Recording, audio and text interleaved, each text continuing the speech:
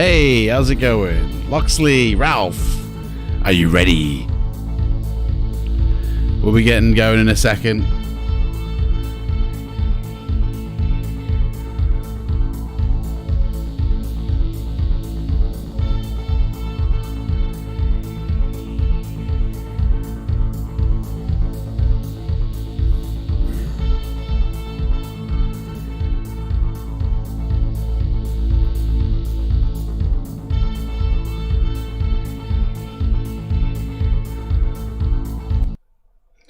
Right, let's, should we start this? Let's get this going.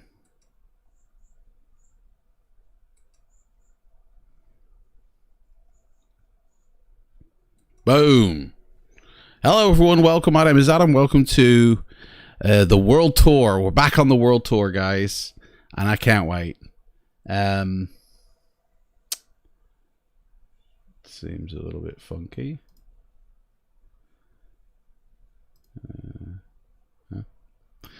So yeah, we're back on the World Tour. I'm just loading up the sim. It's last night I was doing my commercial license, and I've realized that I've got to tweak the way the license is done for everyone in the future, because I've set too high a bar.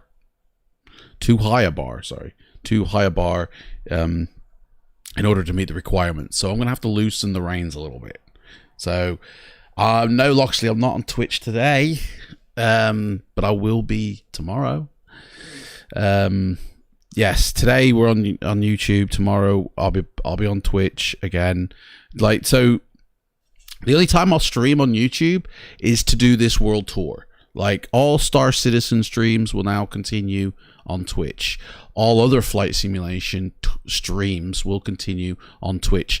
There might be elements that I'll take from a stream that I do on Twitch and bring to YouTube, but this is primarily going to be just for the World Tour series and pre-recorded content.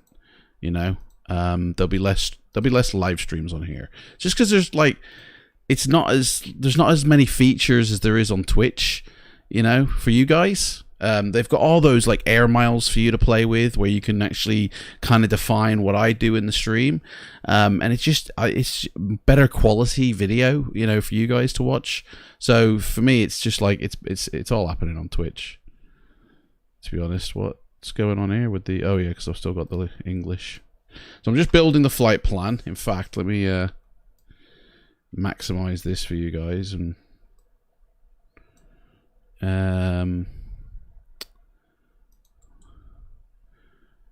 we'll be getting underway in a moment in terms of the flight. So here we go. This is where I got to do the old magic trick here now. It's going to be seamless. Hey, I'm getting better at that. Right. Except for the chat still there. I gotta tie them two in. Right, okay, so I'm just going through a few things here. Right, so I'm building the route at the moment. We're basically going from Southern California down to the tip here of this panhandle of New Mexico, MMSD, Los Cabos International Airport, which is available in the freeware global airport add-on pack of Orbex. So I didn't really need to source an airport for it, really. We're good to go already. In fact, actually, I just remembered, is actually... Oh, dude, I've got to delete that first. Get rid of that. There we go. But is the global airport pack available in P3D version 5? I just thought. Because, hello. No, it isn't. It's not available yet. Come on, Orbex, shake a leg. Okay, so guys, we're running into a default airport for the first time and for the only time. Oh man, I wish I'd now gone on to and gotten that and installed it. It's too late to do it now, but okay, fair enough. It's a little bit of a bummer. Okay, so we need to build the route, basically. So we need to make it a little bit more visually. I mean, that's just basically point A to point B, isn't it? Like, that's... So let's see what this does with it first. Where are we going? San Diego in America, and we're arriving at Los Cabos, and we'll be taking the Fokker F50 out, guys. It's a twin prop plane. Looks like it's an Aer Lingus livery as well. So, right, let's see what the route is for that. I mean, that's pretty much dirt, isn't it? There's not much more you can do with this going over this here, unless you wanted to do a little bit of a detour, which I suppose we could. Yeah, let's pop this route in, and then we'll tweak it a little bit, and we'll pop it back again. Copy this across. Got to build the flight. Gives everybody a chance to come in as well. Right, so there's the flight according to SimBrief, but I mean, I feel like there's a little bit more we can do with this. Like, what's the altitude we're flying at? I think it's auto altitude at the moment, so could be anything. How am I doing, buddy? I don't know, mate. I'll let you know next week how I'm doing.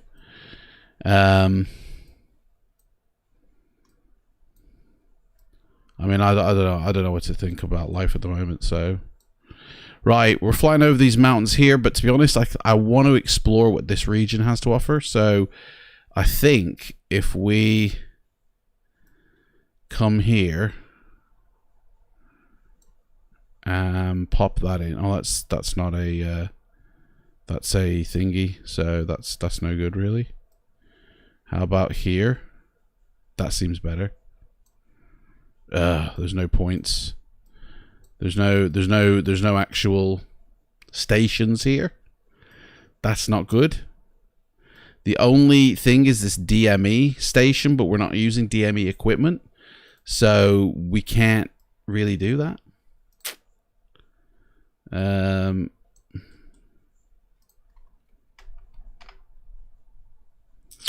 That's a bummer.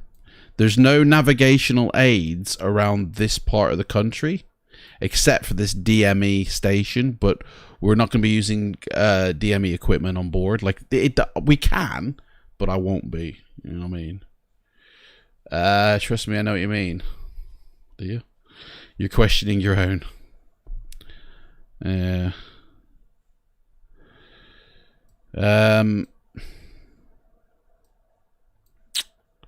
So yeah. Oh, by the way, guys, tonight at 6 o'clock, yeah, Victoria and I are going to be going head to head. Hot sauce challenge. We're gonna be taking, like, the chicken dipper things and whatever they're called, and we're gonna be blazing them with hot sauce. We've got 10 sauces lined up here, and they range from mild to scorcher, and we're basically going to be challenging each other and asking each other questions, and that's happening tonight at 6 o'clock on YouTube. So tune in for that one, because that one's going to get interesting, I feel. So, but unfortunately we can't do unless we do a detour around here, which is, I think, what we'll have to do. We're gonna have to do a detour here, because that's not happening in terms of any type of navigational aid, unless that island has something to offer, which it don't. Hang on, let me check, because actually I'm going for VFR. Let me check the high world here. Yeah, there's nothing. Even the low world has nothing to offer. The only thing I can think of is if I course correct here and we aim here, but that's still not gonna. Yeah, that's still not gonna make a difference. Unless I move this point to here. What's that? This. Nah. But you know what? We'll just leave it, guys. We'll leave it. It's fine. You want to see the Reaper sauce? Try 28N15. It's a waypoint just off the coast. Mate, I can't see that anywhere.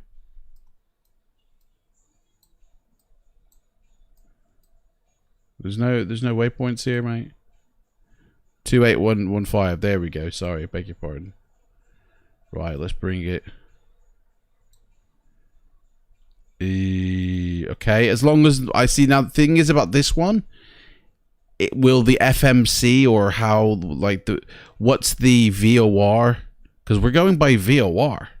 So if this, I mean, doesn't have a station, we're screwed, mate. I mean, that doesn't have any VOR information for me right now. Look, nothing. It's just it's a waypoint that needs to be in the FMC. So, which I don't know if the FMC is working, to be honest, guys. All my Coronado planes, I still haven't updated yet. They're literally P3D version 4 working in 5, but the FMC is like 50-50 if it turns on or not. So, I mean, I'll keep that in, but I don't think that's going to work. But we'll see. We'll see. I mean, let's see if SimBrief even accepts it, because I haven't updated my Navigraph for... yeah, they do. Okay, that's fine. So that's the route now, guys. Okay, now we've got the route. Let's see here. I did copy that, so let's start up ATC. And let's save this and get this as a file so we can sort it out. Talking about smoke out your ears. The Reaper sauce. I've not heard of that one, man. I mean, we've already chosen the sauces, but the Reaper sauce, I don't think I've heard of that one. I don't know. It doesn't ring a bell to me, you know?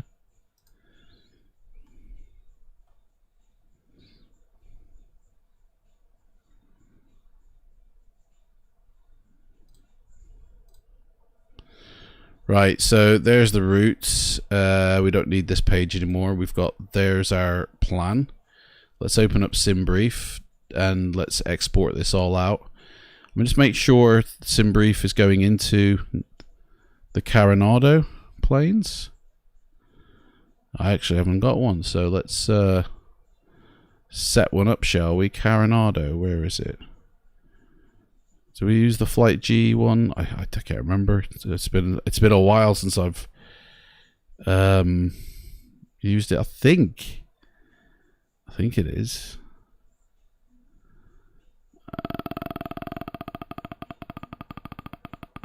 I'm not seeing.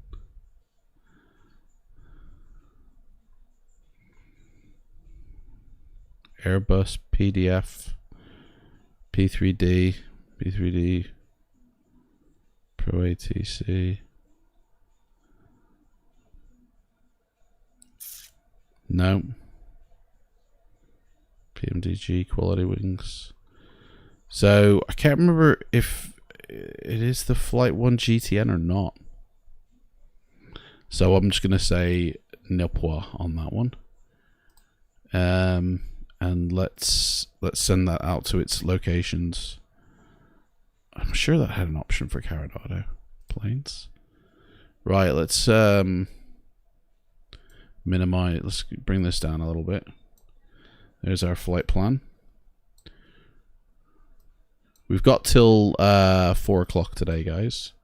So we're all fine. Yeah. Right, let's load the flight plan in. We're dispatching our flight plan. You have to, whenever you're flying a plane, you have to have a flight plan, and it has to be dispatched to like wherever you're taking off from. They've got to know you're taking off from their airport. They need to know your route and where you intend to land, and then the airport where you're landing at, when you arrive, you need to announce that you're there, and you say, "Yo, I want to land at your airport, guys." And everybody basically has to be in the know. You know, you can't just go, "Do you know what? I fancy a flight today," and get in your plane and take off, and then not tell anybody. I mean, you know, that's just not going to go down very well with anybody. So this is all the stuff we have to do in order to get flying. So we're in the Fokker F50, and I mean, I don't actually know what airline we're actually going to be using, because I can't remember what Fokkers I've got. Let's check out our Fokker situation here, shall we? It's been a while since I've been in the F50, so I don't actually know. Right, Fokker, there it is. We have got Only one. Apart from the normal ones, which, yeah. Do you know what? I think I might have updated this one actually. But yeah, we're flying Aer Lingus. Okay, so now we know that, we can. There it is, Aer Lingus. We're gonna be taking off from the cargo center because we still haven't got our commercial airline, a commercial license yet. But I am one step closer, guys. Hey, it's the Angry Russian Simmer. How's it going, mate? How's it going? Do you know what? I should have asked for? Angry, mate. I should have asked for Los Cabos the other day, because then I could have done it in today's flight. Wasn't thinking. Right, okay. So, the time in San Diego right now. Let's have a look, shall we? Because we always fly real time. So, the time right now in San Diego is 2:30 in the morning. Or not 2:30. It's 2:24. Well, pretty much. So, that's 2 in the morning now. So, that's that. The date's the same, although, yep, that's right. We'll be flying at 19,000 feet today, by the looks of it. This is hang on, whoa, what? How come our route goes to Africa? Dude, it's that waypoint, Ralph. Look at that. Dude, I can't have that. I've got to delete that waypoint, mate. I'm sorry. But for some reason, they think that waypoint goes to Africa. Yesterday, I finally launched my own blog, and now it's online. Oh, mate, send me the link. Drop the link in the comments. I don't think you'll be able to do it in the chat, but drop your link in the comments section below, mate. Yeah, we're going to have to delete that waypoint, mate. Because that's just completely nuked everything, so... Which means I need to rebuild... painful. Right, we need to take that out. And I need to rebuild the file, otherwise actually no I don't, because we're not using Project Fly. So it is odd, isn't it? So I'm guessing that waypoint has got the same waypoint over in Africa, and obviously Pro ATC is like, well, which one do you mean, mate? Because it makes sense to me to send you to Africa when you're en route to Mexico from California.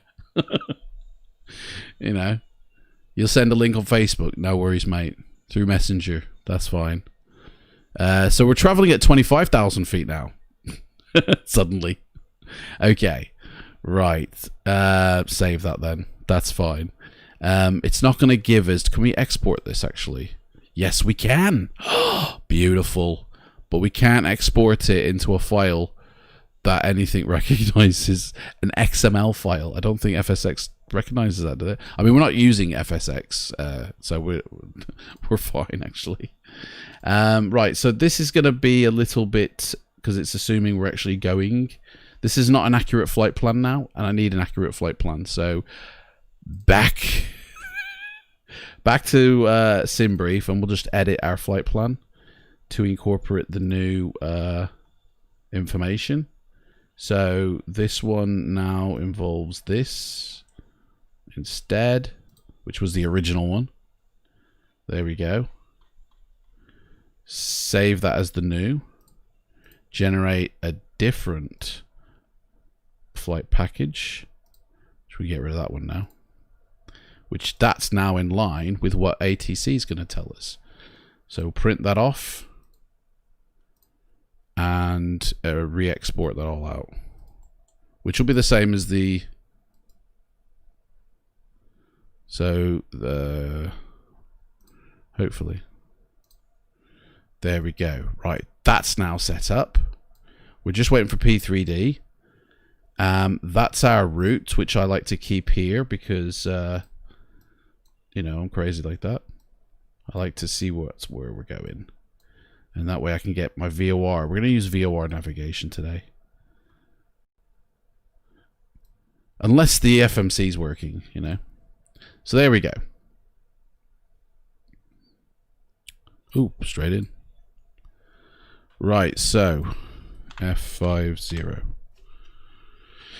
Aer Lingus. What else we got? We got KLM City Hopper, Singapore, Taiwan, and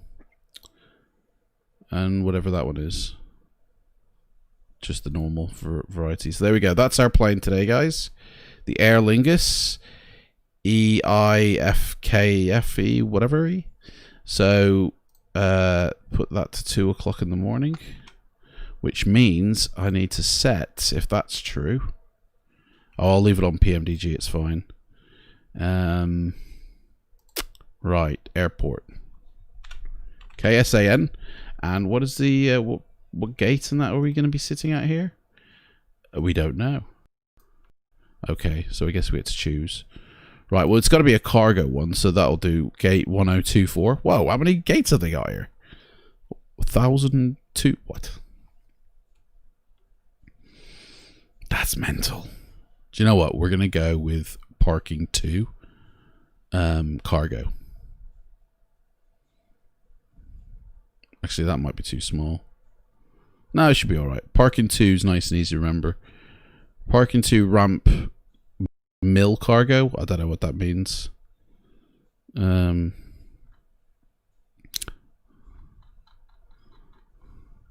go with the first cargo one that we see there. That's fine.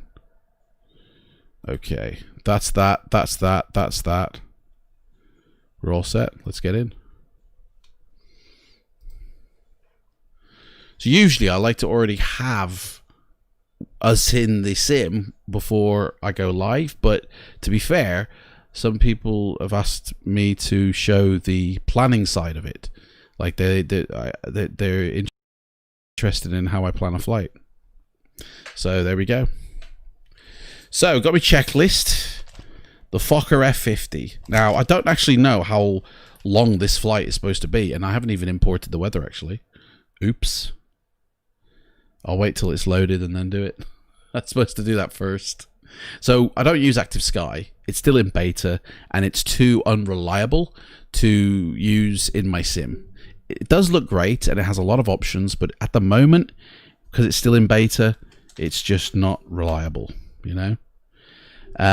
So I use one or two weather programs. If I'm using Black Marble, which we are during the night time, then I use Rex Skyforce because it doesn't deal with True Sky, and nor does Black Marble.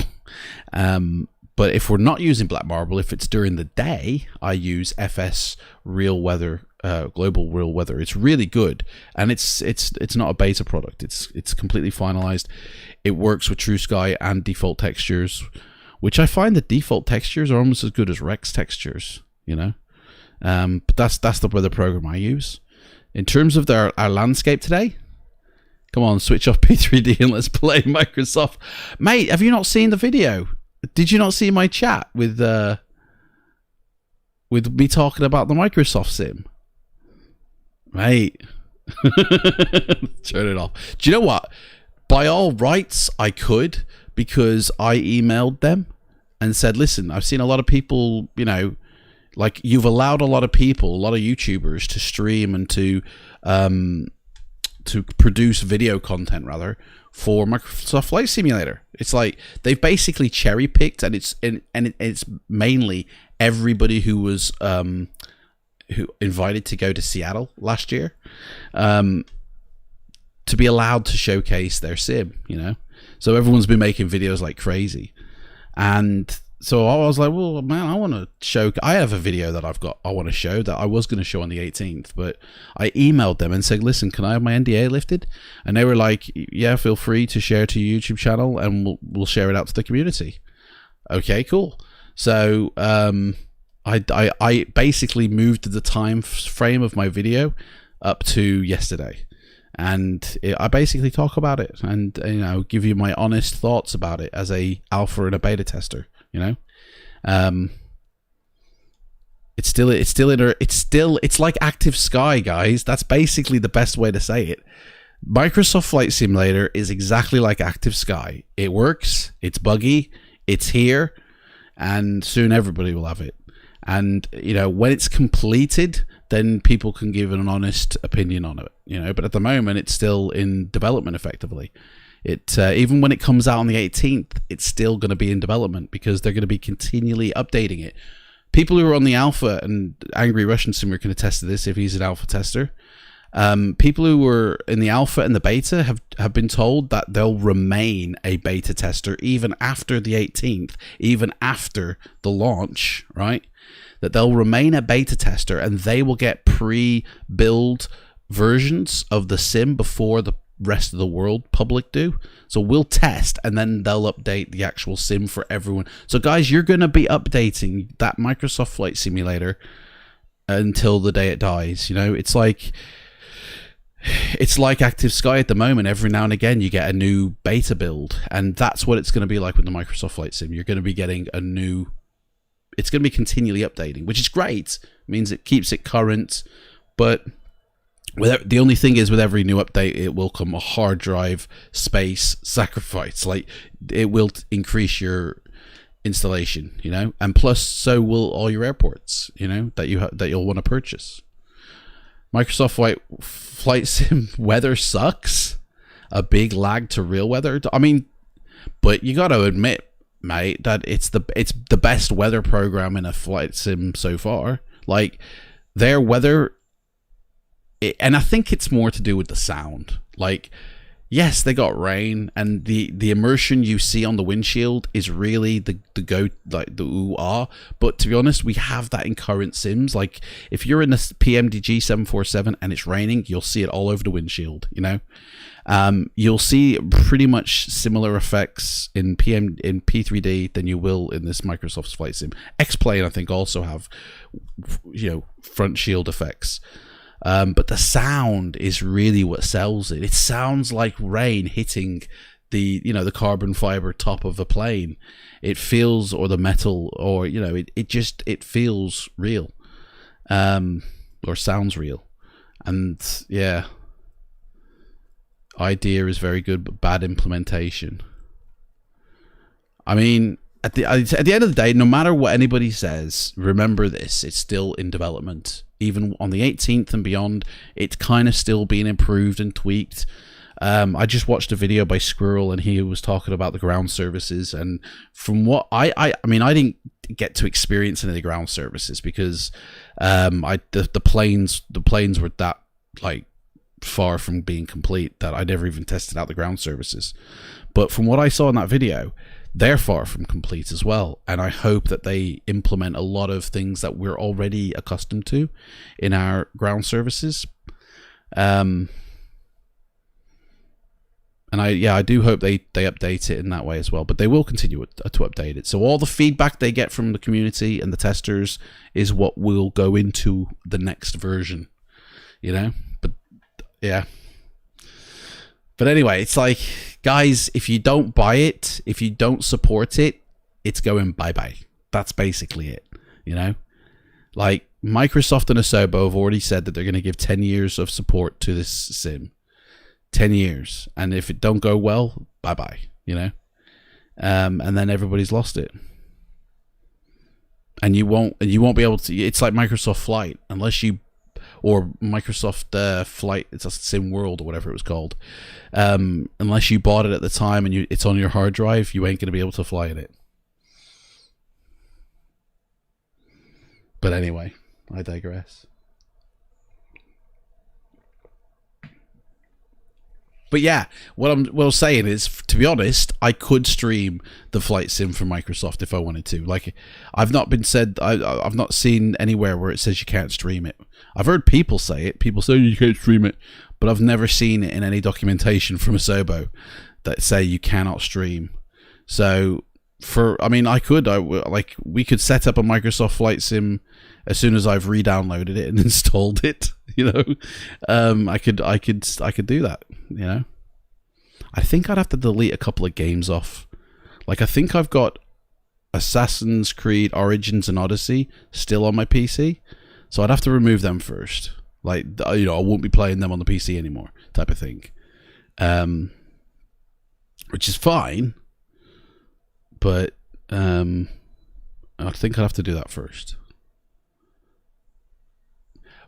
But you don't need to, mate. You don't need to remove the watermark because the watermark is not there anymore. Like, hang on, let me find my cold and dark. That's it. We want cold and dark because we don't want the battery to drain, basically. Right, there we go. Dude, I can't hear anything. I haven't turned the sound back up from this thing. I turned it down and there we go. That's better. Better move that because right. Now we're on the ground. Let's get in the night sky. Look at that. Guys, look at that. Hey, look at those stars in the sky. Oh yeah, baby. Okay, so there's our plane, right? Let's get in the weather now. Let's start that bad boy up. But yeah, the watermark is removed, by the way, for people who don't have an NDA.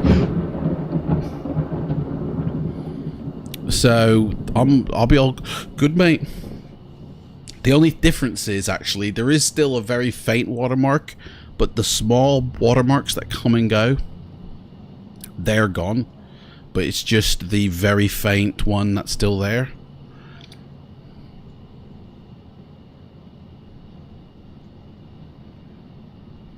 But to be honest, I'm not, like, unless everybody really wanted me to fly in that and stream it, I ain't that jazzed about it, to be honest. Like, this is so much better in terms of realism. In terms of immersion, for me, this trumps Microsoft, because this has proper things in it that Microsoft don't.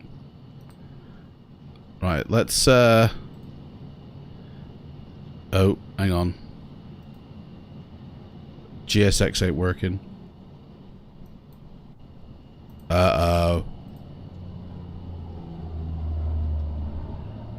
Oh, hang on. No, it hasn't. It needs to rebuild the cache. It's a little bit behind. That's what it is. Right, let's load the flight plan.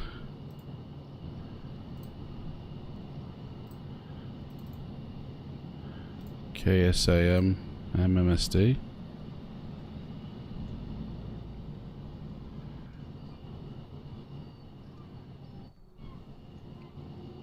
You guys gonna have to bear with me while I set this plane up because I haven't set it up in a while. So, you know, so it's a little bit. Oop. Oh, where you going? Where you going, mate? Where you going? What's going on? Oh well, whatever. Whatever, mate. I don't know what's going on here with that. There we go. It's dancing all over the place. Ow. It's a bit loud. Right, so that's the weather being implemented. Oh. I'm guessing it's cloudy. Thanos just clicked the stars away. Like, okay, does GSX work now? Dude, something wrong with GSX.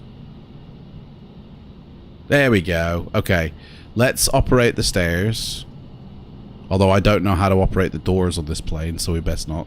There's no jetways. Let's get a weather. In fact, let's get in the cockpit first. I love the way we've already got electricity. Look at this. I mean, I basically said cold and dark this sucker. Cold and dark. Oh, I didn't click done, that's why. I didn't click done. Right, so now it's cold and dark. Okay. Ooh, it's a little bit... Ooh, we don't like cold and dark. It's a little bit sticky. Look at that. What's going on? Ooh. This don't like cold and dark. Ooh. There we go. It's stopped now. That was weird. Okay. What options have we got here? Shall we request refueling? Yes. Let's do it. From ExpressJet.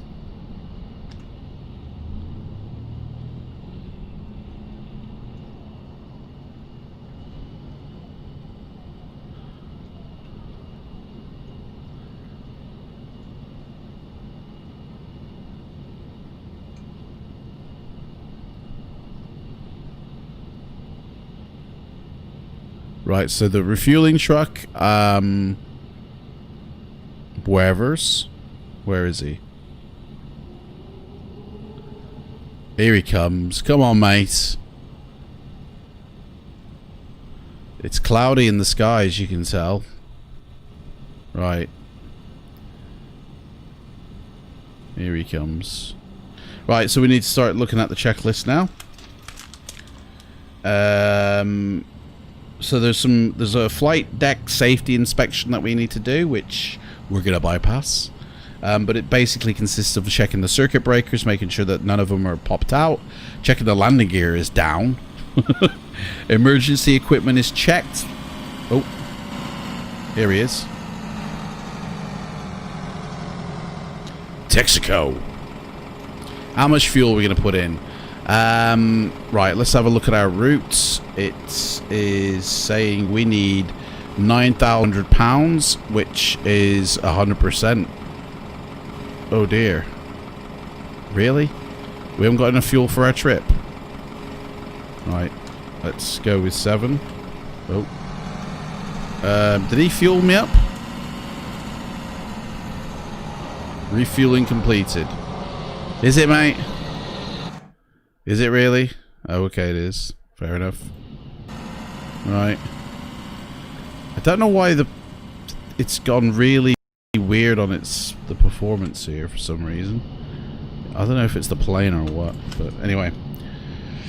Okay, that's the fuel in. So the emergency equipment is checking the fire extinguisher, the axe, the flashlights, the life vests, the smoke hood, the oxygen masks, the smoke goggles, and the aircraft documents are all checked. We're going to say they are. The next is the flight deck preparation, which again I think we're going to skip, because it's about checking pressurization and air conditioning and these menial things that don't really matter.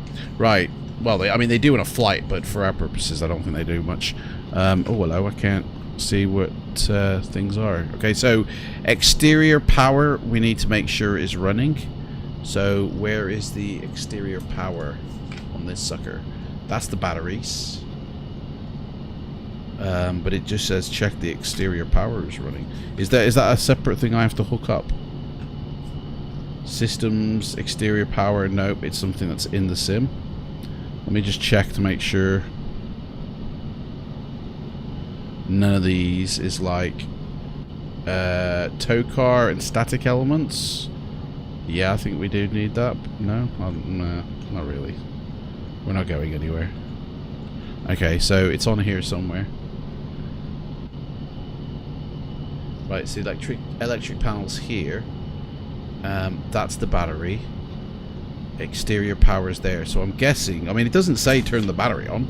It just says if external power is not available and if DC power is available, the XX marks should be checked after engine start. I mean this ain't right. Batteries check, they're on. There we go. Agent low press lights checked. Sure, I think these two things.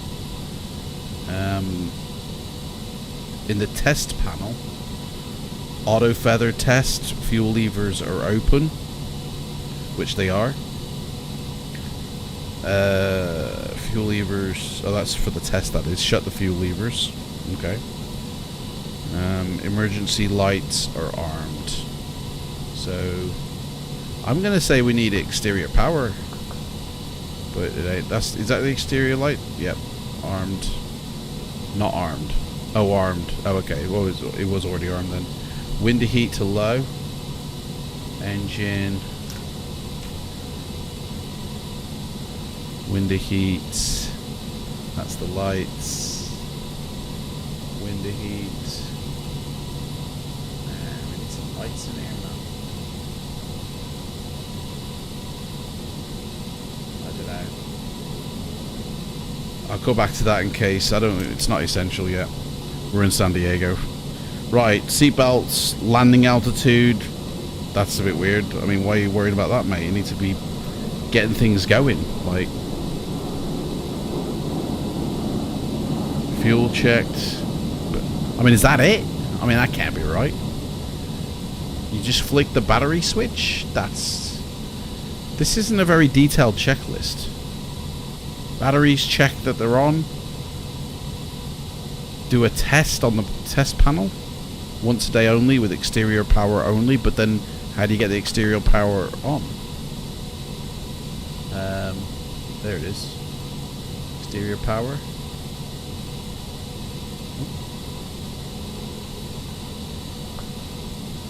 I don't know.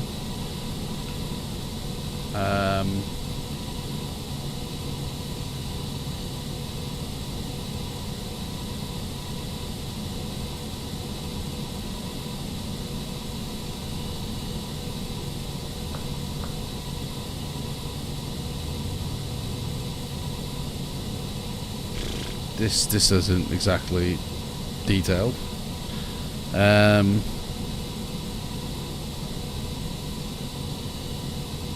Exterior power is not available.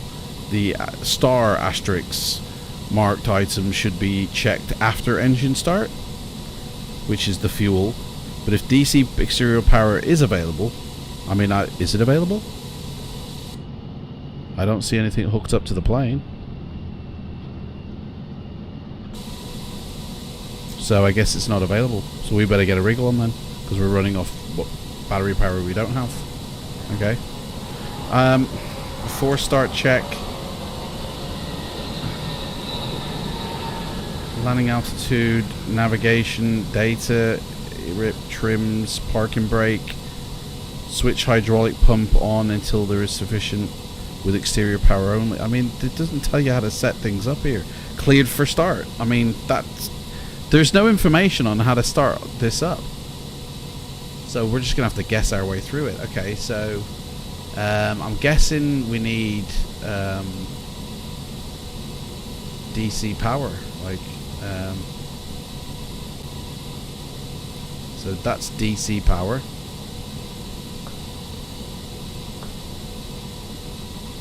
I mean, pressing these don't do anything. So, I mean, what we're looking for is some numbers to appear here. So let's just go around the houses until that happens. So we've got 21.9 there. No, none of that. 50 there. No. I mean, ideally it should say 28 in both, from what I understand. Volt.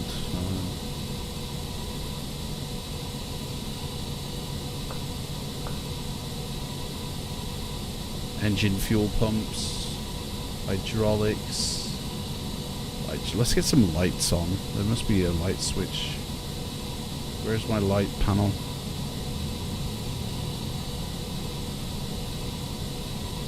Instrument panel on. Flare shield. That's that. Overhead panel. That should be lit now. There we go. That's a lot better. How do you set the lights on this now? And it's their checklist that I was trying to go by. Their own checklist. Let's get that out of the way for a second. There's no lights here. It must be all down here.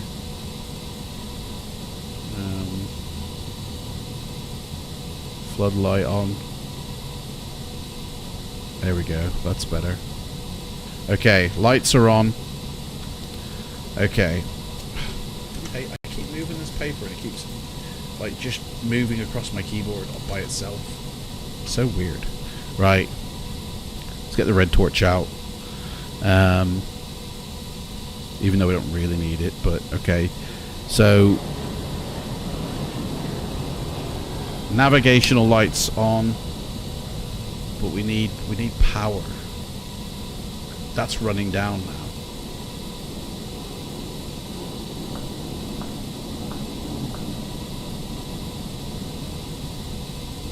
Do you know what? I feel like we just need to start an engine. Right, fuel pumps on. We only need engine 1 actually. So left side, crack open the fuel lever. Let's start an engine. Ignition on.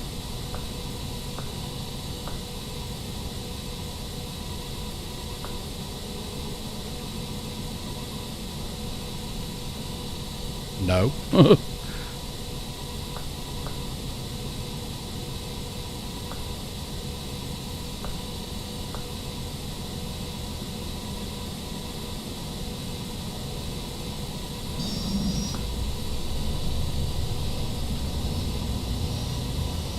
Right. Is that starting?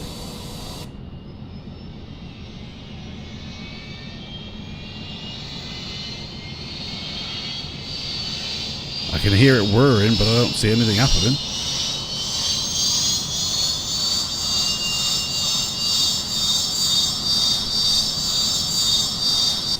Do we have to kick it in now or something?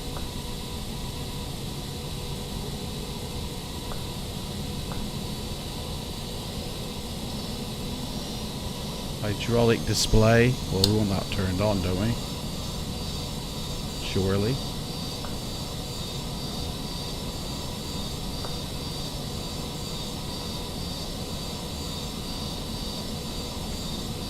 I mean, I asked for the left side, so that should be rotating, really. But nothing is. I know this is the worst checklist ever. I'm going to read you exactly what it says here.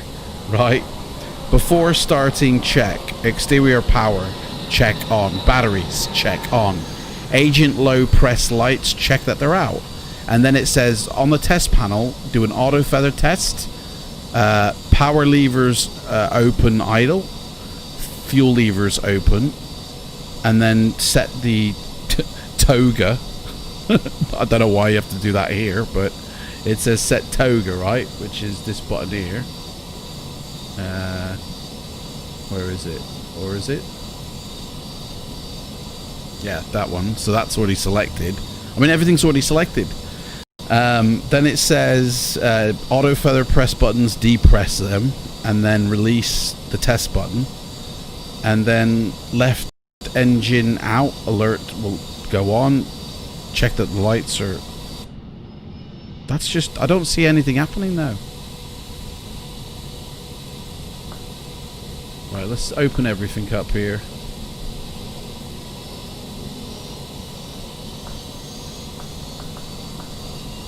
On. I mean, I don't even know if that ignition is on or off, but... Nothing's happening. Then it says do smoke test, skid control test, check the fuel, arm the emergency lights, turn the window heat to low, set destination airport landing altitude, navcom, and set up your FMP. Maybe that's where I went wrong. I haven't set up the FMP. I don't know.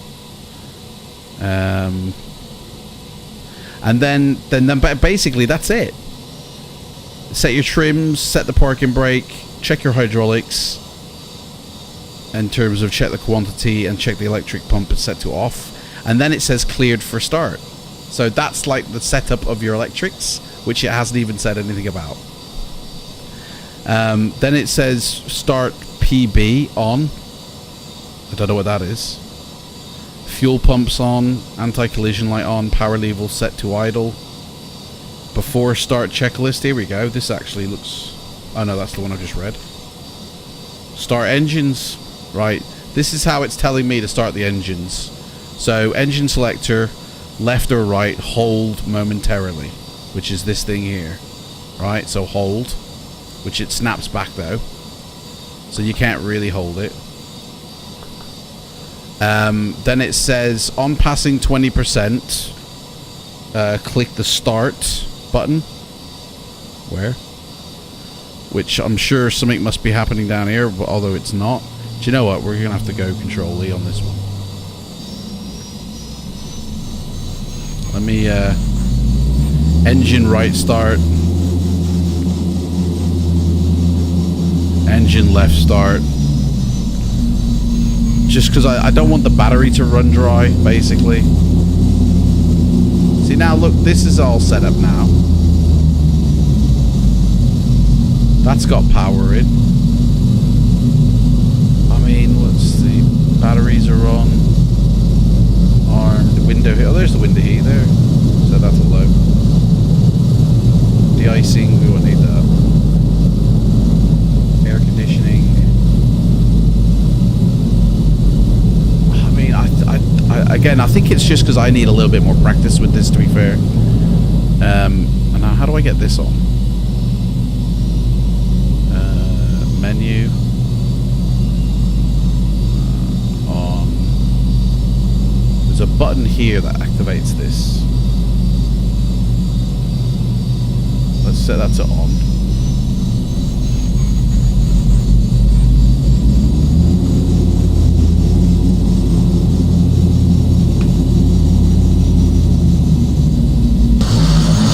At least the engines are running.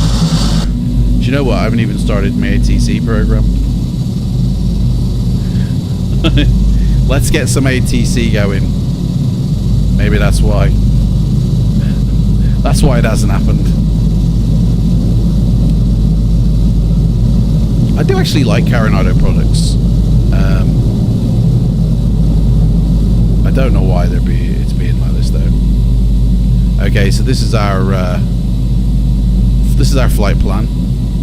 I don't know how long this flight's going to take, by the way. I have no idea. This could take an hour. This could take all day. I have no idea.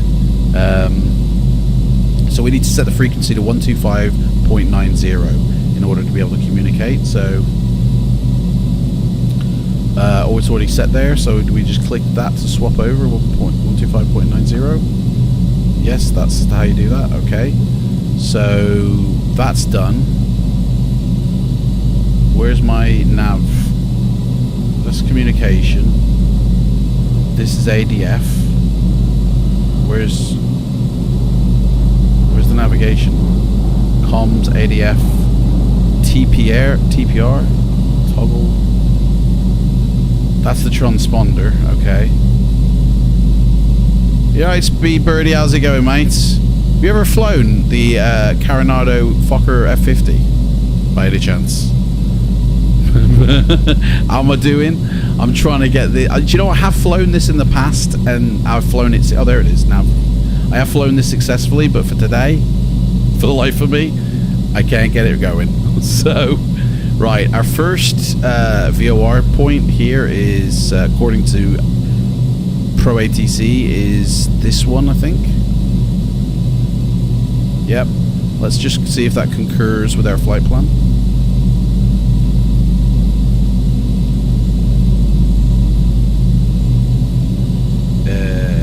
1.650, it does. So let's set that up. What was I saying? 11650. 11650. So how do we swap that over now? Do we push it? Nope, because that doesn't do that. How does that go up to the top one? ACT. Is there a swap button? No. VOR1.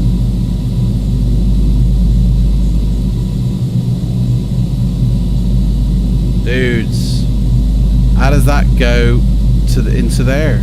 Like, how do we swap that out? How do we get that into there? Anybody know? You've never flown it, mate. No worries.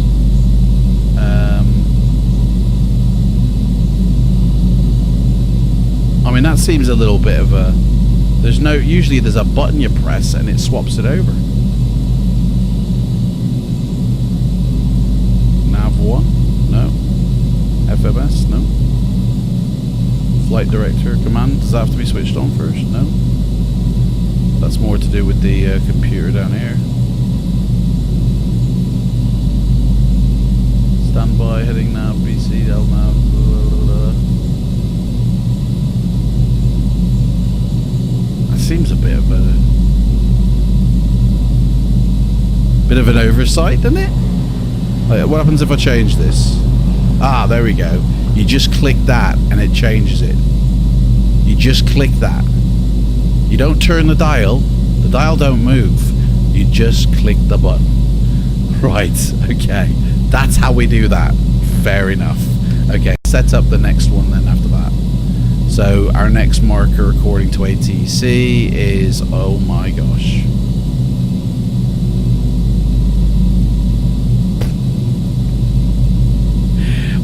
113.20. Okay. 113.20. There we go. That's that setup. I don't even know what runway we're taking off from. In fact, I haven't even had clearance. Let's get some clearance. I haven't even asked for permission to start my engines. 6906 up with the information request clearance. Shamrock 69067, cleared for destination airport via Oscar 2 departure, and then just filed, climb to 5,000, expect flight level 250 within 10 minutes after departure. Departure frequency is 119.6, squawk 2501, altimeter 2992. 2992. Okay. Oscar 2 climb and maintain 2500 after 10 minutes. Within 10 minutes after departure on 119.6. Squawk 2501. Altimeter. Let's set up our barometer. Shamrock 69067. Read back correct. Contact ground on 123.9. I'm guessing. Nope. Roger. That's the bug. Airline is Must be this one. Yep. 2992. That's set. Transponder, which was down here, is, what did he say? 2501. 225. So how does that change? Does that change? So you change the first two digits, and then you change the next two digits. That's pretty cool. 2501. There we go. Is that even set on? Test. It's on test. We need to put it on. There we go. Right, we're squawking. We're that. We need to request a startup, and we need to request a startup just to catch up. Still don't know how to get this thing on. Startup is approved. That's good to know. Oh, here we go. Power on. Loading database. See, now sometimes that loads and sometimes it don't load. So that's why we do VOR. Okay, so we're taking off runway 270. So where's my heading? Here it is, 270. Can barely see that thing moving. Right, hang on, let's right click it. Usually how you do that. 270.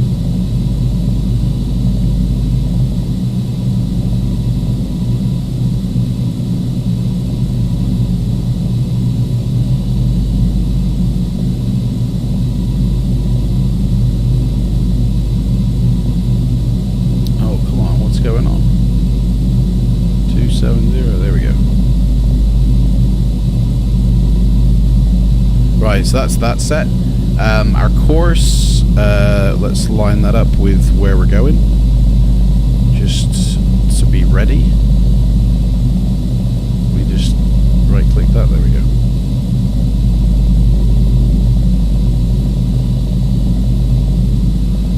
Okay, so that's set. Ooh, back. That'll do. That's close enough. Right, so that's all set. Okay, so what's the next form of our checklists? Guys, checklists here. Okay, so engines are started. Okay, so after start checklist is after a battery power only engine start, the performed star marked items of the before start checklist. I don't know what that. Okay, so external power removed. Well, we couldn't fire it up in the first place, so don't worry about that. Start PB off.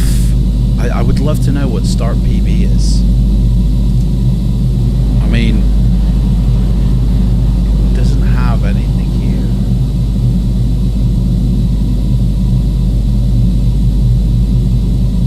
Start PB. Let me do with the fuel. Let me do the electrics.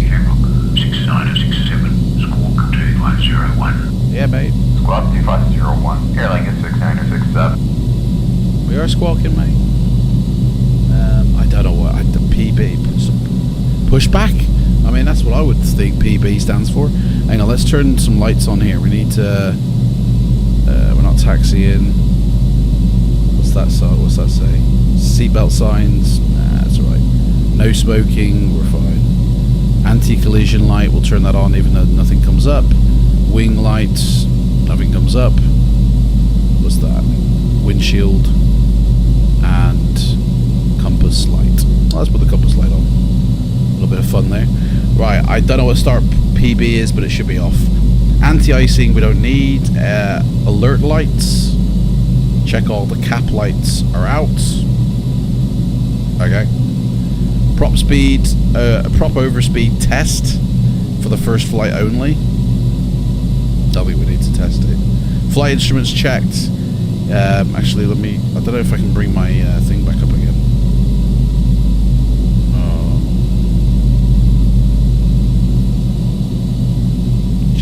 GPWS tests. No, I don't know how you bring this thing. Oh, there we go. Right, let's do a test on that. Make sure everything's working. Yep, indeed you are. Right, you can do one now. Okay, so that's that. Set is done. Altimeters, V speeds. I mean, I just go when I feel it's right. Right, so that's it. We can get request now to get out of here. Request. Do we need pushback? I don't think we do we? Well, he's in the way. Yeah, we will need pushback. So let's request taxi. Ground airline is 69 or 67. Let's get pushback going. Oh, we won't get pushback. He's not going to push us because we're already started our engines. By Charlie, Juliet, Charlie 1, T, runway 27. Airline is 69 or 67. So that's a burn. Okay, he's just what? GSX. What did that say? You need to skip.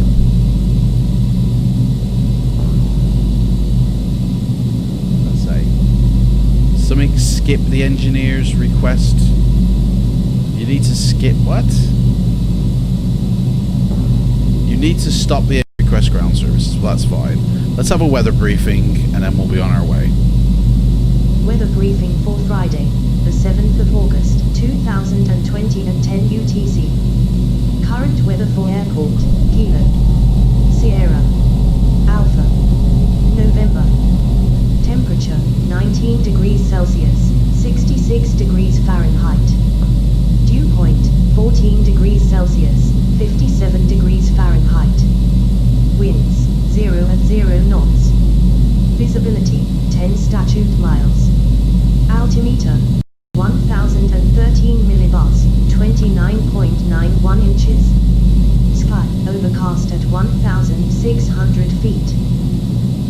Okay, alright, let's go then. We're going to head off this way.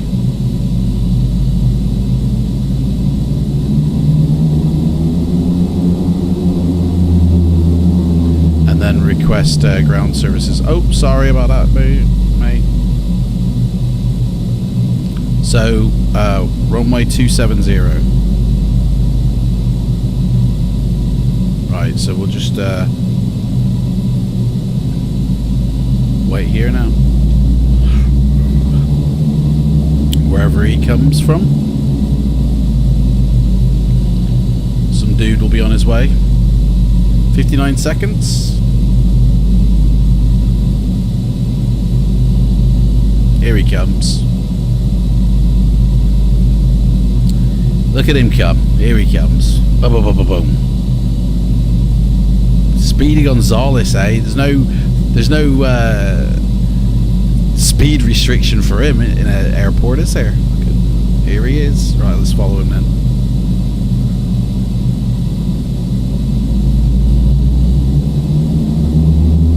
And while we're taxiing out, let's start our... Oh gosh, that's a bit fast. Slow down, Mayor. Slow down. We don't want to scare him. They're very easily scared, these guys. They've been working hard. Mate, you gotta go. You've got to drive. I'll follow you, mate. Don't worry. You've got to go. Come on, bro. Oh, lights. Dude, how come my lights went out? Taxi lights on. Landing lights on. Storm light on. There we go. How come my lights went out? I thought I had them turned on in the cab. Where's he gone? Oh, now they come back on. They come off. Off, on, off, on. Right. Let's set this to 6,000. Why have we stopped?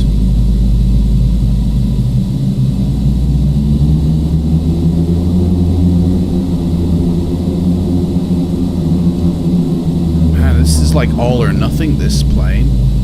It either goes or it don't. Right, there we go. Okay. What else we got set up here? I can't really see. I've got to be completely flashlight again. Right, heading is set. Altitude is set. Where's he going? Can we follow him? Yeah.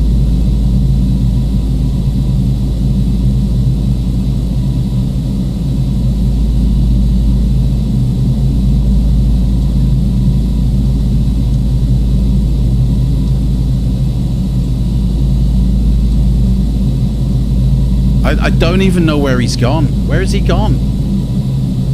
Seriously, dude, where has he gone?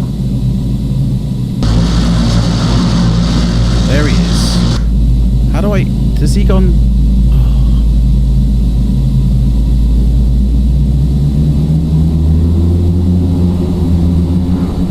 He must have come down here. I feel like there's a plane landing. Right, and he must have come round here. Guys, taxiing at night time in a runway you don't know, never a good idea. Right.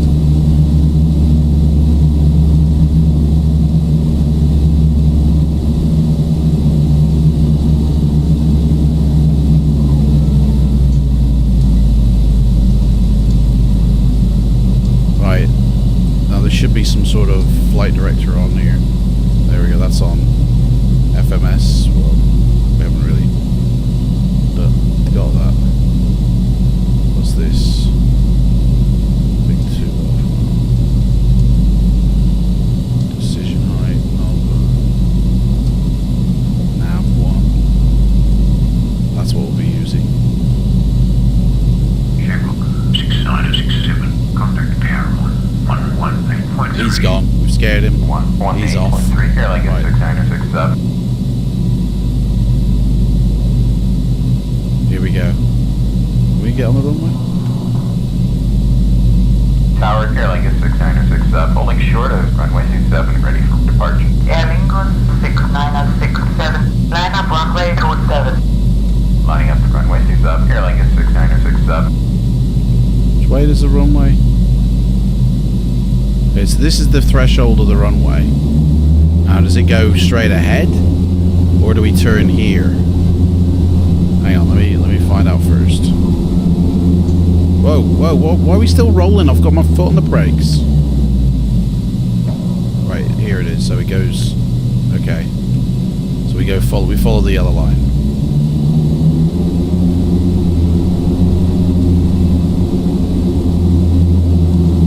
Here we are. 2 Air seconds. Lincoln 6967. Wind 250 at 3. Runway 27 cleared for takeoff. Clear for takeoff. Clear for Winds are takeoff, 3 runway knots. 27, airline Okay, 6967. let's just make sure we've got everything here, because there was a taxi checklist I needed to have done. We've done the transponder. So before takeoff, okay, it's called before takeoff. So data briefing, which we've done, radar and transponder, we're cleared for lineup. Flight controls are locked off. I don't know if they are. Hold controls to prevent movement due to wind. Check aileron and rudder. Depress the 2 config. The 2 config to check absence. Press 2 config. Why is the engines beginning to rock and roll? Which is this down here. The 2 for takeoff. And check absence of takeoff configuration warning. I don't know. But that's what we press to take off. That's it, man. Before approach check. Okay, so that's basically it. There is no cruise. Oh, do you know what? This checklist rubbish. Right, here we go. We're taking off. Parking brakes off. We're going.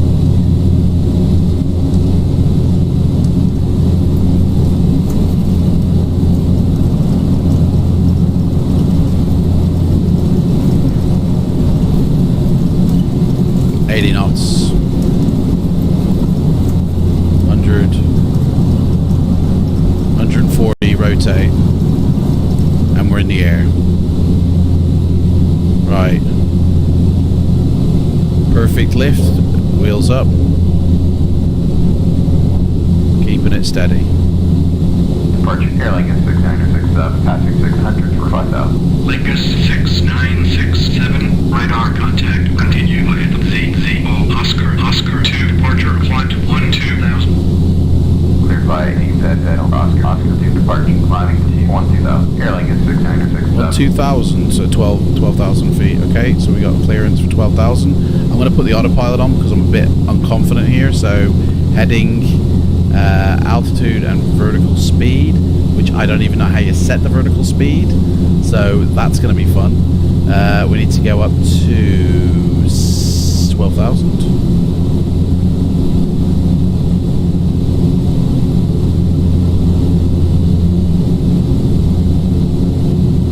I'm right clicking it, but it's not registering this. Come on. There we go. Right. I still don't know how you set the vertical speed. I think it's something down here. Yes, there it is. Right, so let's dial that back a bit. 2,000 feet. Right, okay, we're set. The autopilot is in control. It's turning us for our heading. What did he say again? Say again. Airline is 6967. Lingus 6967, radar contact, continue ahead of Oscar 2, departure, flight 12,000. Okay. Cleared by EZZ, Oscar 2, departure, climbing to 12,000. Airline is 6967. Set nav 1. There's a nav on there. So now we're flying by the VOR navigation. Let me get rid of this. I don't need that now. Right. We actually are going high. We're not actually going by a vertical speed because we're actually going higher. I know it's going down.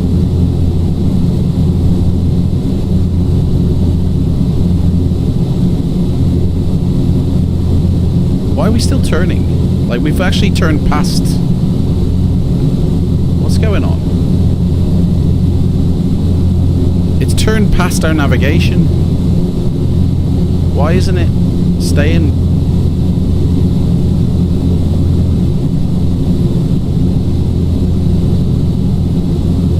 Wait, let's do heading instead.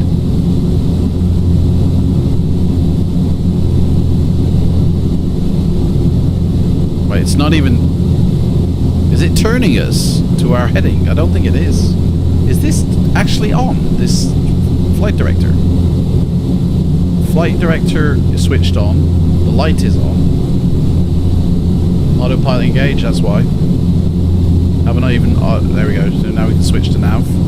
Didn't engage the autopilot. Set it up. Didn't engage it. Hello. No wonder nothing was going to the way I'd asked for it to. Now, hang on. Why are we going down? Why is our vertical speed dropping? We're still at 2,000 feet. VS, vertical speed. Oh, it's coming back up now. Okay.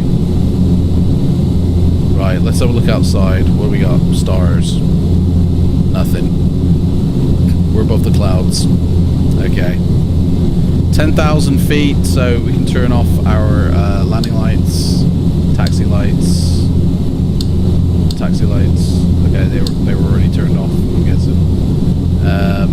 Do you know what? I feel like there's missing lights here. I want to see lights somewhere here. Pedestal, glare shield. That's what it must be. There we go. Now we're cooking.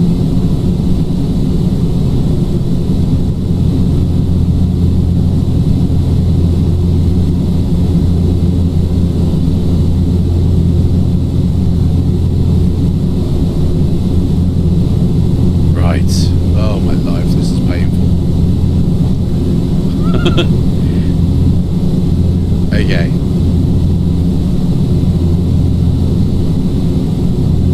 I mean, the ATC dude hasn't told me anything, like, in terms of turn left, turn right. He just basically said, "Oh, navigation, mate, you're on your own now." So, I'm like, okay. Right. Now, that was the after takeoff check. There's a before approach check and before landing check. That is it. There's no cruise checklist. I mean, there's no climbing checklist. Like, seriously, the Coronado's checklists are diabolical.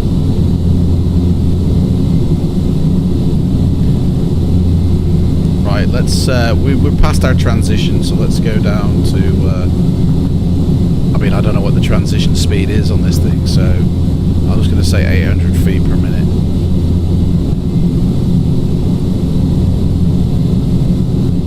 That's still loading the database.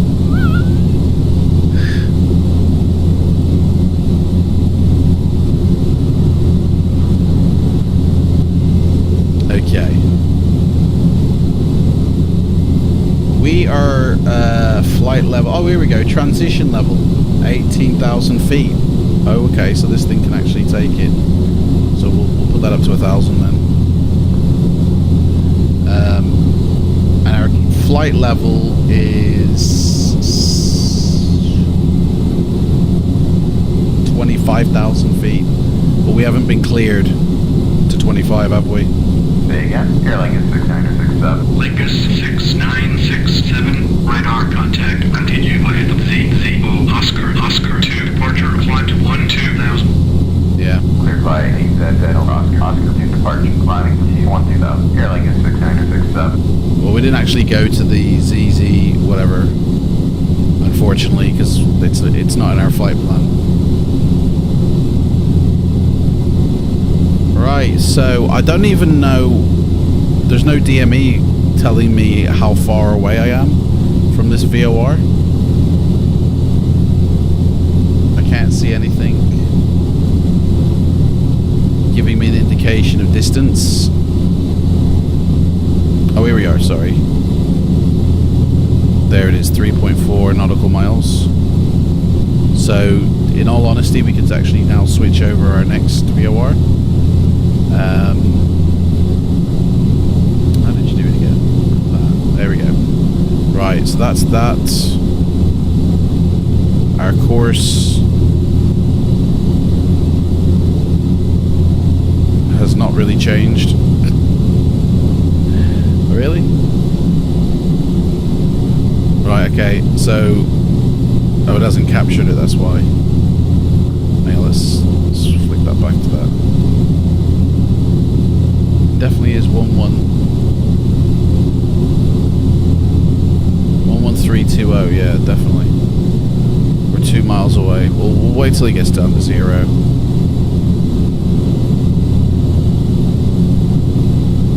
mean, it's nothing but stars here now, guys. I mean, we're beyond 12,000 feet. Why did this not set? Right, we're gonna have to ask for permission to go higher. So, request altitude, 16,000 feet. 16,000. Airline is 6967. Lingus 6967, descent to 16,000. Yeah, we need to get down. Airline is 6967.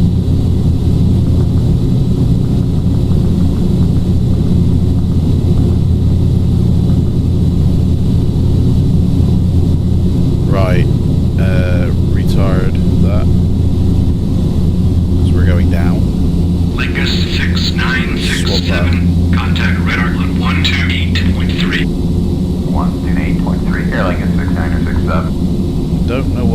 the Radar profile airline is 69. I should be using. Flight level 170 for 16,000. Sandro, 6967. See. Roger, continue navigation. Don't know what profile I'm supposed to be using. Oscar 2 airline is 6967. That surely we should have clicked cruise. Proceed on course. Okay. But we're going down to 16. Altitude hold at 16. So if I click that now, what happens? It just slides up. That shouldn't be. No. Why is that now gone down 16? So basically, you gotta time it. Okay.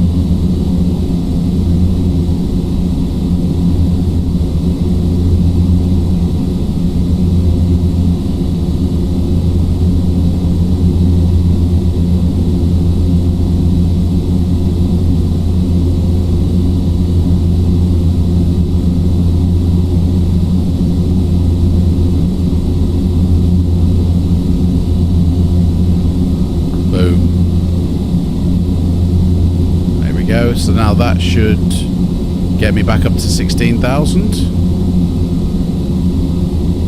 Sandro, 6967, turn right. Heading 300. Right turn to heading 300. Airline is 6967. Turn right heading 300. So now they want me to go back, they do.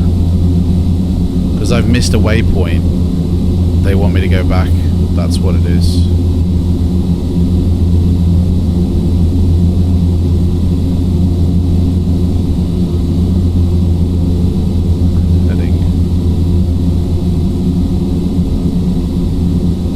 So even though I've set for, hang on, what's our, that must be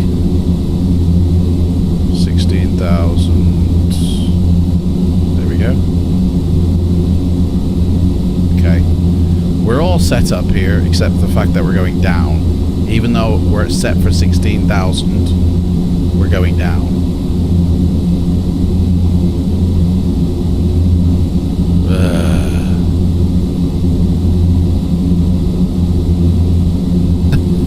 Honestly, what's going on, man? Come on. You need to be doing what I'm telling you, mates. Now it's still going down, even though I've told it to go up. Now it's minus, even though I set it to plus. Come on, man.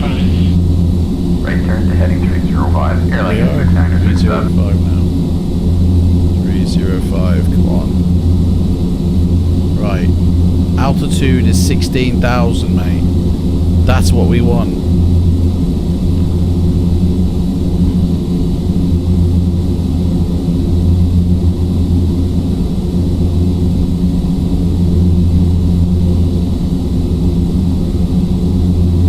On the money, that is. That's right on the money. I think I saw some lights out there.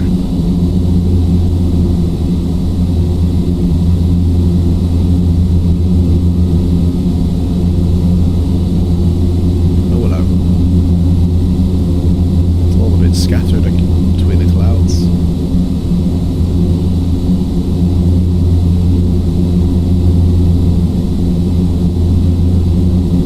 Hello. Ooh. Where are we?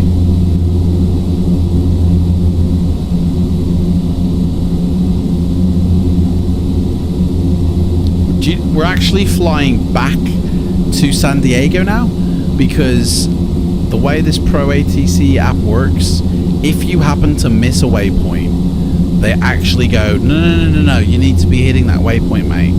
So we took off right from here, and because this hasn't got a VOR reference, but this has, we flew from here to there, which obviously we shouldn't have done, because we should actually fly here, but I don't know the VOR number for this. There is no information on it. So I can't go to ZZ000, you know? Even on the map, like here, which is what that is. What does it say? 117. Oh, there is one. Okay. Well, let's set that then.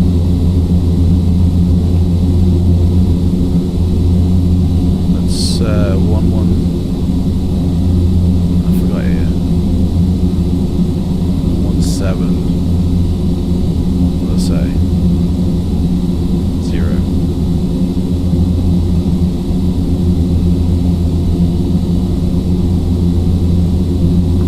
Right, so now we set to nav. We're now actually flying. And that needs to be the other way now.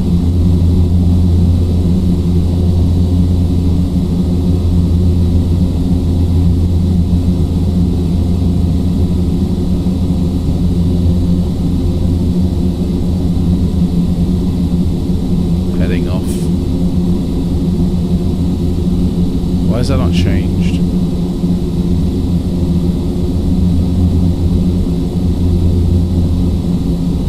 That should have changed.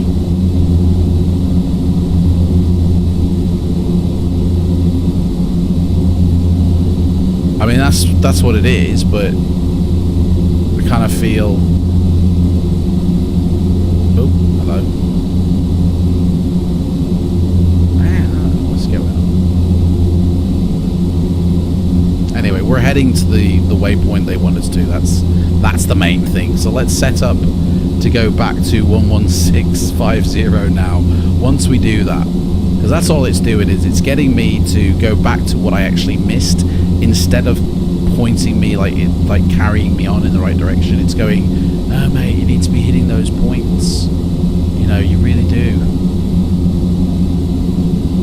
So it's turning us around to hit that navigation point to turn us back around to head us off. It's crazy. Right, so that should be climb, shouldn't it?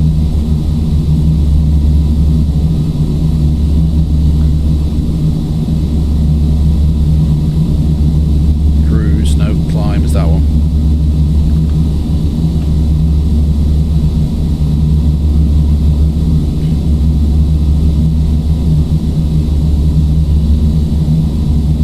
I mean, we haven't even had permission to go up to our height yet, which is 25,000. We're still at 16.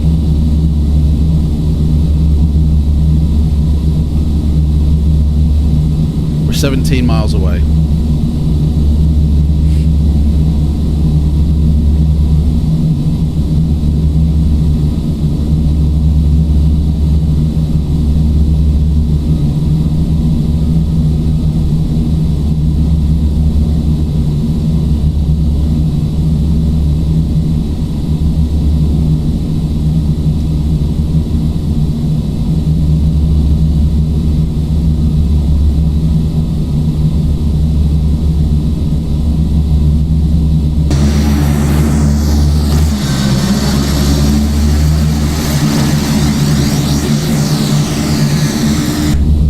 Tail light then.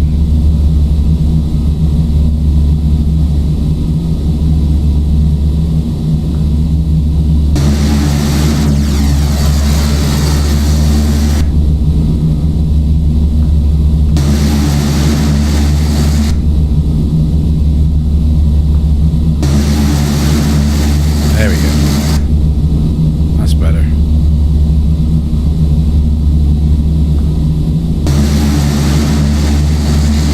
Now we're flashing and blinking. Our lights weren't on properly. 14 miles away.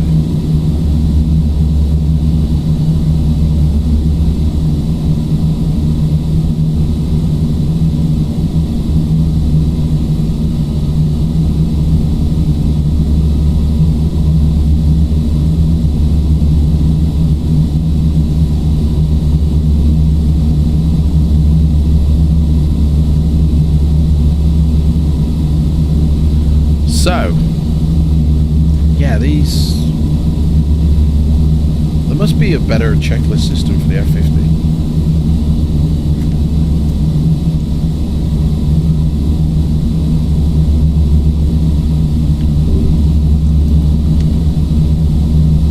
What's this? Should we do a search? See what it says. Fokker F50 P3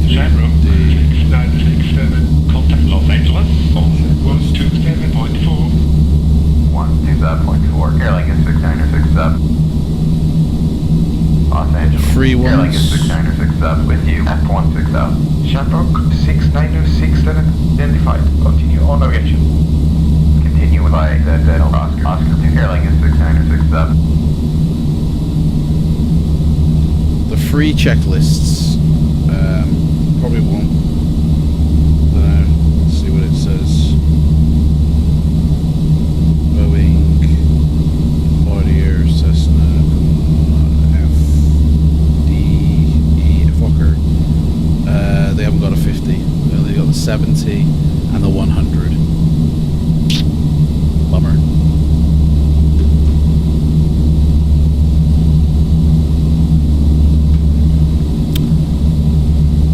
So it's like basic. I mean, do you know what? I think what would be better is to actually use like this thing. Like it, because this checklist here: external power, batteries, test panel, alert systems, power only. Like that's the checklist there, isn't it? Start PB right. Oh, PB right. Hang on a second. So is that propeller? No. PB right.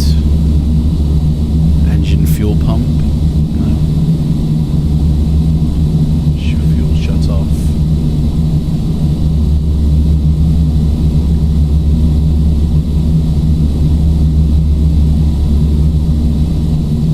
So that's ignition off. So you click it to ignite it. Still don't know what PB is. Oh, it's all fun and games. I don't know if we're ever going to get to go. Do you know what? I feel like we're off course here. Like, it's set for navigation, but I'm just going to change that to heading because I feel like we're a little bit off course, and they're not changing me anything. We're still at 16,000.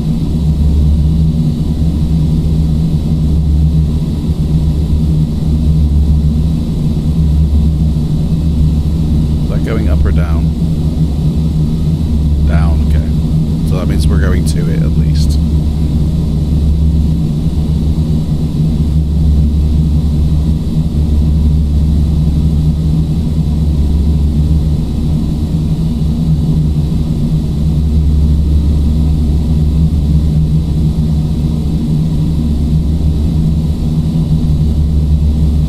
I don't know if there's a button I should be pressing for this, like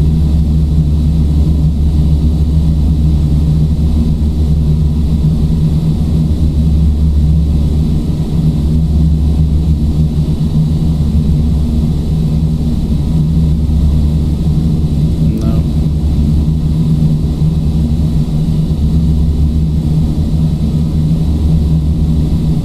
Turn it off. Don't stress yourself over it, mate. Right, we're 9 miles away, so as soon as it gets to like 3 miles, I'm basically going to turn us back around to our other course, and then we should be fine then.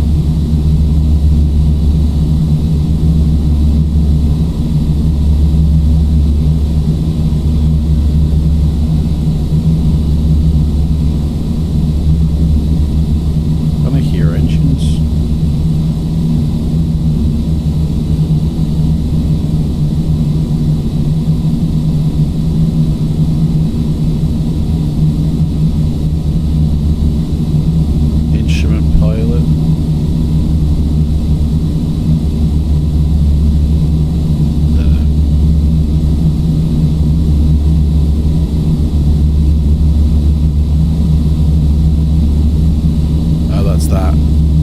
Does that affect loading that?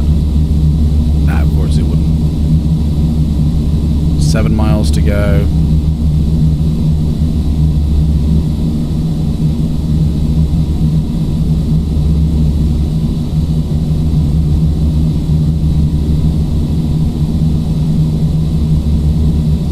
Engines are running fine.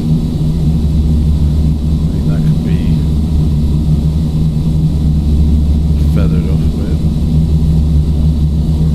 Oh man, flaps up, dude. Got how many flaps are up? Or down?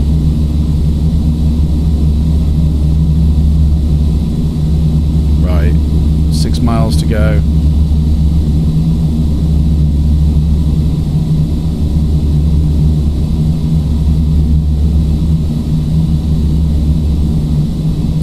Right,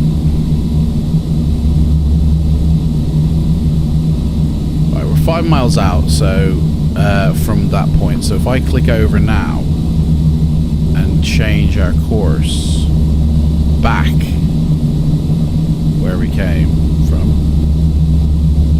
we should be okay now. Like, they should stay off my back. So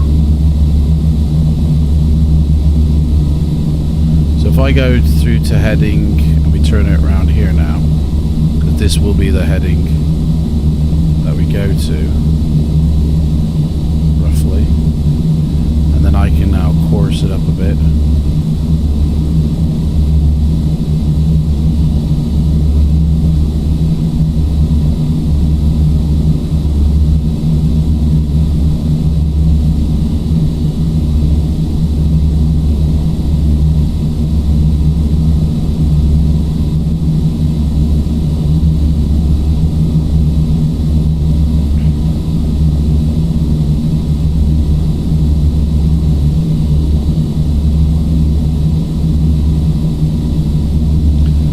Switch to nav. Oop, nav.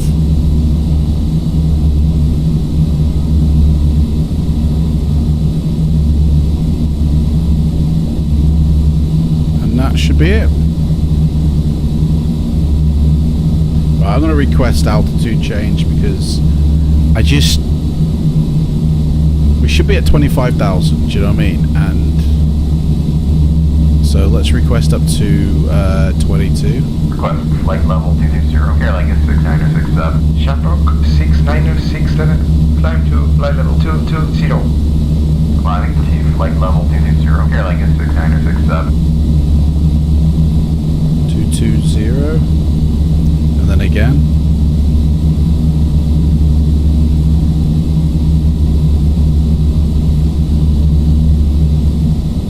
Request flight level 250, airline is 6967. Shamrock 6967, climb to flight level 250.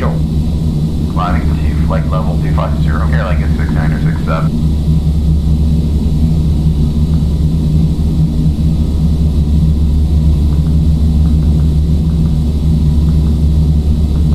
And we're already in the cruise, so the climb mode, so we don't need to worry about that.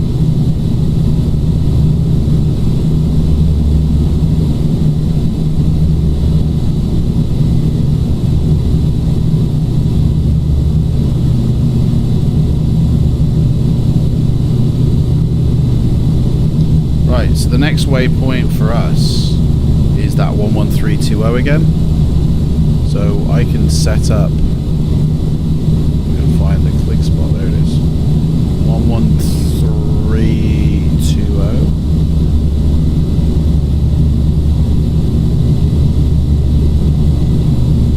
There we go. We're all set. I mean,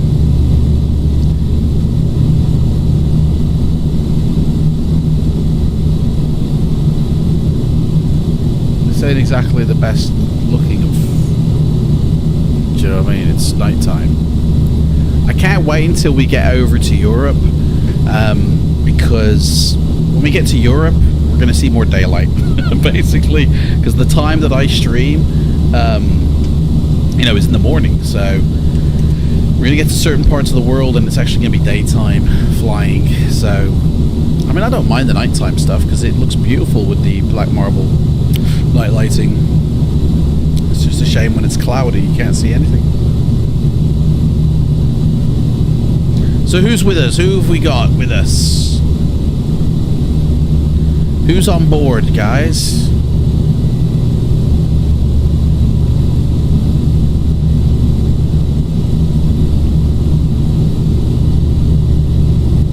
My trip going automatically as well.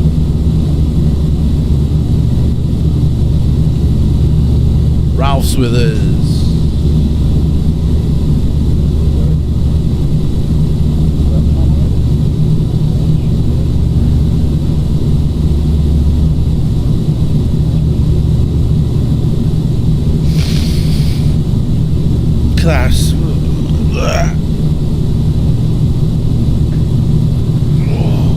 Whoa, are you flying, Ralph, as well, mate?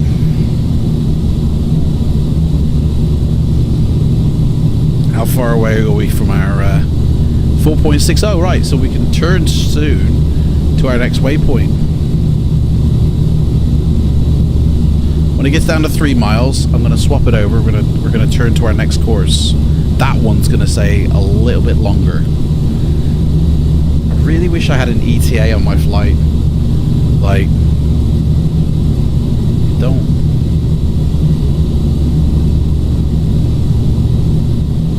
So 9:25. Evidently, we're landing at 12:38.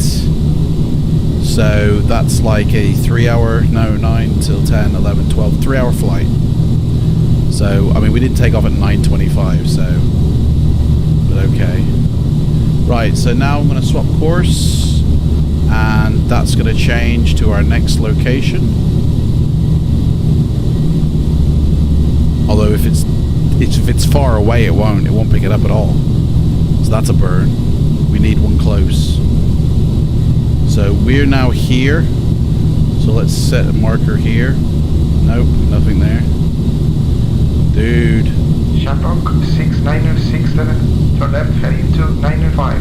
There we go, that's it. Left turn to heading to 905. No, left. Airline is 6967. Huh? Oh, he's turning us back round because we missed the marker. 295. Shamrock 69067, contact Amsterdam on 128.3. Bye bye. And dumping us as well. 8.3. Airline is 6967. Rapid land. Airline is 6967 with you, passing flight level. Honestly, 190 for flight we level didn't miss the 250. check mark, actually. We didn't miss it. 667, identify, proceed on course. Continue by ZZ Oscar 2. Airline is Such bullshit, this 6967. program. There is no, oh, dudes. We need a station, so what's that? No, we're gonna have to go here. Right, so, oh, that hasn't got VOR either. There's nothing got VOR in this vicinity. There's no...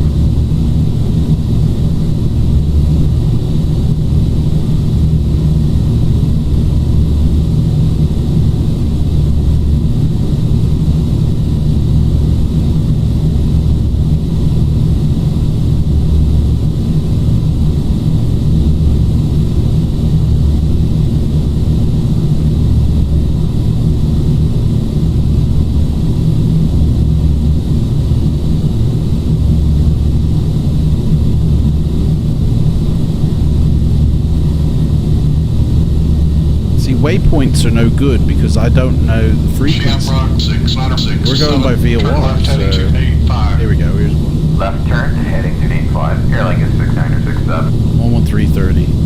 What do you say, left turn 205 now? I'm just going to follow what he says at the moment, but we're not going to use it really. 205.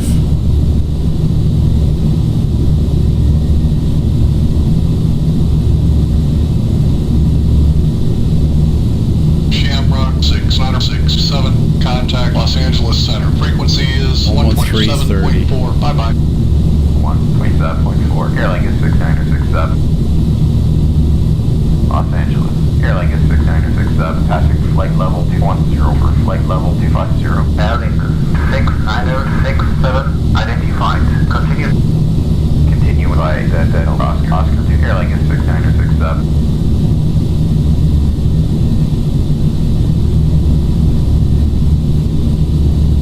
Right, now we can continue on our own course, he says.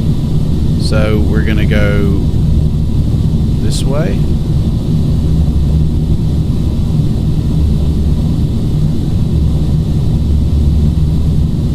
Swap it to navigation now. So now that's going to take us to this station here. Quinten, whatever.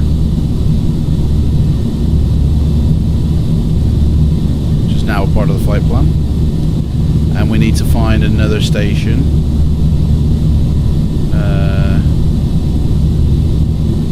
which is here. I'm going. That's again a.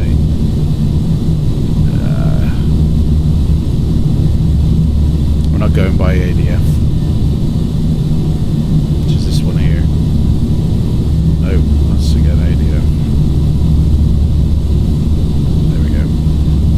1320. Hopefully it should pick that up.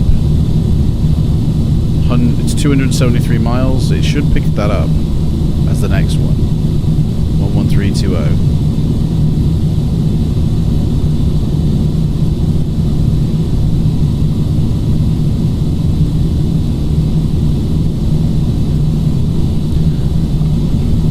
We'll be in a bit just planning at the moment. What are you planning, Ralph?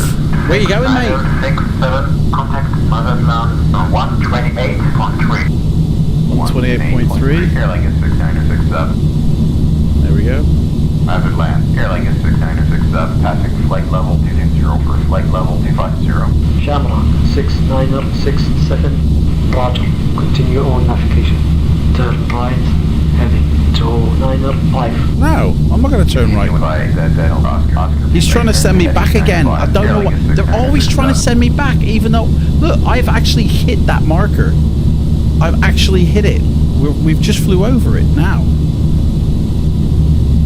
So I don't know why he's trying to turn me back to it. Because it's like we've missed it or something. Thank you.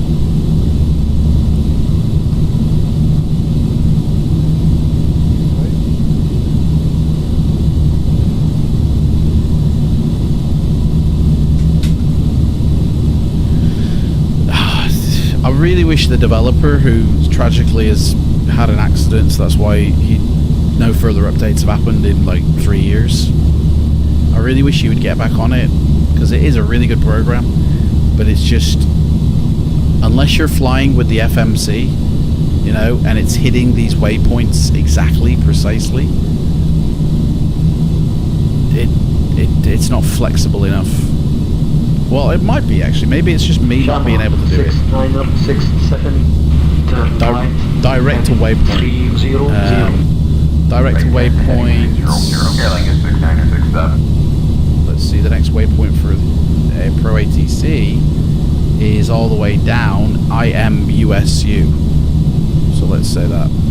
Request direct IMUSU. Airlink is 6967. Shamrock 6967. Cleared direct. There we go.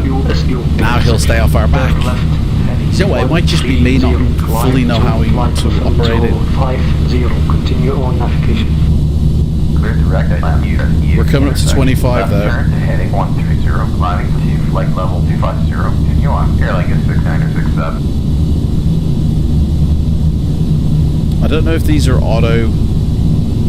Put them to the open position. Because I don't know if these are auto mixtured. If this has auto mixture or not. So we'll just. We're coming up to 25 now though, so this is going to have to. We're going to turn this in the cruise configuration.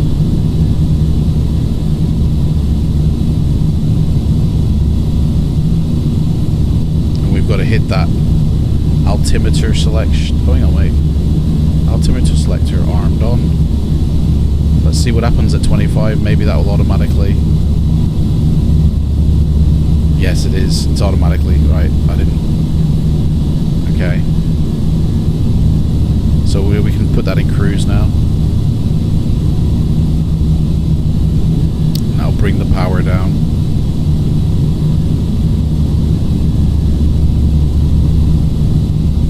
Right. I don't think there's anything else to do for any of this.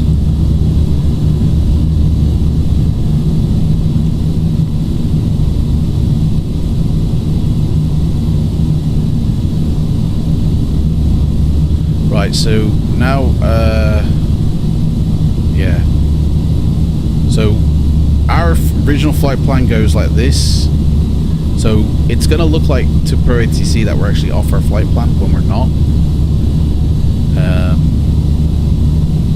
But we're actually heading right to this point now. So they're thinking we're coming this way. We're actually, in fact, we're heading there, then coming here. Either way, we could probably load up this one and see what happens. Let me just swap it over and see if it recognizes it. No. Okay. No. It's alright, we're too far away. You're not sure at the moment. You're trying to find a scenic flight out from Côte d'Azur Airport in France to somewhere in a 737. Oh yeah. Have you got any suggestions to where I could go? Let's have a look, shall we?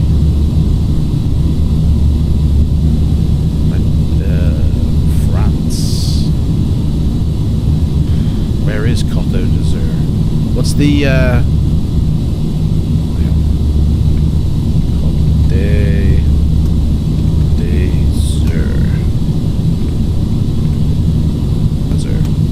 French Riviera. Well, let's see where we are. What kind of time have you got, Ralph, to spend? You got a cuppa and about to set up from Catalonia to Heathrow. Oh, okay. Depends on how long you've got, really, isn't it? I mean, you're at southern France, so you're like in the center of everything. You could pretty much go anywhere, couldn't you? Like a lovely trip to Italy, going to, you know, somewhere maybe in Poland, crossing the Alps, you know, heading maybe to Norway, and that way you're going to cross France, Belgium, also the North Sea. Boom. With the Heathrow, yeah, that's a nice flight, that is. Spain, go south. So many options, isn't there?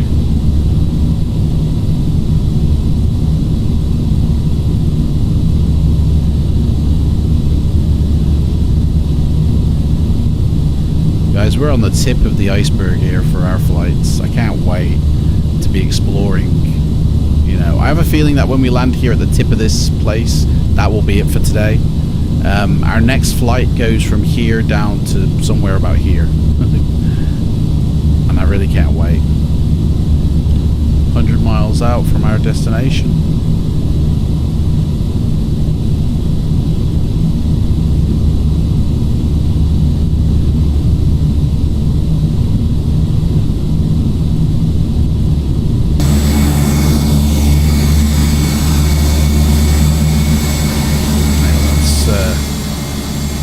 Set that up a bit.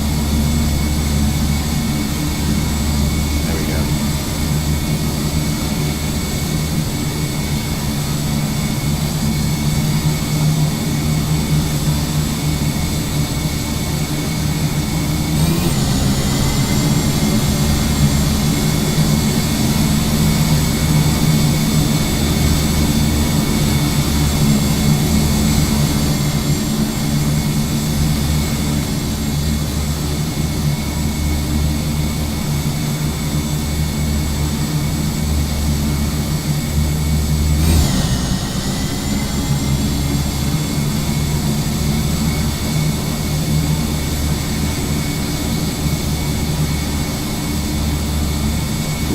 Peak of night lighting down there.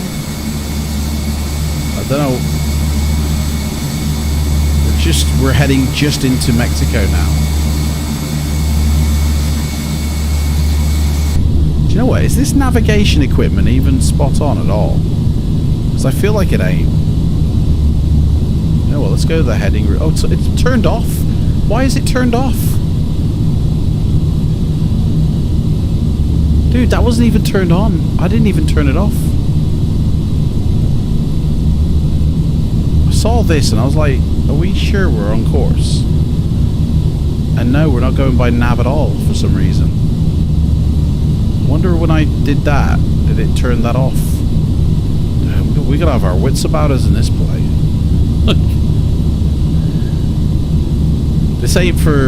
This plane ain't for streamers, basically, because you can't leave it alone. You can't go, right guys, I've set the plane up, we've just took off. Guys, I'm going to end the stream here, we're going to come back in about 10 hours time. You know? Like flying VOR, you definitely can't do that. It's hands-on all the time. You know? Putting frequencies in, changing the dials and buttons and switches and knobs and you know, you need a miracle, guys, to when you fly something like this. I just want to tell you both, good luck. We're all counting on you.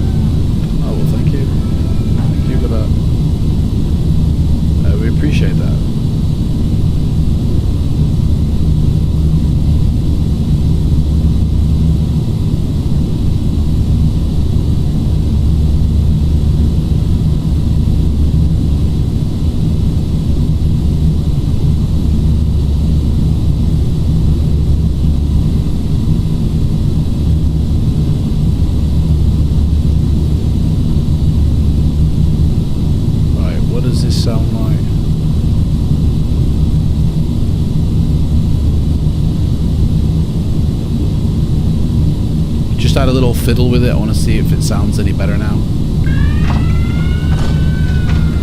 I just want to tell you both, good luck.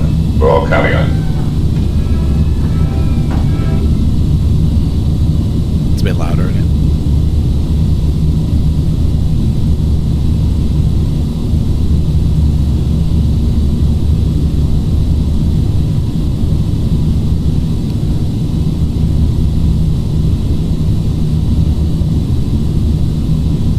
Okay, we're 84 miles away. I wonder what the range on this thing is. So if I flick that, does it change? That, it did flick off the nav. Right. So just swapping the frequencies disables the navigational autopilot. Okay. I do enjoy flying the F50. I think it's a nice plane for a beginner.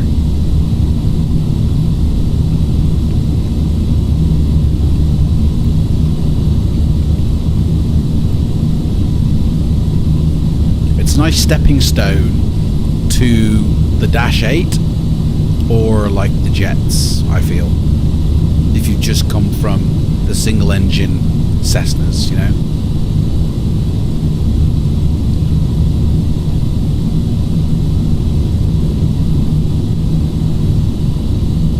We're going as fast as we can.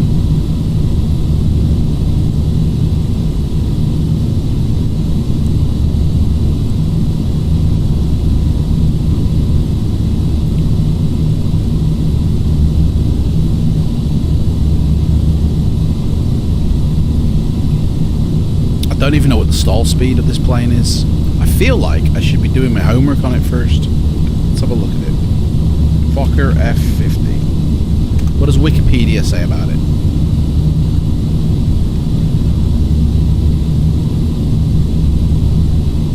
Is there a Wikipedia page about it? Oh, hang on. Checklist. What? Fokker F50. There we go. Right.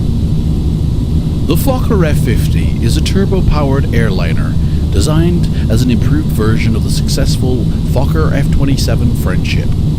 The Fokker 60 is a stretched freighter version of the Fokker 50. Both aircraft were manufactured and supported by Dutch aircraft manufacturer Fokker. The Fokker 50 was developed during the early 1980s following a decline in the sales of the company's earlier F27 Friendship. It was decided that the new airliner would be a derivative of its predecessor, sharing much of its airframe and design features, while incorporating new advances and several improvements such as the adoption of a Pratt & Whitney Canada PW127B turboprop engine, in order to produce a successor that had 30% reduction in fuel consumption over the F27. The Fokker 50 performed its maiden flight on the 28th of December 1985. Dudes, this is a recent thing. Man, I thought this was like developed in the 60s. It entered revenue service during 1987. The Fokker 60 has been operated by the Royal Netherlands Air Force. XRNLAF aircraft are also in service within the Peruvian Naval Aviation and the Republic of China's Air Force. Can you believe that? First was introduced in 1987. It is out of production but still in service. So these still fly in the air today, but they don't make them anymore. In fact, they only made them up until 1997, and they only made 213 of them. Man, these are like rare. By the early 1980s, Dutch manufacturer Fokker, who had identified the sales of the Fokker F27 Friendship, a turboprop-powered airliner which has been in continual production since 1958. What? Hang on a sec.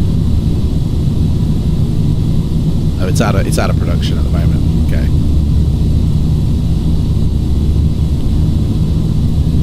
We're beginning to decline. Accordingly, the company decided to conduct a series of design studies for follow-up products to the key elements of their existing product line. These being centered around the F27 and the Fokker F28, which is a jetliner, isn't it? Yeah. In November 1983, Fokker decided to commence simultaneous work on 2 development projects to develop a pair of new airliners, these being the Fokker 100, which was the successor to the F-28, and the Fokker 50, which is the successor to the F-27. The Fokker 50 program suffered some delays, leading to the first aircraft being delivered more than a year following the final F-27 delivery. The Fokker 50 was basically an amalgamation of various refinements and improvements which has been made to the design of the F-27 friendship. I feel like I need this on this screen because I need to know what's going on in my cockpit. In order for me to read this, I need to see what's happening. Okay. Where we go. As a result of these modifications, such as the adoption of Pratt & Whitney Canada PW127B turboprop engines, Fokker was able to progressively reduce the F-27's fuel consumption by 30%. Various different propeller designs were adopted over time span of the aircraft's production, while an increasing proportion of composite materials were used in the airframe. Adjustments to the wing design and a higher degree of cockpit automation were areas of major advances of the Fokker 50 over its predecessors. During 1994, Fokker had been incurring sizable losses on its operations, which led to cuts in the output of the Fokker 50 and threatened its long-term viability. During early 1995, the firm embarked upon a major reconstruction program, including efforts to renegotiate prices with its suppliers, in what was viewed by aerospace publication Flight International as a last-ditch effort to save the company in its current form. By July 1995, Fokker was in negotiations with the Dutch government over the terms for a potential bailout of the company as losses continued to mount. Fokker's owner, Daimler-Benz Aerospace, Benz, had agreed to provide a rescue deal for the company, but this was contingent upon Dutch government participation. In 1996, Fokker Services was established, holding the type certificate for the Fokker 50. The organization provides comprehensive support and services to operators of the type, including training, logistics, maintenance, modification, and engineering services. By August 2006, a total of 171 Fokker F50s aircraft remained within airline service. 171. Like 14 years ago.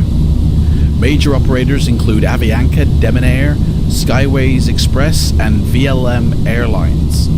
Some 27 other airlines, including Air Astana, also operated smaller numbers of the type. Between March 2013 and September 2014, a pair of Fokker 50s were based at Lelystad Airport in their Royal Netherlands Air Force livery. Both aircraft have been purchased by the Peruvian Navy and were subsequently transferred. Pretty cool, isn't it? Goes on about the designs and the different variants you can get. We're 50 miles out. Let's try this again. Does it get it? It doesn't. It don't get it.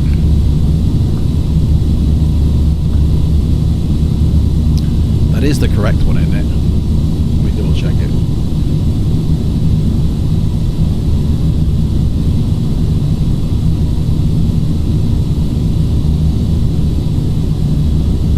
$11320, yeah, that is correct. So we're not there yet. In fact, we're miles away from it. It's like we're 50 miles from our VOR, but that VOR has got to be at least another 150 away. Oh shit, dudes, we need to find another VOR point.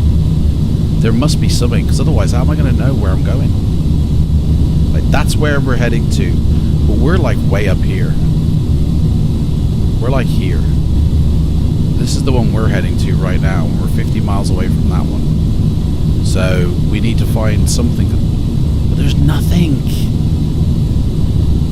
Absolutely nothing.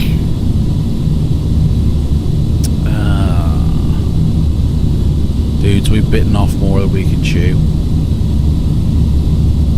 Like, this is it. I'm gonna have to dial in the ADF 3820. I don't even know how. Do you know what I mean? I've never used ADF, only when I was training, and that's it. Right, okay, so ADF set 382 382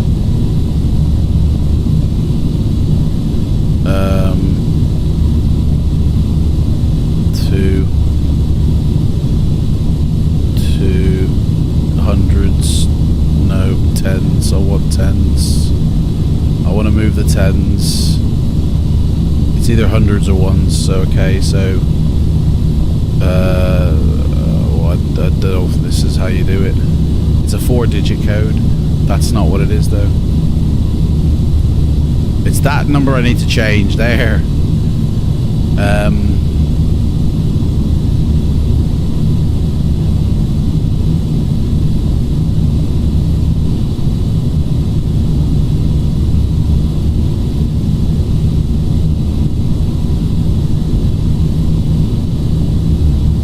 I don't know how. 02. Okay, hang on. 02. Oh, I see how they're doing it. 02 a what did I say? 384 did I? 382. 382. So it's 03. Man, this is just painful. 303. It's not really. What the hell? Why is it not changing? Now it's changing the middle number only. Now it says 10s and not 100. What's going on? There we go. 03. Oh, you click it and then it changes to 10s. Ah. 038 and then 2. Right, there we go. So that's now set to that. Like, we now set this to ADF 1. And now that should read off our next point. 32 miles away. What am I missing?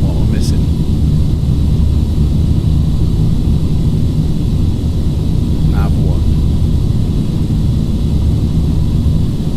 That still says VOR.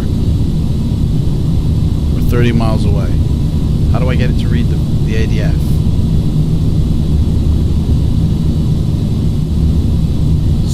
I haven't swapped it over, that's why. 382. Okay. I'm still unclear.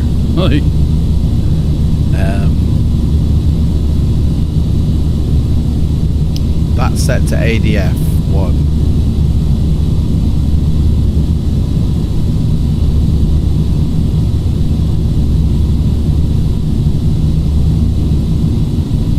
ADF.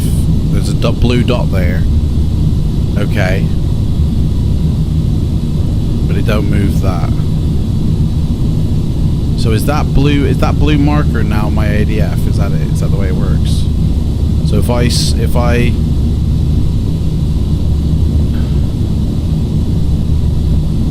swing that around here, is that it?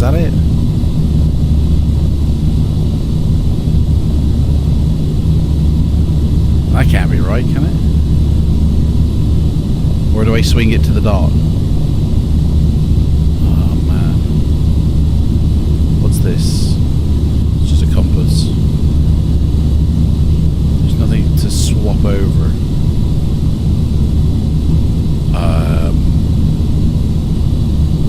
Navigation. There's no...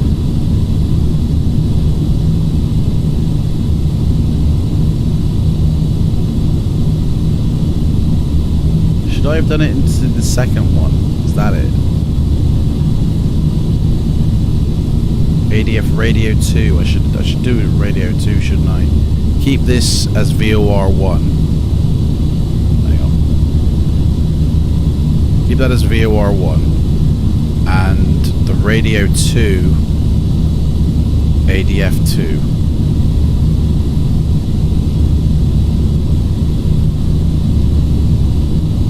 VOR2 ADF1. Well, that says ADF2. Shamrock 6967, turn left, heading 125. Why does he want me to go Left turn, 125? heading 125. Airlink is 6967. Oh, here we go. There we go. 125. I don't know why he wants me doing that. I got 2 up here now. Oh, this is getting... Wait, VOR1. That says VOR2. This is ADF1. Yeah, that's right. VOR1, ADF1. Okay. So, that's ADF1. Set to the ADF. I mean, I don't know why he wants me turning around, to be fair. He wants me going pretty much 125. Actually, he doesn't want to turn me around. Let's see what he says. Let's 125. He wants to turn me to the left a little bit, so we'll let him.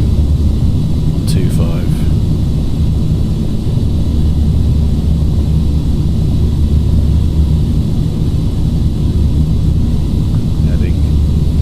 Right, this green is the ADF1, so how do I move that green? Is it through course? Do we line this up now with this? Is that it?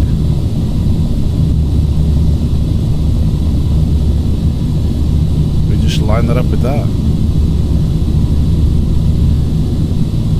Because if so, that means we have to be going to the right.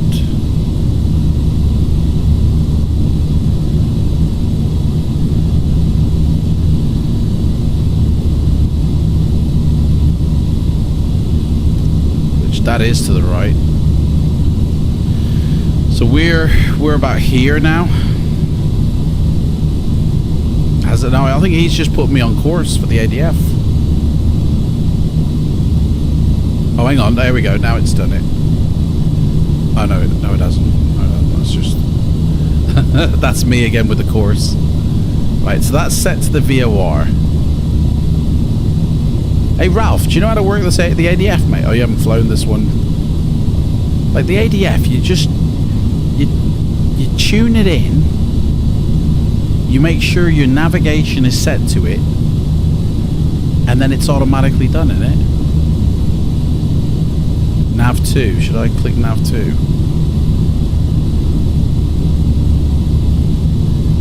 That's the ADF reading, isn't it? That's turning me around. What's nav 2 set up at? Nothing. Right, no. It's nav 1. There's no... Never used AWR. Yeah. I've used it before when I was doing the flight school training, but it's different in a Cessna. Like in a smaller plane. Like the way you do it, you just tune in the number, you click ADF, and then the dial shows you. But this green here is the ADF number. But according to this, I need to set my heading marker to the green. Let me set it to the green and see what happens.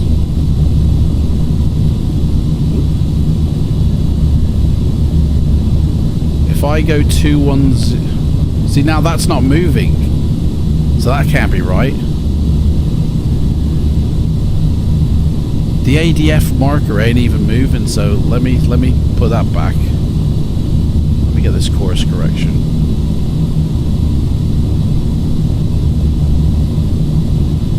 Do you have an in-game map installed? That's not really...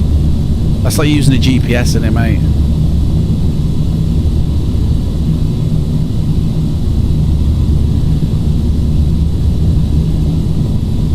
I don't want to have to resort to GPS, to be fair.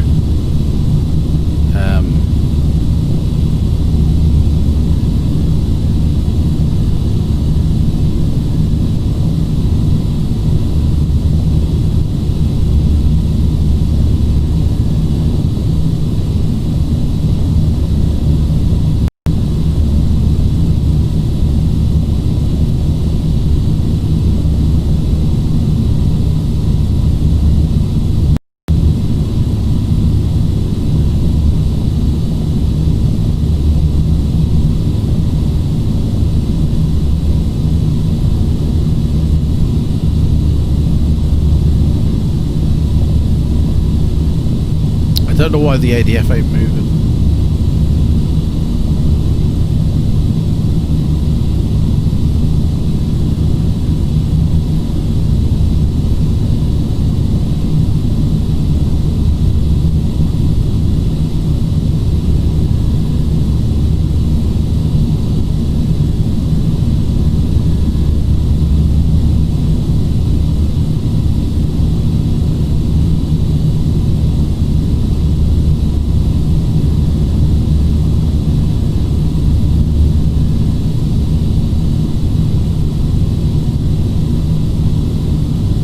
It says here map full arc, but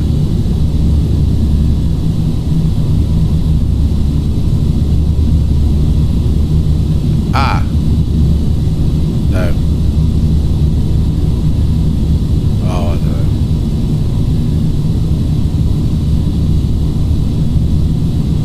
Right, we're moving away from our other station now, so I need to make a decision on where I'm going, because I'm actually, and I'm too far out from the other one, am I? Yeah, we're too far out from the other one. So I don't actually know where I'm going now. It's got to that point.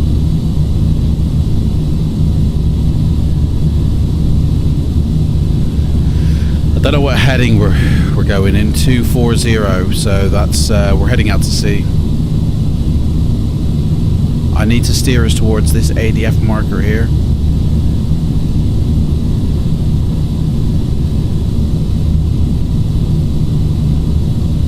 Which is 382, the Negro. I've tuned it into the ADF. 382. It's on ADF 1 and it's on ADF 2.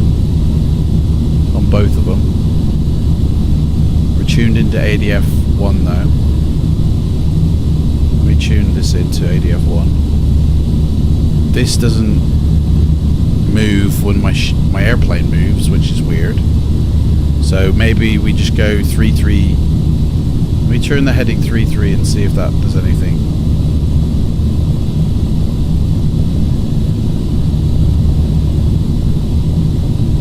So this is going to turn us to the right.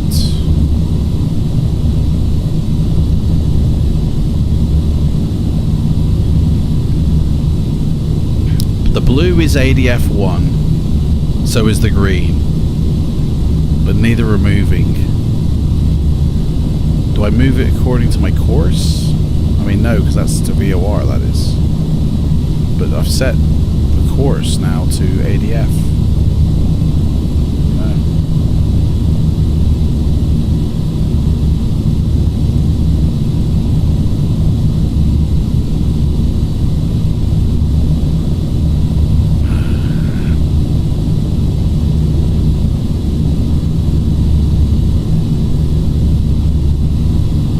Well, that's heading north, that is. We need to be heading south.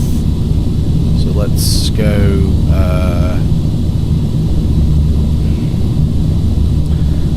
I mean, I'm thinking southwest, southeast I am. Somewhere between south and east.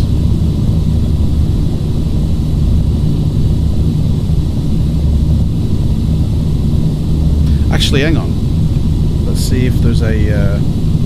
maybe they can tell me. Direct to waypoint. What's the waypoint? Is Negro even on there? GRN? No. I imagine it's only going to be what's on my flight plan, so... This one. Rosalia. Oh. Yeah, that's the IMUSU one. So actually we should... 207 is what we could be heading. IMSU. It's not even on there. I've already asked for it. That's no help. Oh, dudes.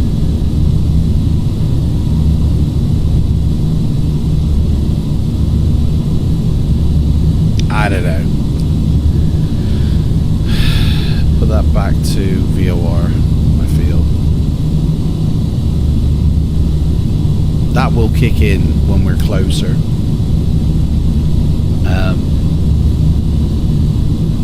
That will suddenly kick in.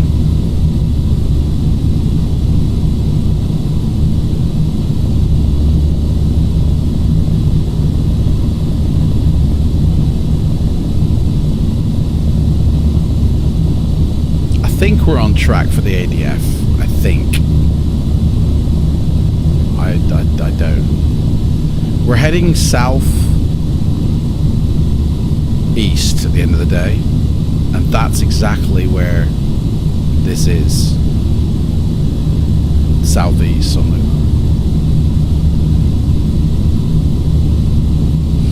I'll get us there one way or another, guys.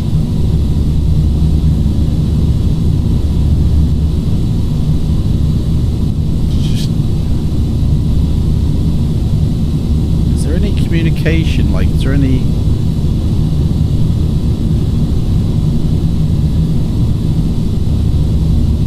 chime?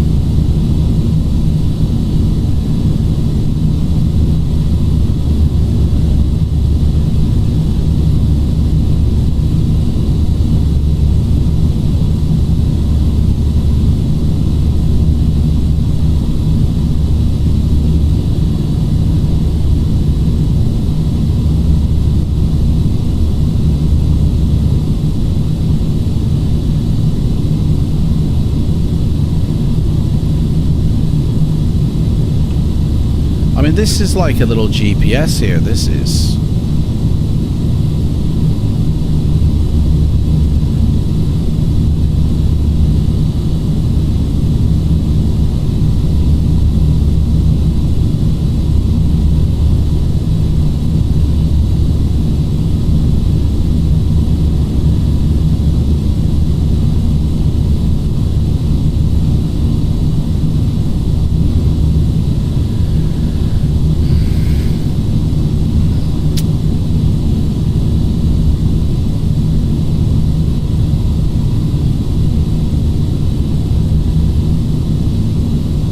Radio nav 1. Radio nav. VOR 1. ADF 1.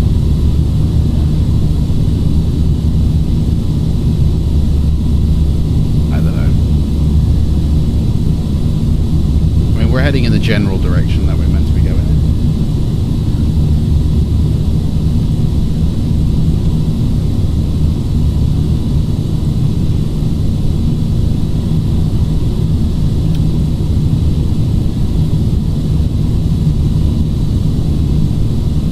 Sure we got enough fuel. Where's our fuel station? These the fuel tanks. Total 3.45.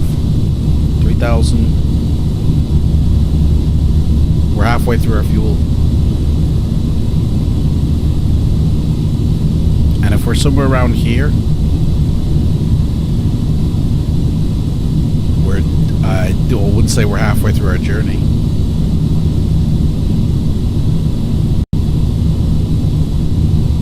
That's the power. These are fuel tanks.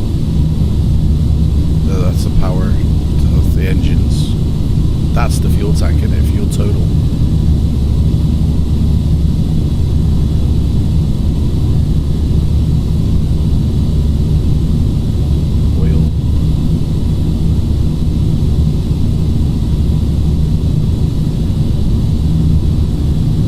Might run out of fuel before we land.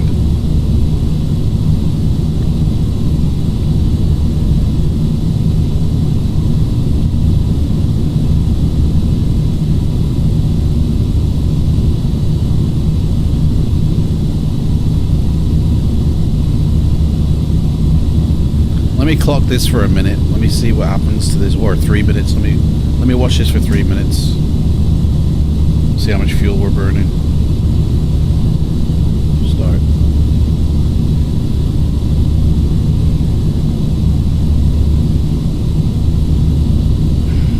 I'm thinking that's 3,000 450 pounds of fuel left.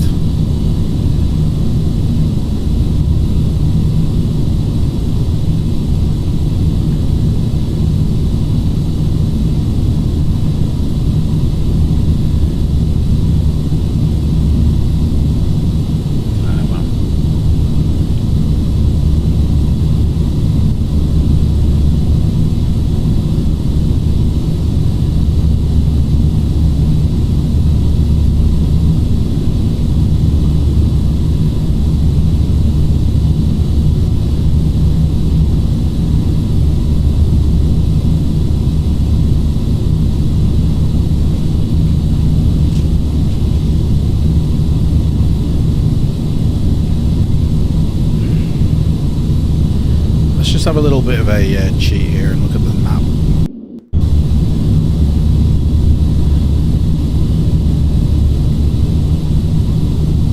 Yeah, we're heading in the right direction. We're not on our flight plan, but we're heading in the right direction. We need to be going to about here. So all is good. Except for the fuel.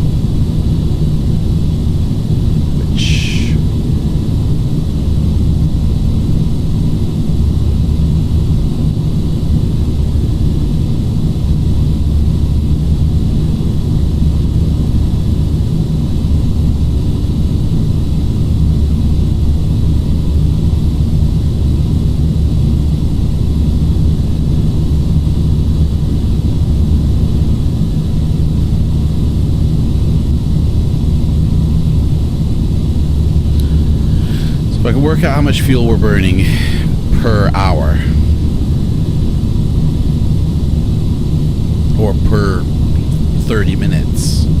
Then I'll know exactly how long we can fly for.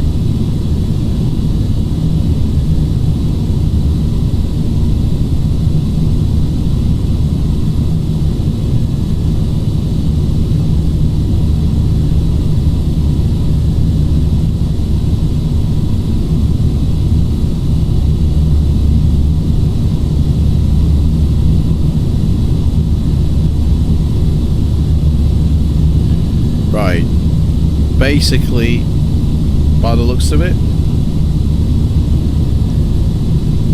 on a rough average, we're burning about 300 kilograms every 3 minutes. So it's 100 kilograms a minute, basically. Hey Jake, how's it going, mate? Dad? Hey?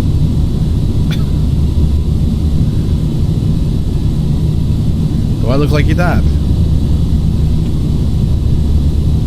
Right, so we're burning 100 kilograms every minute of fuel, which means 1,000 kilograms every 10 minutes. Is that right?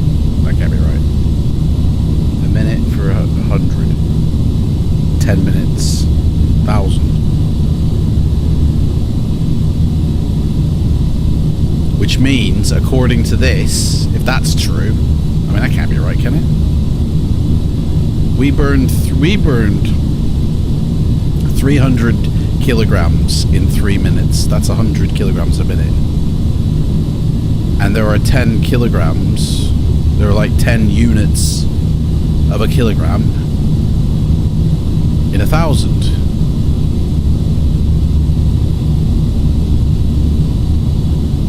Hundreds. 100, 200, 300, yeah. 1,000 every 10 minutes. And we've got 3,400 left. That means we've got 30 minutes, like 35 minutes left of flight time.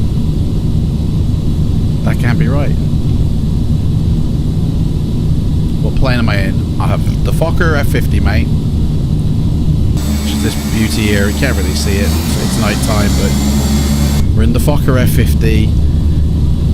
I've worked out that we've got 35 minutes left of flight time, and I'll show you where we are. we're about, I'm going to say, here.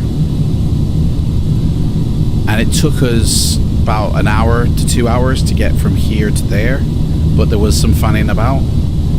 ATC had me going backwards a little bit, so I don't think we're going to make it to our destination, guys. I think we're going to have to find an ulterior airport here. Like 30 minutes of flight time. Now that's not an airport. That's not an airport. The nearest next airport is this one here. I don't even know if we've got enough fuel for that. That's where our VOR is actually tracked to hit now, and it hasn't even touched it. We're not even in the vicinity of it. By descending and lowering the speed will increase the flight time. I think you'll find that you burn less fuel the higher you are, rather than the lower you are. I mean, yeah, definitely want to thin out the fuel. Start thinning that out. And bring back the throttles a little bit. Minimize this fuel. There we go. Fuel flow per kilograms. Here it is.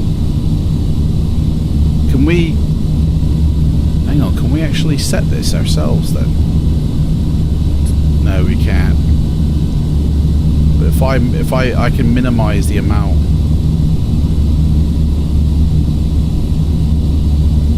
None of this is configurable. As long as it doesn't affect the ability to keep us at 25,000.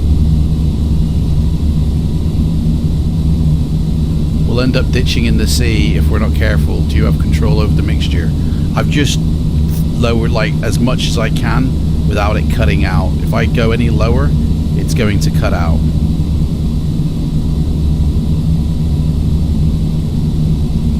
So I've lowered the throttle even. Hang on, what's flight idle? Put that down to flight idle. 6967. See what that does. Los Angeles on 134.57. See, that should have happened when we took off a cruise. I think I've been burning through unnecessary fuel. Flight level 250. Airline is 6967. Identified. Now that's down to see, yeah. It's keeping our altitude, but we're losing a lot of speed very fast, I think. Like, that's not good, is it? We're gonna stall if that gets any lower.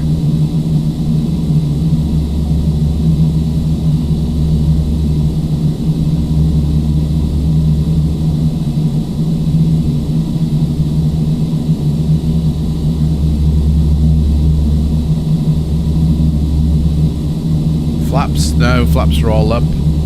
Possibly start planning an emergency airport. I mean, I think we should change our airports, definitely. Like, when I planned this out, I planned it without really a plane in mind of what we were going to fly.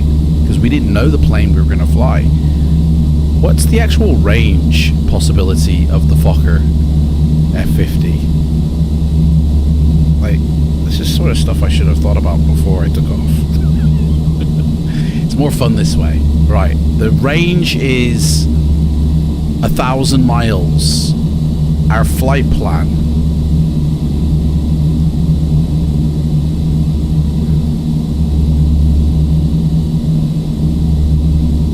Where's the mileage on this thing? Flight, wind.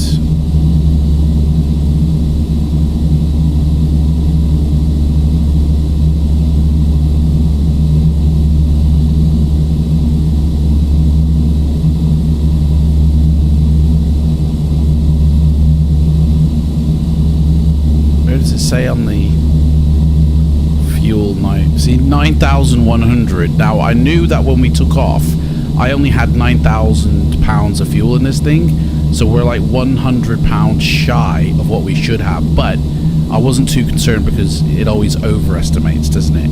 So that's like, I could deal with that. But I need to see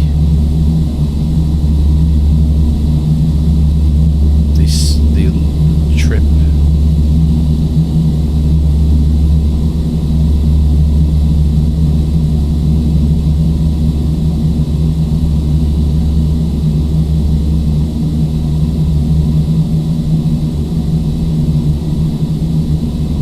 $750 kilometers, is that?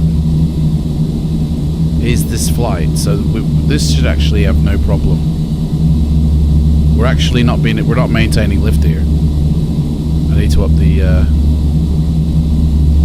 doesn't overestimate, you need to manually add extra fuel. No, it gives you extra. This is minus. Your block fuel always contains reserves, which are usually contain an extra, but it says minus 500. Minimum takeoff fuel 9,400.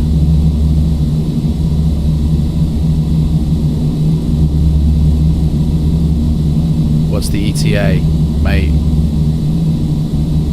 Dunno, man. Oh, it's a 3-hour journey. I mean,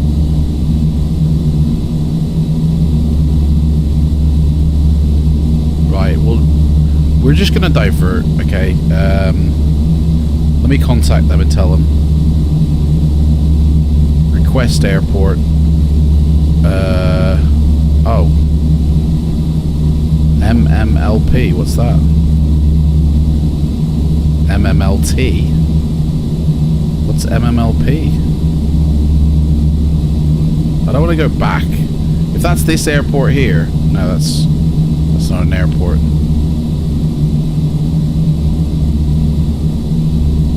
MMLT, but MMLP.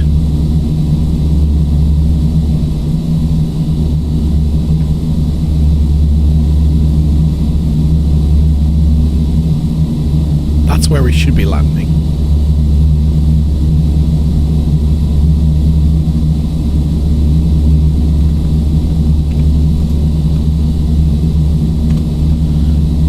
Where is this thing?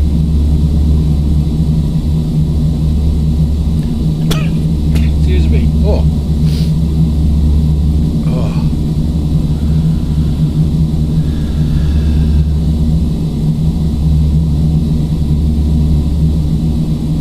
It is that one. Right, that is the airport. It's just named something else. That's weird. Okay, company change. Request alternate airport. Landline Delhi, airline is 6967. Due to company request.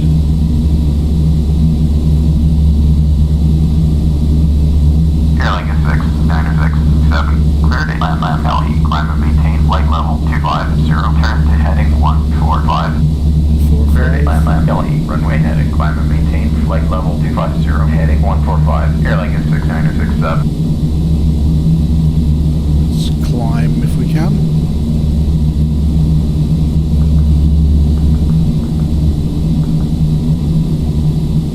Airline is 6967. Turn right, heading 160. Right turn to heading 160. Airline is 6967. 160, turning right.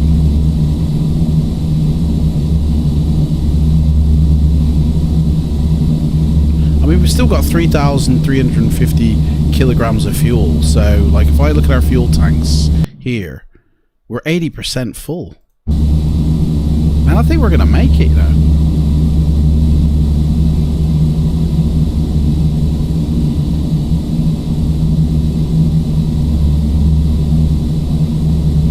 I don't know, I think we'll be alright, to be fair.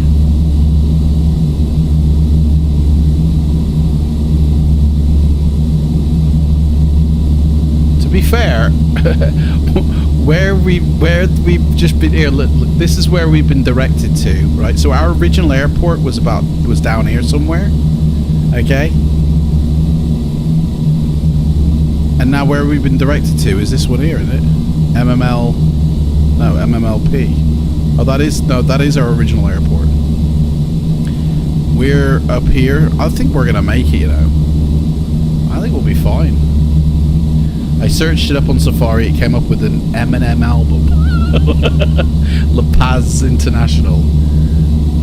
I honestly think we're gonna be okay, to be honest. I don't think we've got anything to worry about.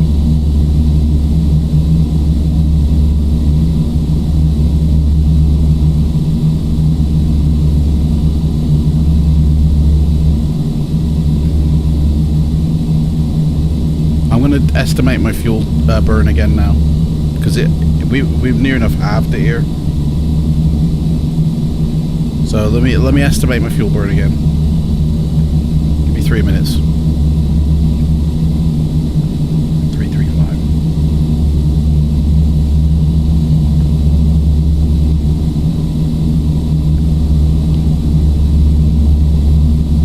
Why aren't we ascending?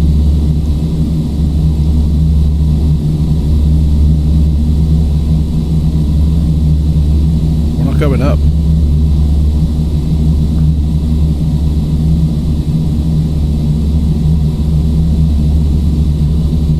Put it in cruise, climb mode. There we go.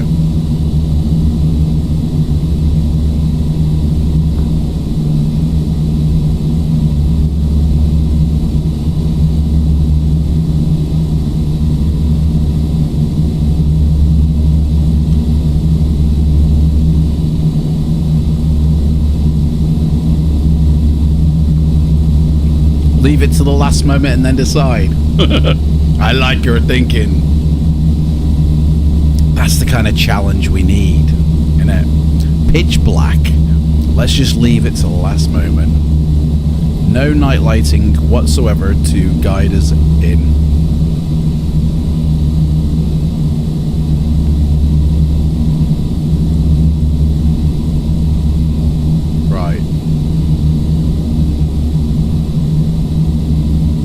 Do you know what? It would be nice to know.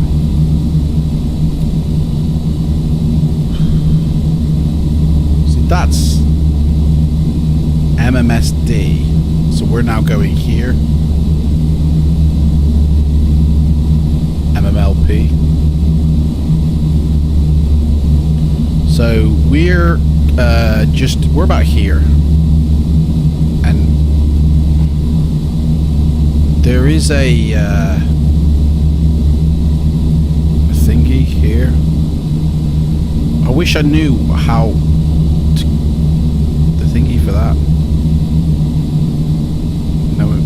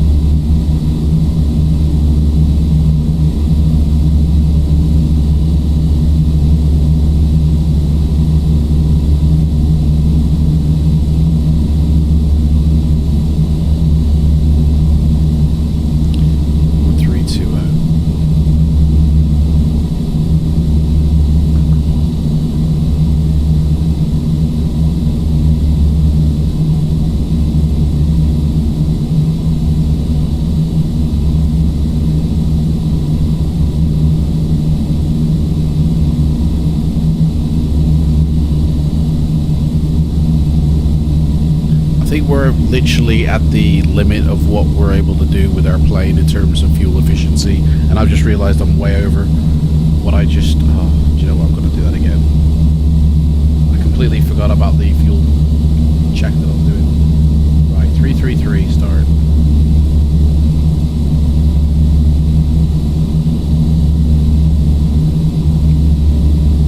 Oh, here it is. It's already done it for me. Look at that. Per hour. I mean, that's what I was trying to work out, per hour. But it does it for me automatic. So it's 131 kilograms an hour. Well, that's more than what it was before. So that's not the way. That's not the way I was doing it. Start it again.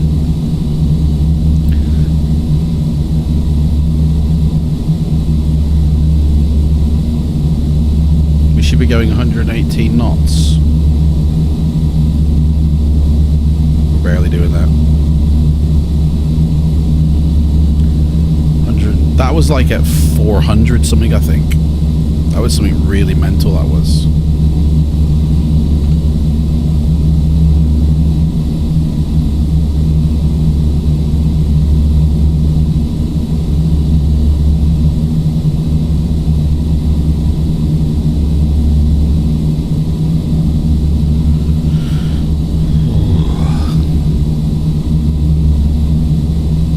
Doing good now. I think so, yeah. I think we're actually going to be okay.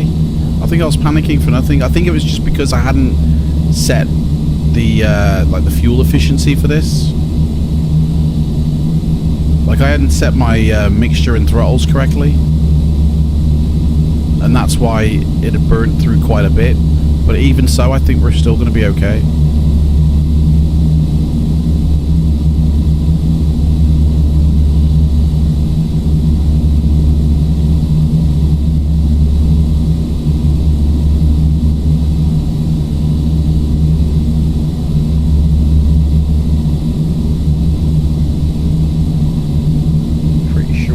That set a really high number before. I'm sure that's something like 400, which means we're using a third of our fuel that, you know, than we were before, which means it'll last 3 times longer.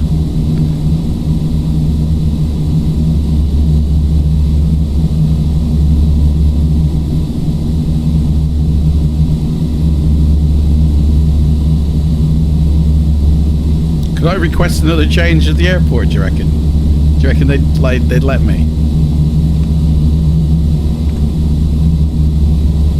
No, you can't. Once you request alternate airport, that's it. Done.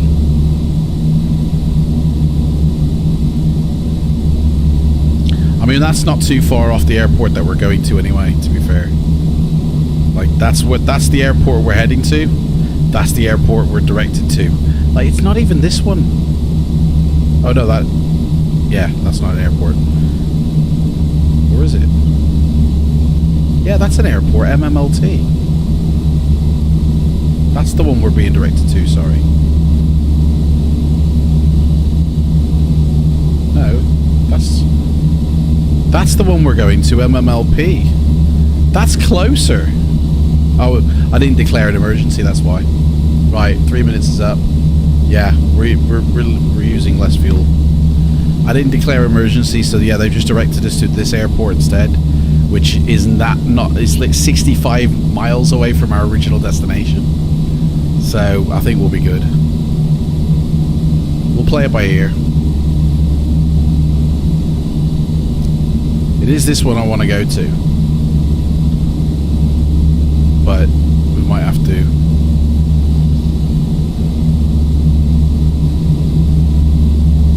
We're on the right track at the end of the day. They've told us a course to head to, and we're on that correct course. So I'm hoping by the time we get to where the thingy, this is going to take, like, this is going to flash up for my next waypoint.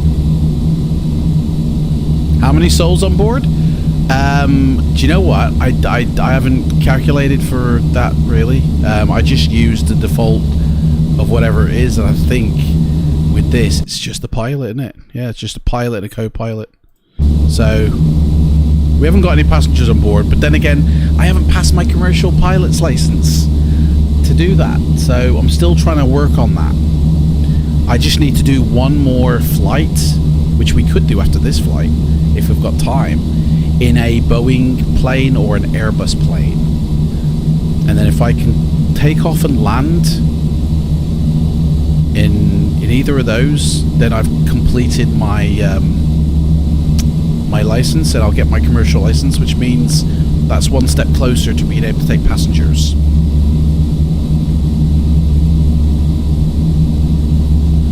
Sorry, didn't mean GN. What's GN?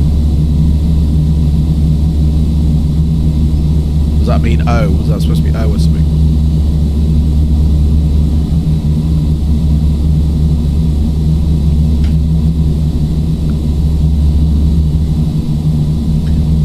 Guys, if you do flight simulation and you fancy like a little bit of a challenging, fun thing, there's a link in the description below to the virtual pilot life, where you go through ground school, you go through flight school, and then when you graduate, boom, you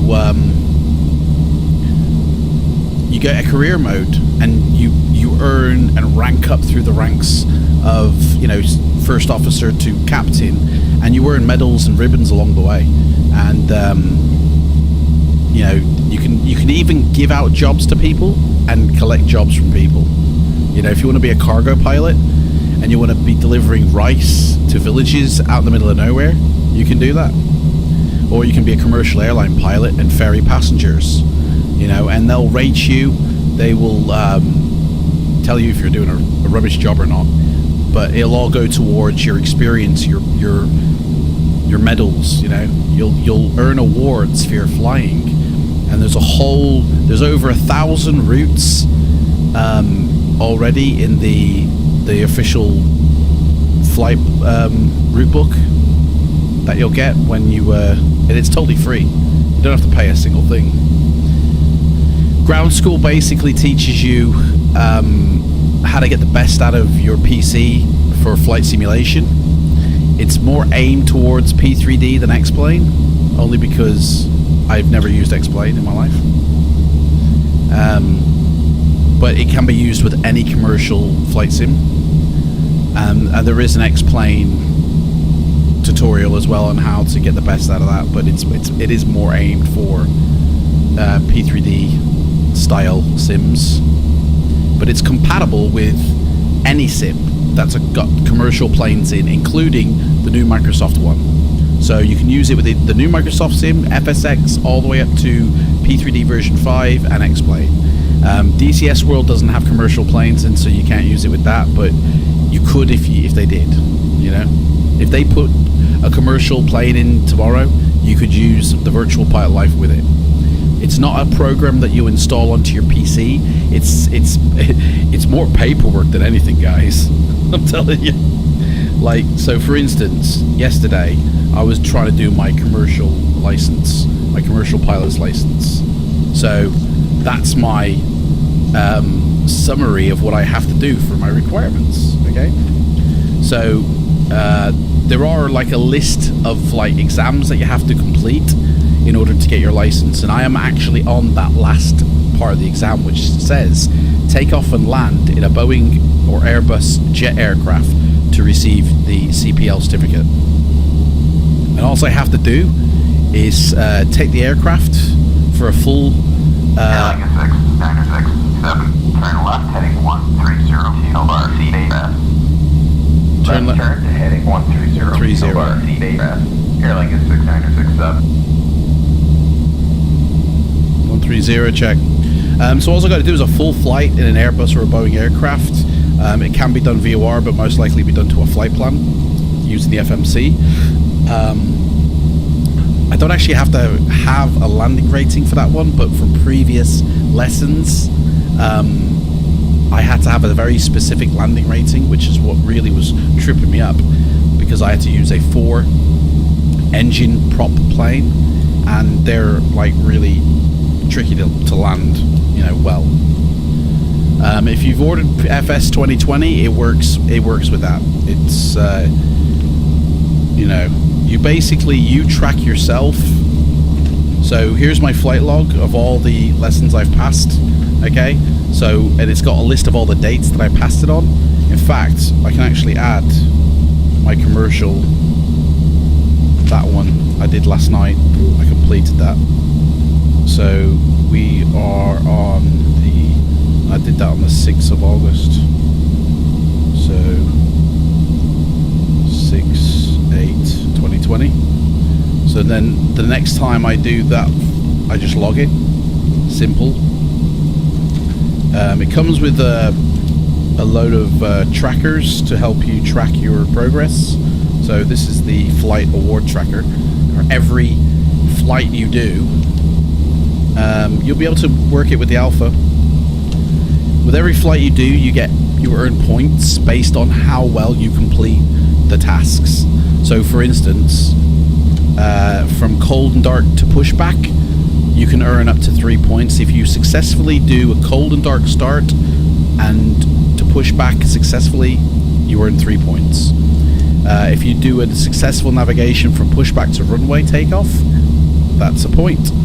And throughout your flight, there's various points. Your passengers will rate you, and that they will also give you points depending on your landing rating.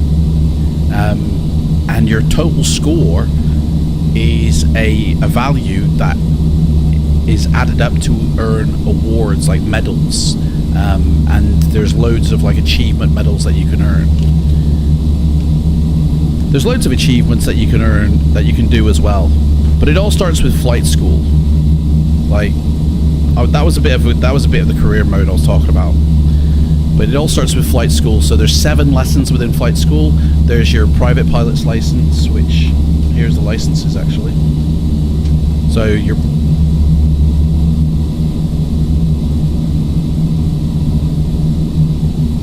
private pilot's license, okay? Your instrument rating license, done that. So I can fly day or night. And then your cargo rating license, you know. Obviously these licenses are like from FSX, but they've been adapted to the virtual pilot life. So they're the licenses I've earned so far, and the commercial one is next, which I have a feeling we might be able to do actually today. I might be able to complete that and earn that today during the stream. It's just a bit of fun at the end of the day, guys. It's like, it gives you a purpose to your flights rather than just going from airport A to B to C to D and going, here we go again.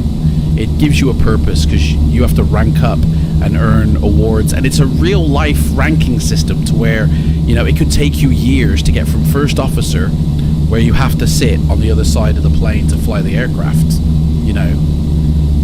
It could take you years to get from here to captain on this side, you know. It's not going to be a matter of weeks or months. It's going to take you a long time to earn those hours required. Because to even be a first officer in a plane, you have to have accumulated 25 hours of time spent flying the aircraft before you can even be signed off on the aircraft to earn any awards for your medals. You know, it doesn't account to your career unless you're signed off to a plane. So you've got to have 25 hours logged up first, and then you can start tracking things and stuff. So it's going to take like a while, but it's really fun. Like, I'm having fun. It's really challenging, you know, to do. As I say, there's a link in the description box if you want to sign up and find out what that's about. That's why I'm flying the Fokker F50, because I can only fly turboprop planes at the moment. I can't fly jets yet because I haven't been signed off yet, and hence why I'm not carrying any passengers in the back. But I could do cargo runs. I've got my cargo license, so I could go on to do cargo runs if I wanted to. So there's plenty of jobs. Like, let me show you a little bit the job section. Actually, it's in projects. Where is it? Nope, not that one.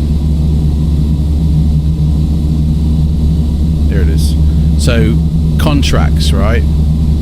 I mean, this is the database of the types of contracts that you can pick up. You alright, Clive? How's it going, mate? So, where is it? Ooh. Need to redo that.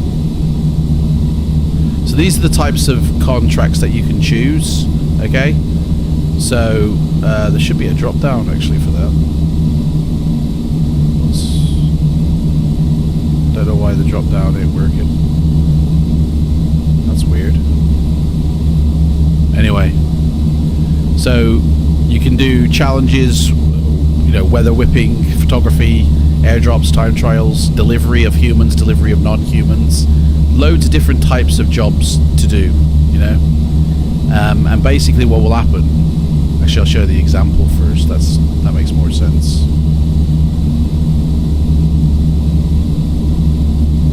You can build your own contract, or you can do other people's contracts. So this one is a delivery of flowers, basically, using the ATR 7200 Air France livery. That's the route that you travel, starting at EGPH and ending at LFML. You've got 12 hours to complete that route, and then these are the requirements to complete it. Special considerations: there is a hurricane blowing near East Wales at the time of landing at Cardiff, so during the scenario of your landing you have to have that in place. And yeah, basically, so somebody would send this on, and you know, it would be up on a database where you can just literally download the contract and fulfill it. You purchased the Falcon 50. Falcon 50, is that a that's like a fighter jet, isn't it? The Falcon 50.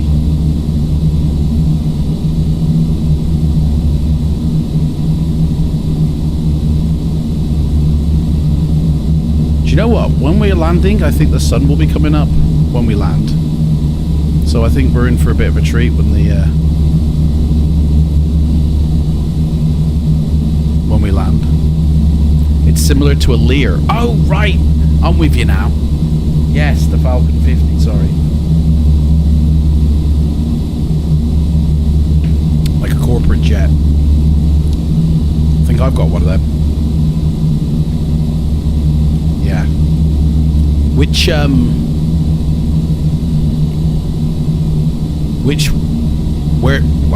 Is it Carenado? I think you would like it. It's your type of aircraft. I have got a Lear jet type of plane already, but is it for, who's maker of it? Who's the developer of it? Fly Simware. So check it out. Has it just come out or something? Is it like something brand new? Let's have a look.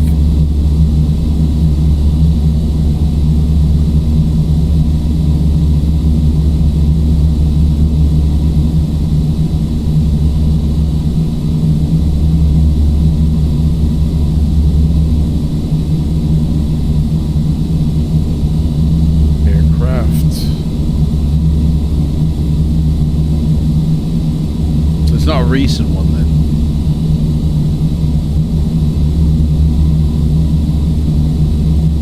Hey Jake, have you seen my video I did of the Microsoft Flight Sim? Go check it out, it's in my playlists. You'll be surprised by it.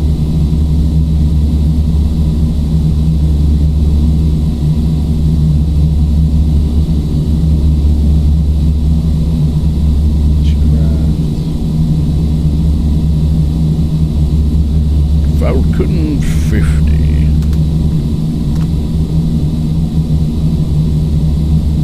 So there's one by Carenado, and then there's one by Fly Simware.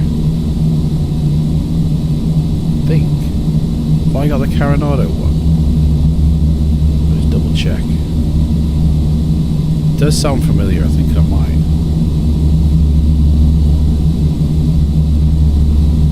No, I haven't.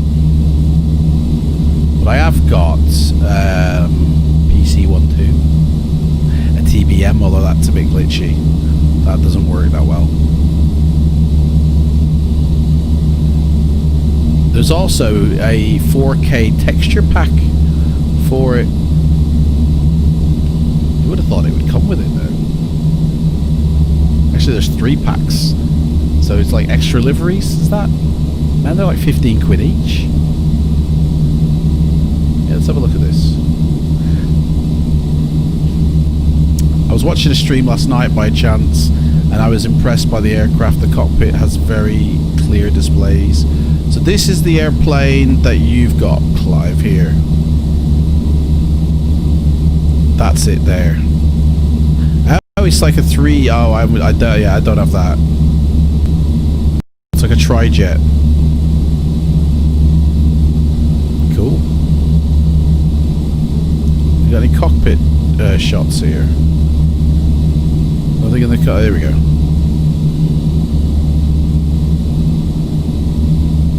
It's all right.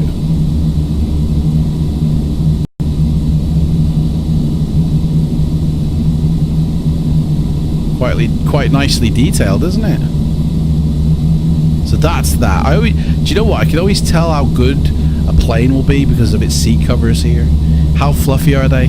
Because if they're literally flat and they look ugly, you can pretty much say that the whole plane's been sort of modeled that way. These look okay though.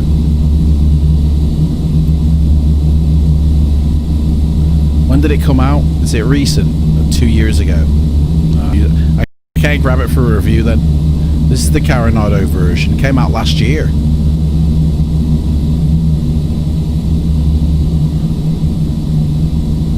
Ooh, I don't know, man. I don't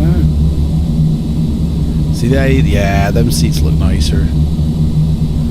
I might have to go for Coronado, Clive, and then we can compare.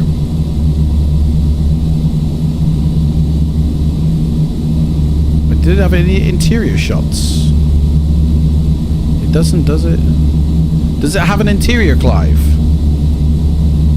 You're not interested in the interior, but watch the short video of the interior. Okay. I know there's a video on this. There's no video on here.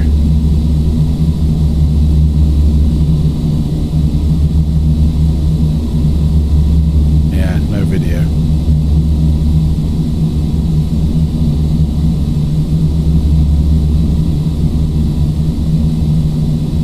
Or it's been taken down if there was. I don't know. So that's that, and then it comes with liveries. So you got this one, this one. They're 15 quid a pack. I mean, I dare say there's probably free ones available somewhere. I mean, that one's alright. So you got two liveries. Oh, four liveries. There's the liveries. So 4 in that one, 4 in this one. Like, none of these are obviously not. None of these have like an airline associated with them. These are all private charters, aren't they?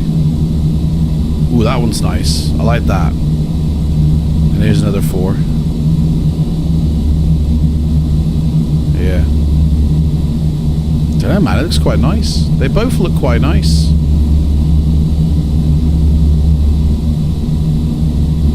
See, I do like Coronado. I don't think I've got a fly sim where to know how they're modeled. What's the modeling like? You're not bothered about the liveries either. But what's the I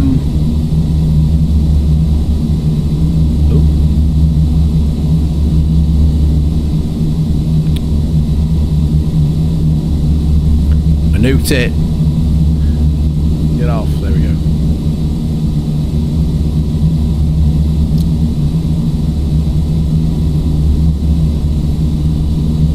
Citation SJ4. Everyone's getting a citation now because it's in the flights. The new flight sim.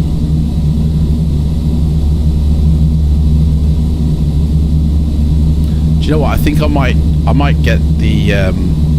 Oh, this doesn't say it's compatible with version 5, but do you know what? I reckon it will be. I'll make it work. I might get this and do a little see what happens flight. I mean, it looks pretty similar to other Coronados.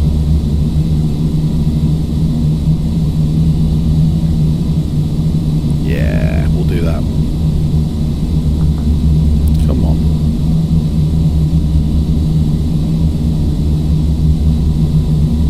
Let me turn the ADF off.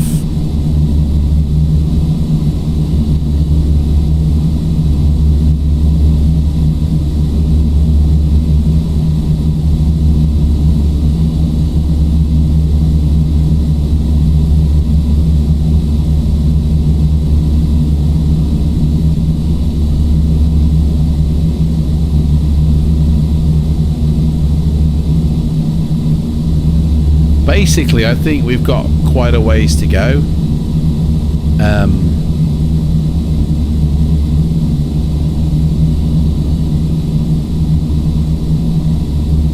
The link hasn't showed up, Clive. I don't think you can get links on YouTube, sadly. My only worry is new simmers who will come with FS 2020. Why is that a worry, mate? If anything, that's better. That's getting new simmers involved in flight simulation is really good to help keep that Microsoft Flight Sim going. You know, if no developers supported it and if no one bought it, it would not last long. It would 2-3 years at the most. Like, they wouldn't even entertain it if it didn't profit. You know, it needs to make money in order for it to live on. So people buying it, that's great. You know, that's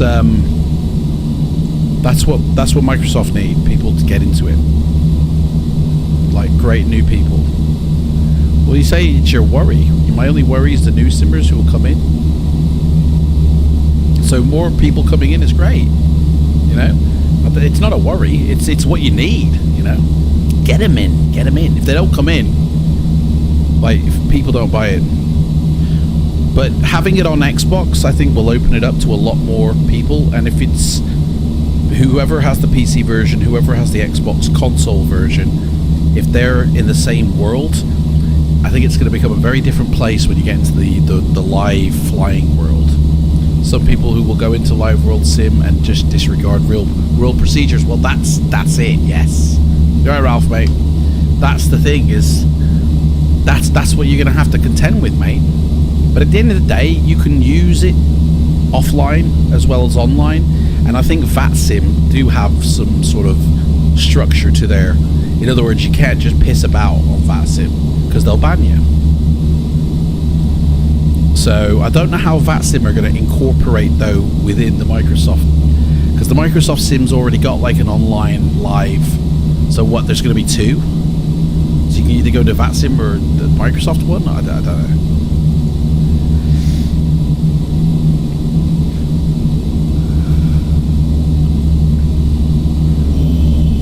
I never got to test out the live ATC stuff because no one was ever flying around whenever I went on it. I never saw anybody in the multiplayer. The interior has working window blinds, lounge and sleeping area. Sleeping area? No way! It's all very well detailed.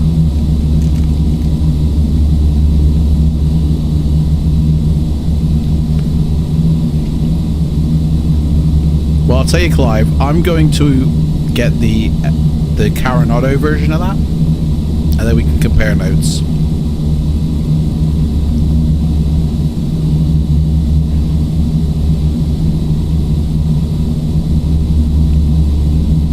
Although I hope more work has been put into systems in place of detail.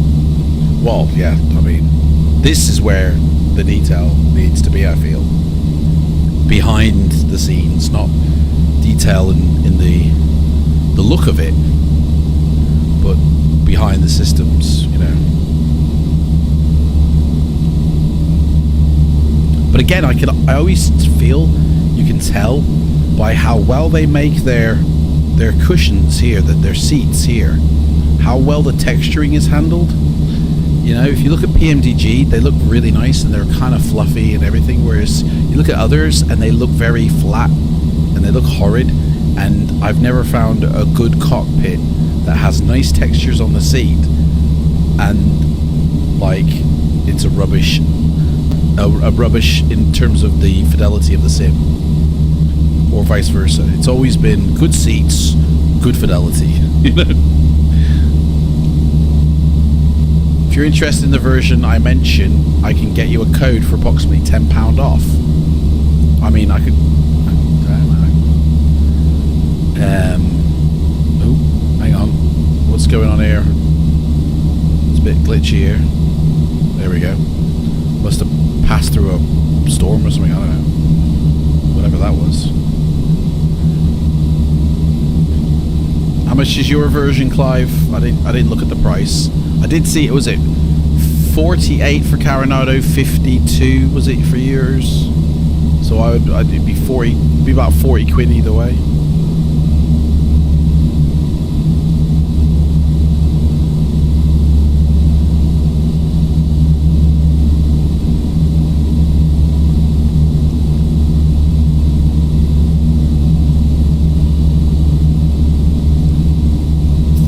$39. Where did you buy it from? Did you buy it off Sim Market?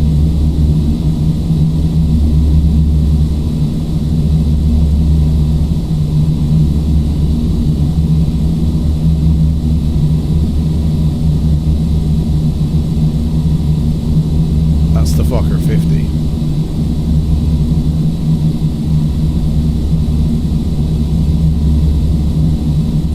Total was $31 quid, really? Did you get it off the... Hang on.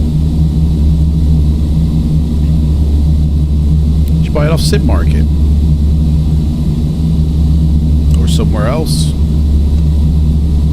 Oh look, they got the Microsoft Flight Simulator. Pre-order here now. Purchase direct from the site. Ah, okay.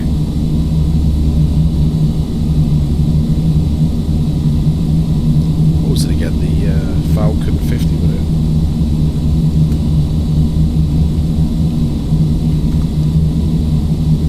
There it is. So you got it for 31 quid and it's from Fly Simware. Let's have a look at their website.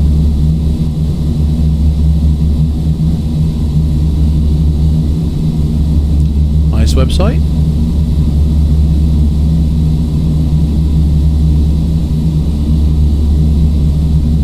Partners.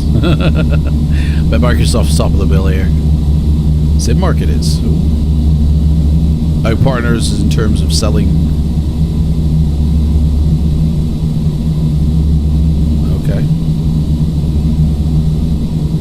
So they do other stuff. They do sceneries as well. I didn't know this.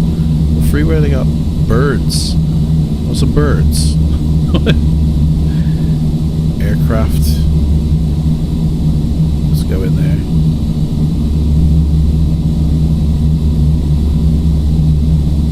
The Grumman. Nice. Learjet. Do you know what? I've not really heard about Fly Simware that much. Ooh. So what Harrison Ford's got in it. Or is it? No, it's the one with floats he's got. I don't know. A wingsuit. Look at that. Powered wingsuit, man. It looks like George Lucas, that one. A rocket car. For free. Can't remember the streamer I was watching to find out the code. Oh, right. So you got a code as well. I'm with you now.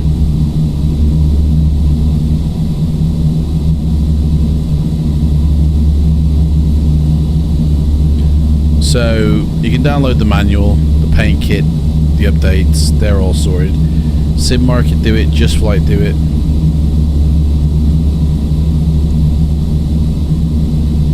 If you're having problems with it, there's a patch here you can download.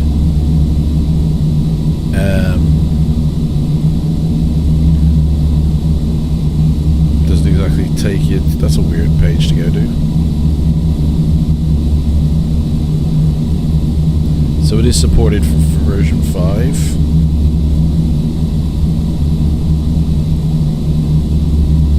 $46.70 there.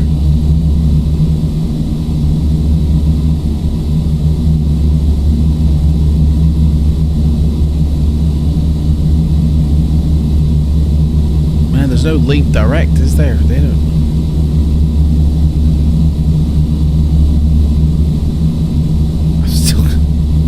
Still trying to find it. Hang on a second, guys.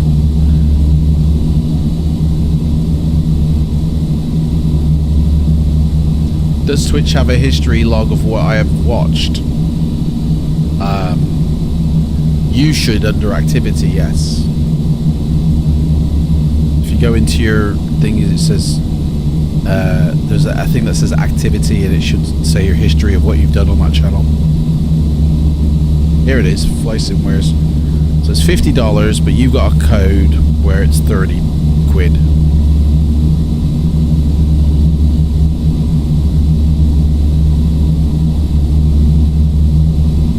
Say pictures.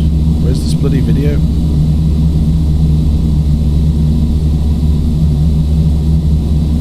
bloody videos. Platinum Award. PC Pilot. Oh, there we go. There's the video. Let's watch this video, guys.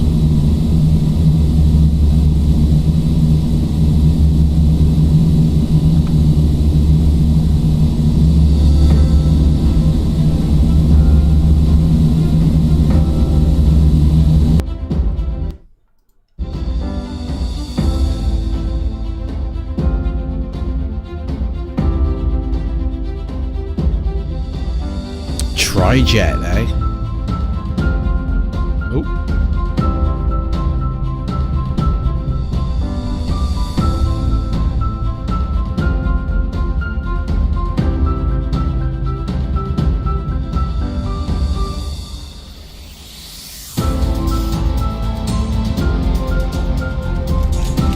Oh, look at that. Nice little sofa there. I like that.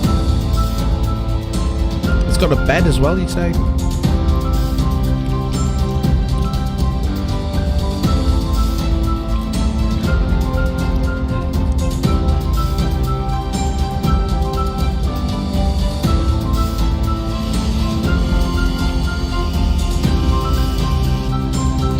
Hey Fabian, I see you there, mate. You fly their Learjet, do you?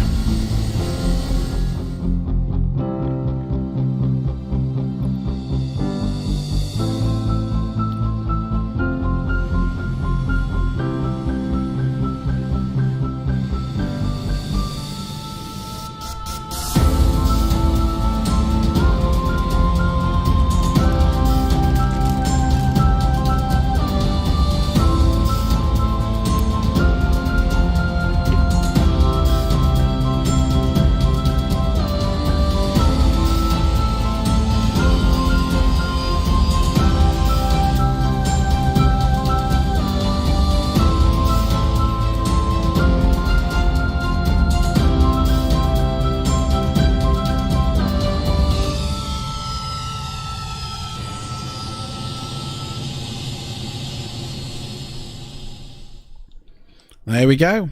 Boom. Right, let's just, for comparison, let's see if... I'll have to check out Kent's video of it. Let's check out Coronado's version of this video. Just for comparison.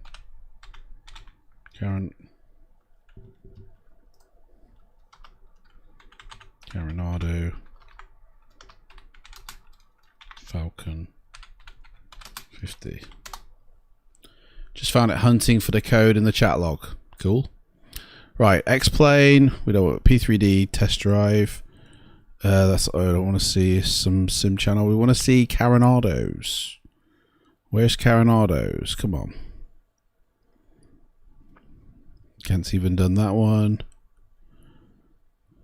Here we are. Kent. Here we are.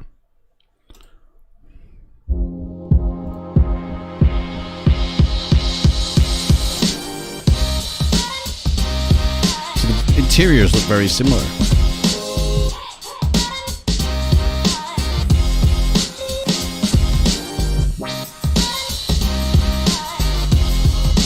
Coronado looks better, but systems are better on the flight somewhere. Yeah, I can see that there's a difference in the textures on the outside of the plane, which is all we're seeing. Here we are. I mean, that looks pretty. It's alright. I do like Coronado's interiors. They do put time and effort. They do look nice, but it's more, yeah, about the flying of the plane.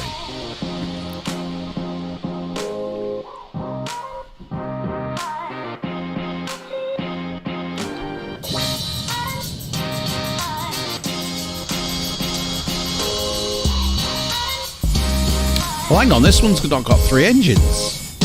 This isn't even the right plane. Whoa, whoa, whoa, whoa. Stop the press. Stop the press. That's not even the right plane, man.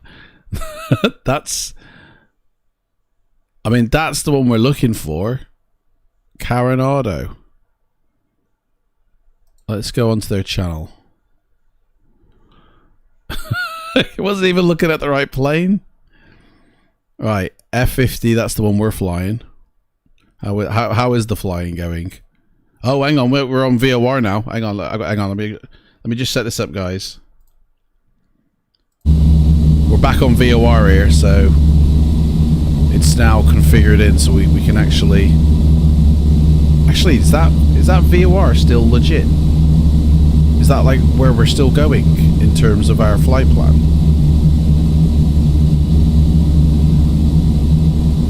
This is the VOR here. Yes, so that's the, yeah, so it is. Okay. So switch to nav.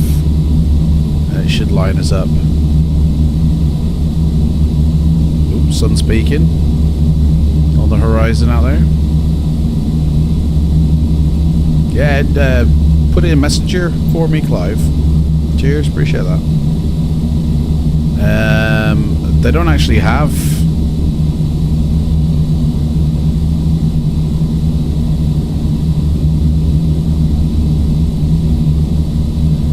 All right, here should be in here. Citation PA47, PA3. That's the one I've got, the 390 Premier. That's what I was there. Oh no, that's Coronado. What's that one? 50. They've got a Falcon. There it is. Okay, guys. Here we go. This is theirs now.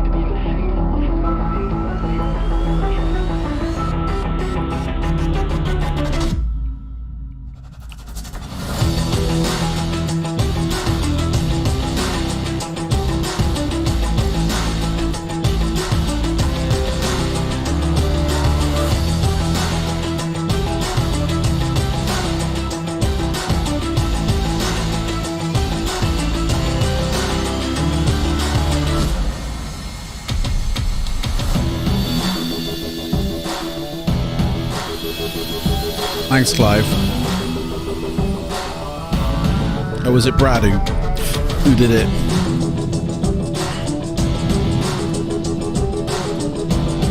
Their music, though, I tell you, it's more Michael Bay, isn't it?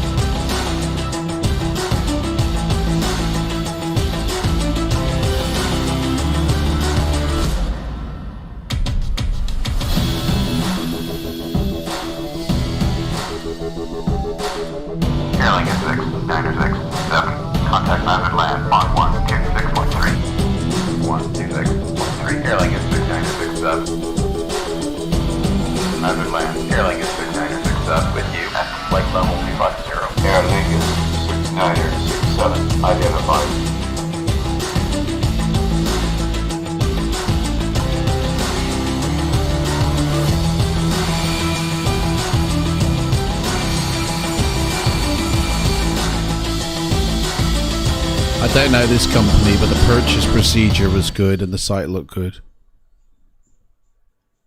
Well, that's it as well. You want protection, don't you, when you buy stuff like that? So, I mean, I'm sure I could, yeah, I could buy it from Just Flight as well. But you say the code works on their website, so maybe. I'll see. I'm a bit, I don't know, man. It's like.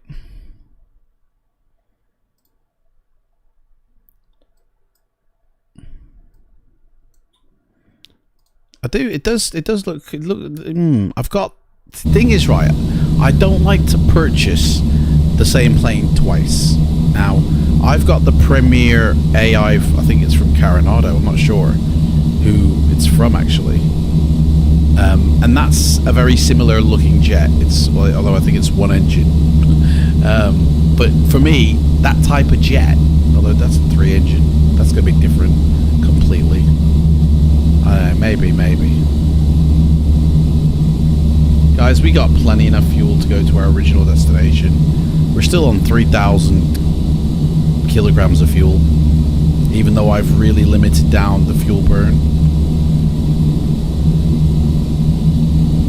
There's no other way to go. Can I go back to my alternate? Is there?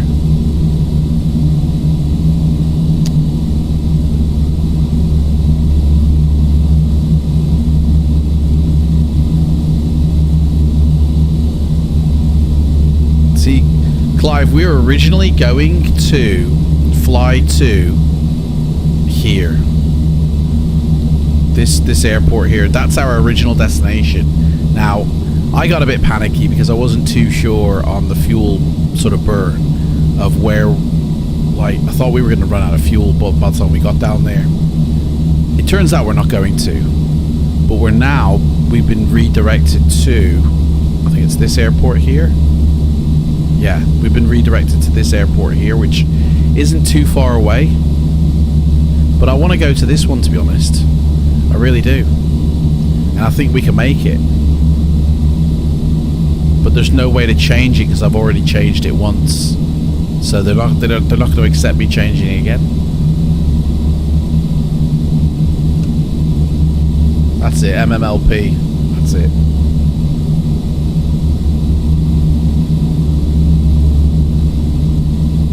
If I have the GTN 750, I don't know. I don't think I have, to be fair. Don't think I have.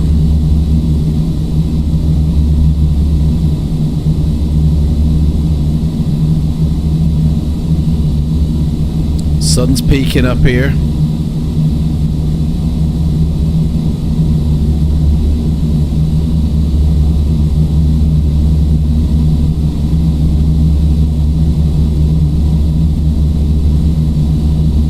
I'll say good morning to Mexico as the sun comes up. What time is it in Mexico? It's right now the time is 6:32 in the morning.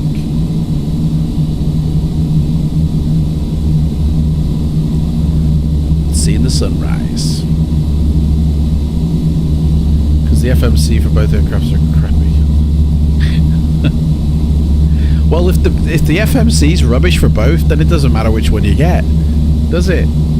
I mean, I do kind of have a lot of Coronado because I'm comfortable with the way they operate, like the way they work, and I know they're not like PMDG level, but they will do, you know. Whoa, someone in there.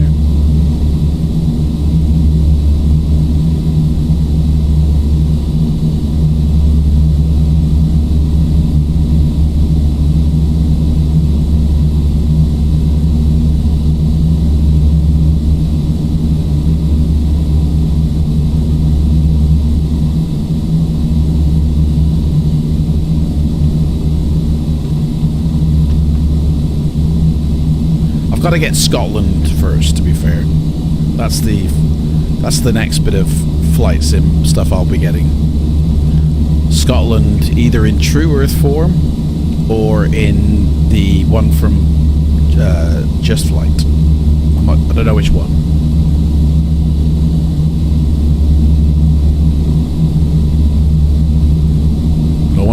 I want to see that one because I've got Scotland, the region from Orbex.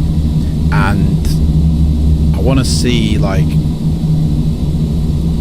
because I tried to create my own and it hadn't even gotten to 10%, and it was at 100 gig in file size, and that's like, I'm gonna need like I'm gonna need a lot more hard drive space in order to render this.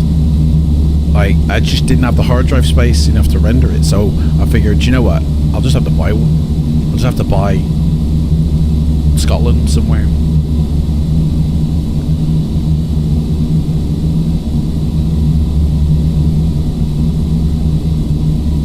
Scotland in True Earth is True Earth North, that's right, yeah. I've got England. I've got like England in my satellite data mapping, and it looks really good. It's better than Orbex. It's better than anything out there that you can pay for, and it's obviously better than default. So, and I wanted Scotland in the same way, but the file size is just humongous. You know? I mean, England itself is like, is it 100 gig or something? Let me check.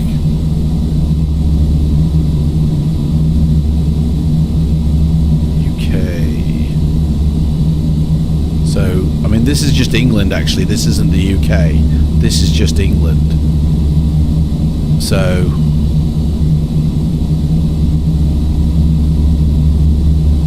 well, that's 45 gig.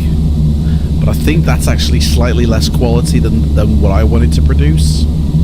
That's probably why. So I could make Scotland that type of quality and still be happy with it.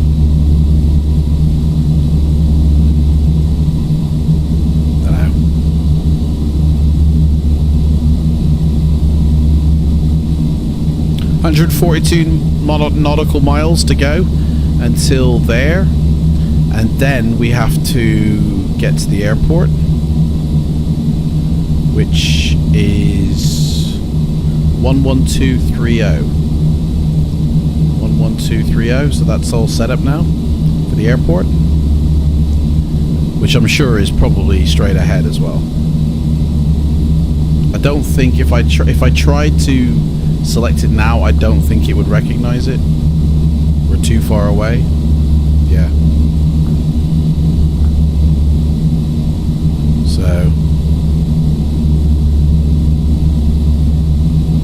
Yep. What's that over there? Look at that. Very nice.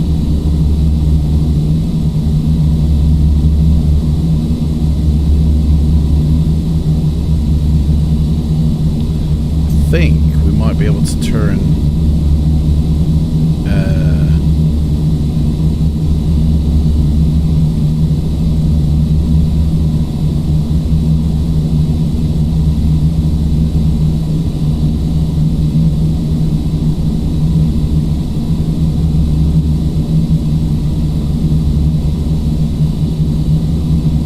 hello, look at that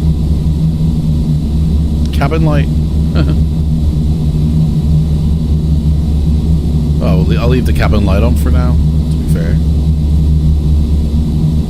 See everything a bit better. Can turn down some of these things. So, the glare shield can come down a little bit. And the behind there.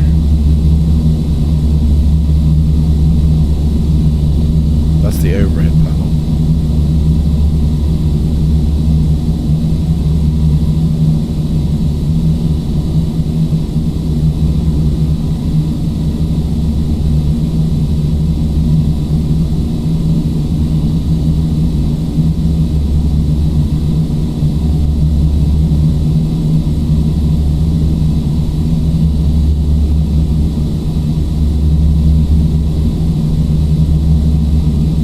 Oh, I see. It's either on or off. It's not a... okay.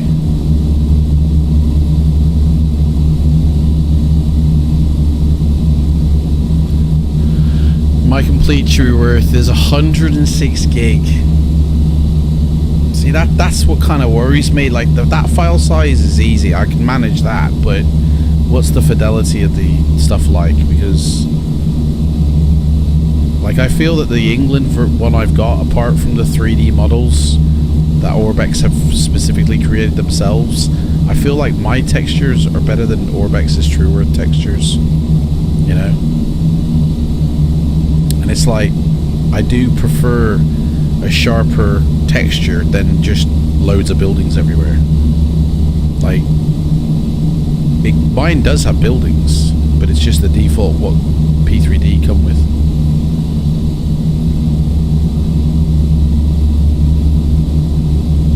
Some mountains down here. Look, I can see some mountains on the horizon here. How far away are we from this? So, 131 nautical miles. And then we basically just turn into our whatever. I think we need to start looking at an approach, which I'm sure they'll sort me out with. But which way is the runway going? that way. So we might literally just come in on this trajectory here. Like, they might just do us like that. The RTU.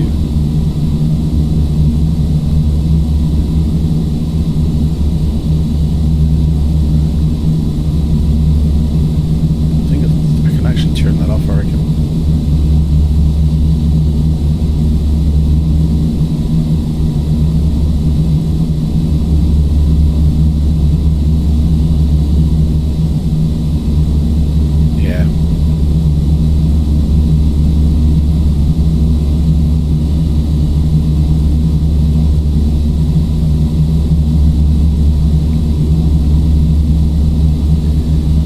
The whole of Gigabyte has been covered, the image is much better. Right? Now that the whole of Great Britain, sorry, now that the whole of Great Britain covered, the image is much better. Performance has been optimized, and expect that they would reduce the file size.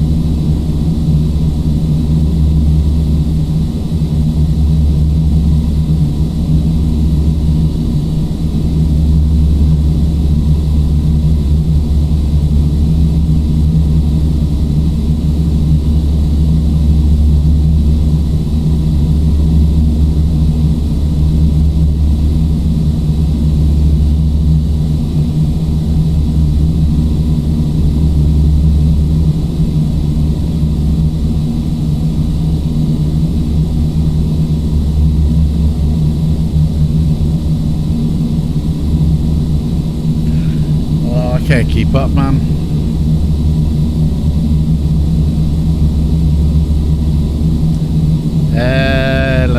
Sorry, I've been missing the chat here. I expect difference between versions of the same area is the way in which the software has been coded and written.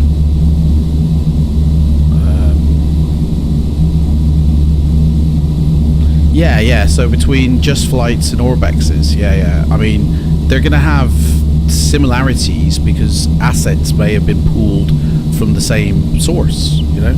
But the buildings that they've created, that they've generated, I think that's the difference. Who's done it better? Whose version is whatever, you know? No more problems with the PC. Oh yeah, your PC wouldn't start, would it? I think I had a passing ghost travelling through my home playing tricks on me. Well, I'm glad the PC's starting now. I mean, bloody hell, man, that was a bit scary the other day when you said that.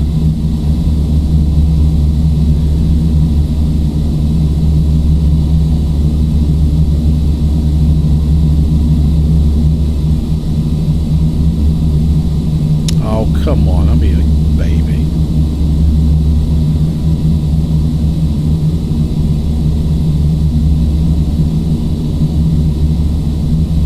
I never said it stood what I said last night.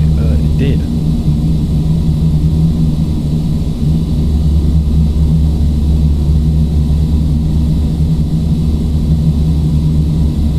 Do you not remember the conversation last night? It's exactly what you told me.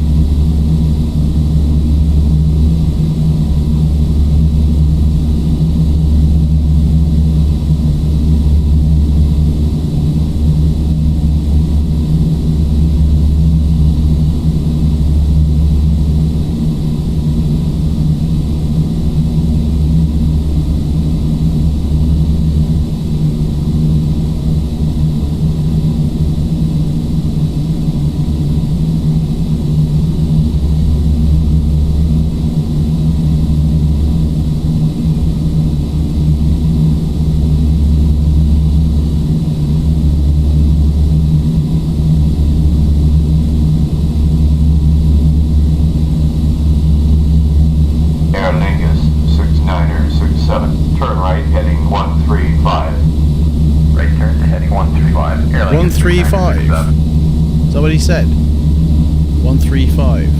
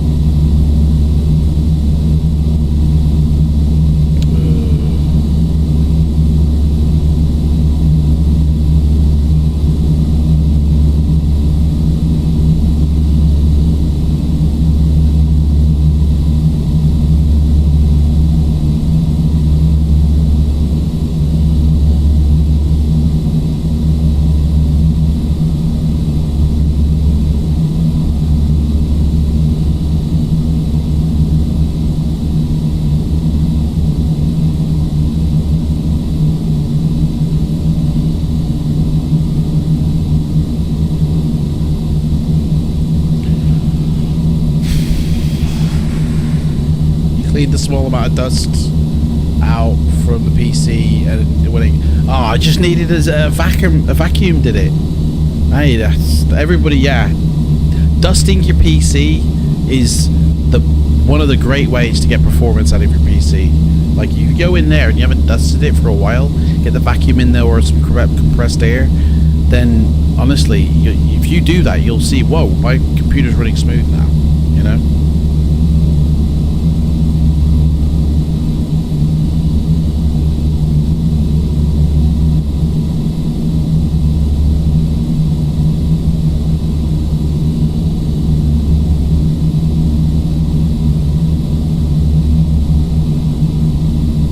Bullshit. Do you know what? I'm sick and tired of this.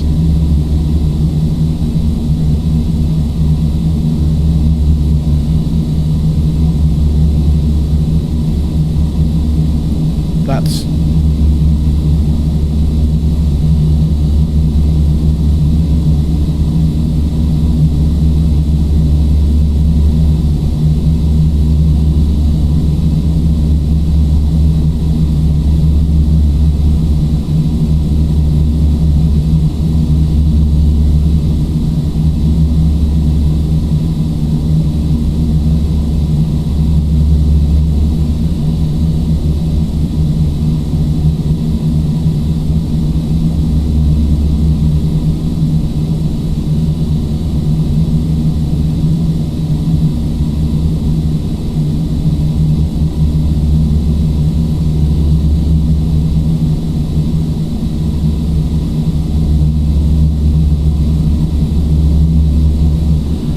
honestly, right.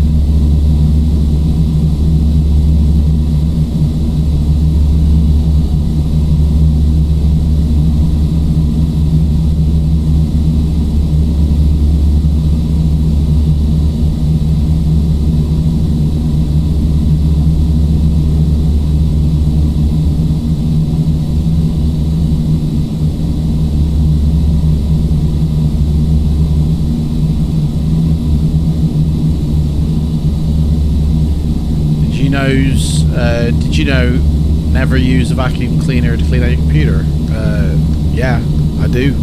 I use a vacuum cleaner. I don't touch anything when I use my vacuum cleaner. I hover it above and it sucks out everything fine, and it doesn't disturb any soldering, any wires or anything, doesn't damage any components, because I don't touch the vacuum with the internal parts of the PC. Although I do put the nozzle in, which is I have used this very tiny thin one, and it gets into where it needs to get, and I just hover it above and it doesn't do any damage. I've always vacuumed my PC out, and you know what I mean.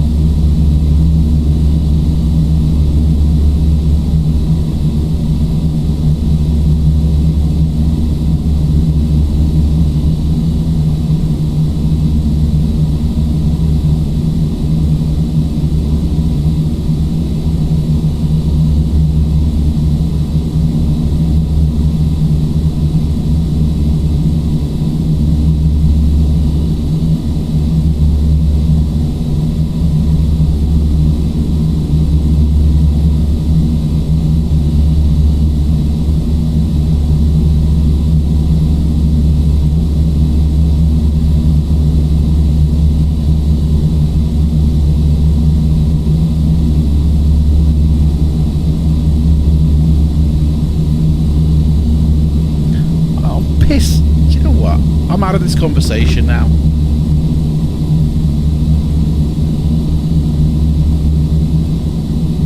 Sorry guys.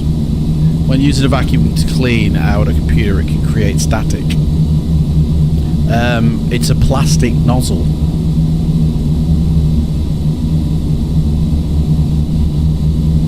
And I only touch the plastic parts of that nozzle. I mean, okay, the sucking bit maybe can cause friction, but so can't compressed air, because that's doing the same thing in reverse. Like that. I've never had a problem. Honestly, mate, never had a problem.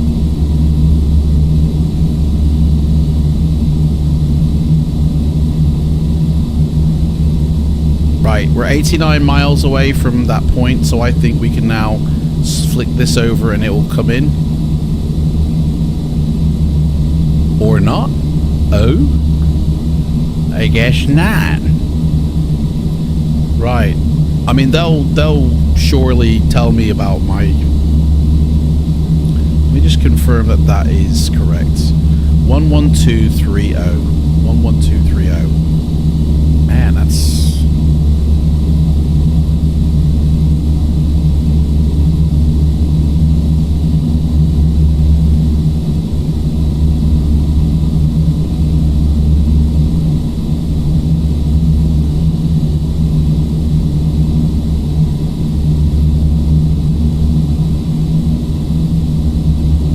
Actually, do you know what? I know we're still in Mexico. We're not even south of the... yeah, we're fine for temperature, aren't we? It's still going to be quite warm, isn't it? In fact, like, do we get like a weather briefing? Briefing for Friday, the 7th of August, 2020 at 13 UTC. Current weather for airport, Lima, Tango.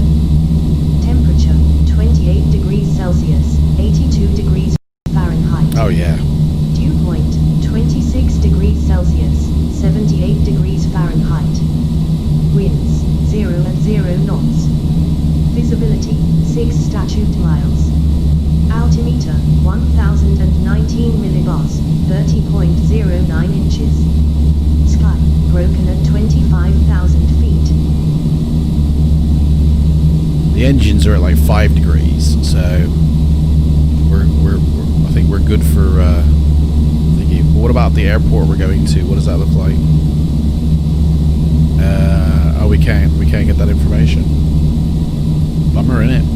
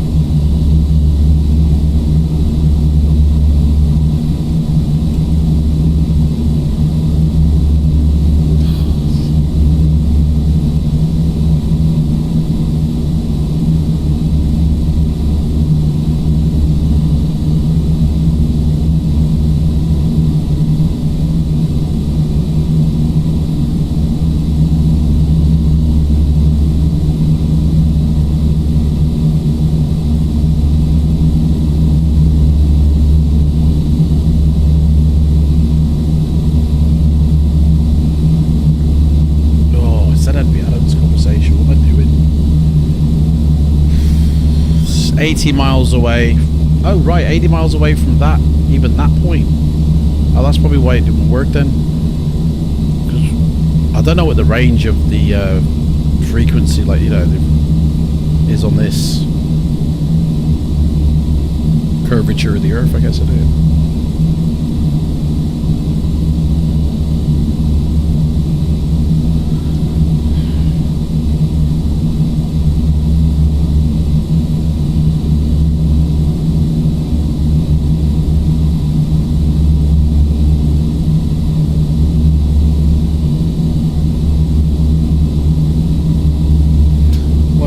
Honestly, do you know what? I feel like I'm just gonna say everything right now. I'm really sick of this. Just do your work, man. Stop blaming me for everything. You tell me one thing, you do another.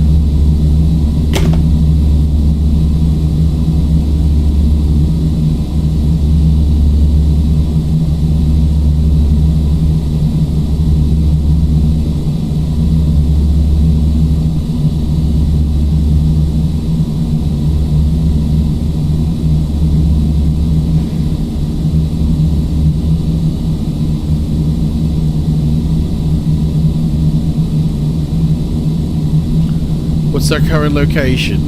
Hell. I left the stream for a bit to have lunch. Mate, you've only missed me looking out into space. And we're talking about cleaning out vacuums.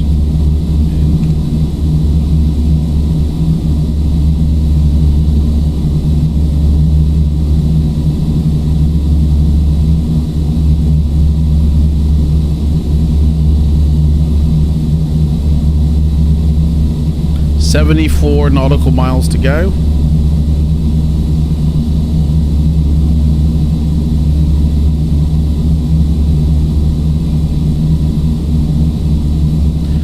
Guys, for anybody who's interested, later at 6 o'clock there'll be a hot sauce challenge. 10 different sauces. Clive, I've got your English mustard, alright? Ranging from curry sauce all the way up to strip off your throat and put your lining on the floor sauce. And I've got some questions laid out. I want everybody to come and join in. It's back here on YouTube, 6 p.m. tonight. And I want everybody to join in on these questions, okay? They're the best questions you would ask somebody in the world, okay? And if you ever watch Inside the Actor Studio, you'll know exactly what I'm talking about, right? And that's what's going to be attempted. Oh, hang on. 67. Turn right heading 140. Turn right heading 140. Check. Trailing at 69 or 67. If where are we? 140. Oh, mate, we were going 140. What? Okay, mate. Whatever. What was I saying? Yeah. So whilst trying these hot sauces and trying to fathom like how hot these things are, to answer questions as well, it's gonna be fun. 6 p.m. tonight. In fact, do you know what? I might even be able to arrange the thumbnail of that now. No, I can't. I'm streaming. After, as soon as this is over, I'll sort the thumbnail out.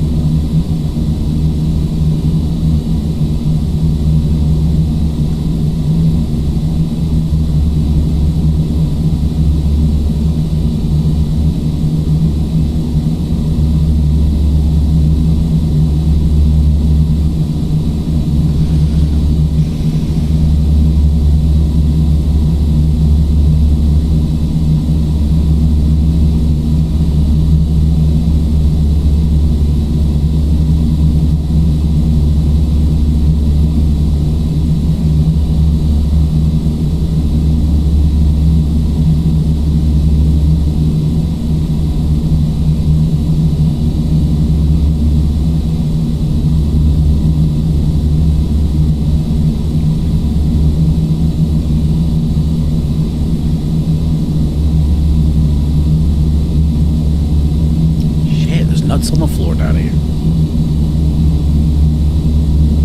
Fucking pig.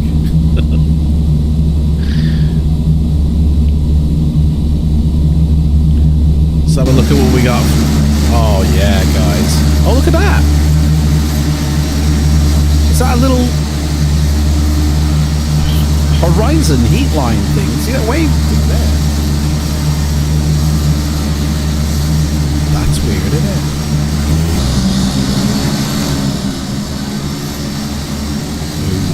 I like that view better. Nice. Got some pictures.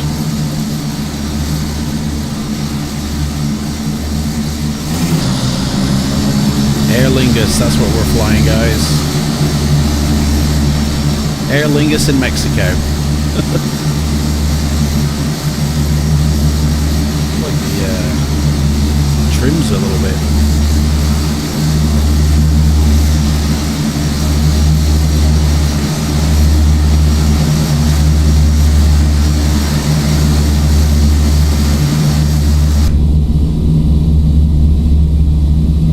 Right, 62. Shall we try and see if it works now? It does. Right. Course change. Going to the airport now. Which is pretty much almost to what we were doing anyway. A little bit.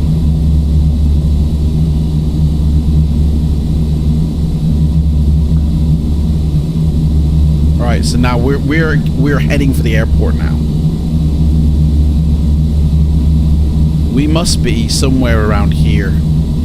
Right, just about here. So we've gone through, yeah, we're almost coming up to the final destination now. We're about somewhere in this region here. And we'll be coming in. But I have a feeling, like, I don't know what we're landing. We're expected to land at ILS 18. So, yeah, we're going to be basically, yeah, we're going to be coming in this way. So I imagine he's going to change us to somewhere like that at some point.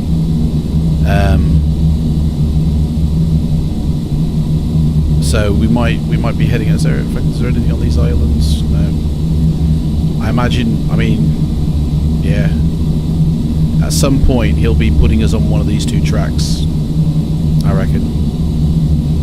We'll fly over here, and then, which is a shame because I wanted to fly down in here, but there's no navigational aids for us. So, bummer.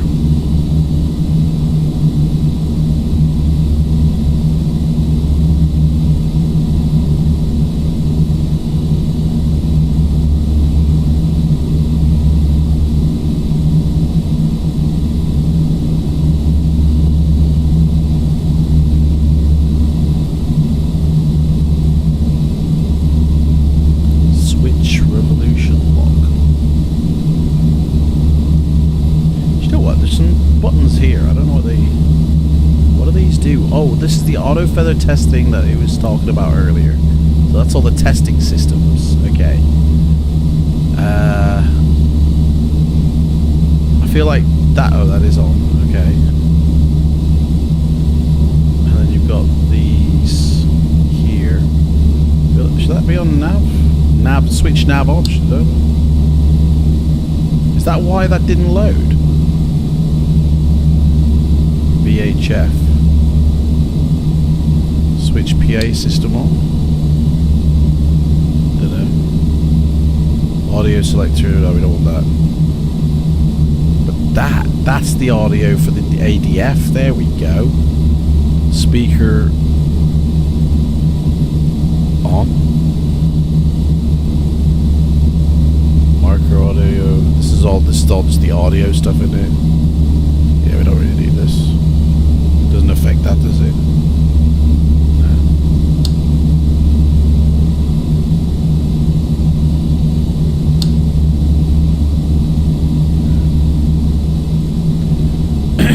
Sun's risen. There it is.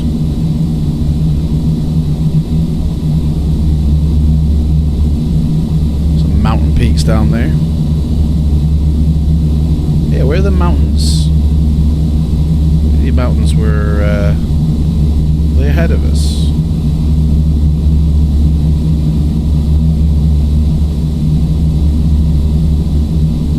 $173 nautical miles to go.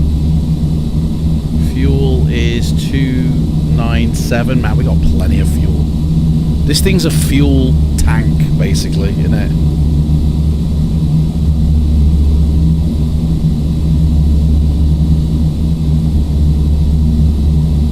Who's flying right now?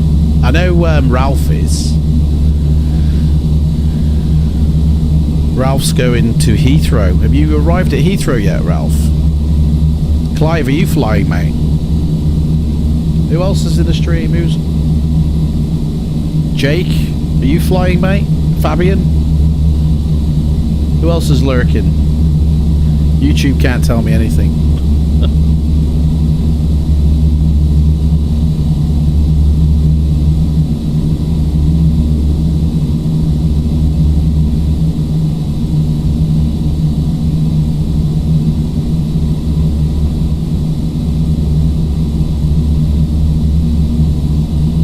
Computer's gone to the blue screen of death. Oh, no, mate. Really? What? Just now? Or it happened before? Oh, dude. And Clive said he's got nukes. Man, what's going on with our PCs, guys? Are they dying on us? Let's go. You posted a pic on Discord. Man, I'm going to get into Discord now.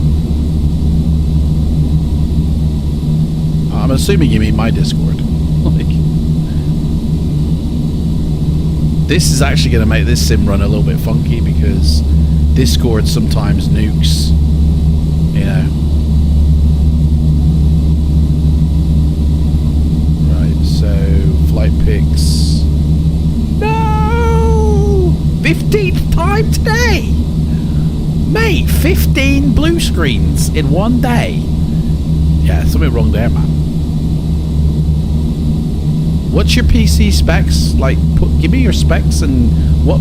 Oh, mate, I really feel for you there.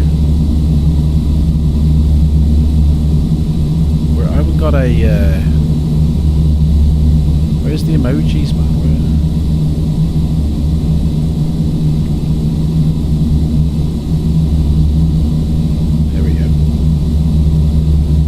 Right, so Ralph, I know that you'll... Let me put him in as well. He can be...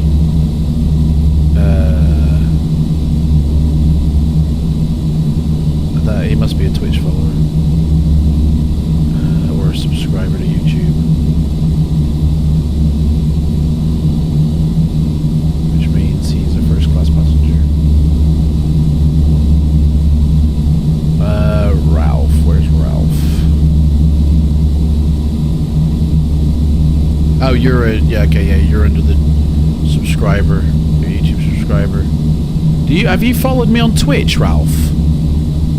Intel i7 CPU and a Radeon 550 GPU. Mate, that's a bit of mix and match, isn't it? AMD and Intel. Do they get along well?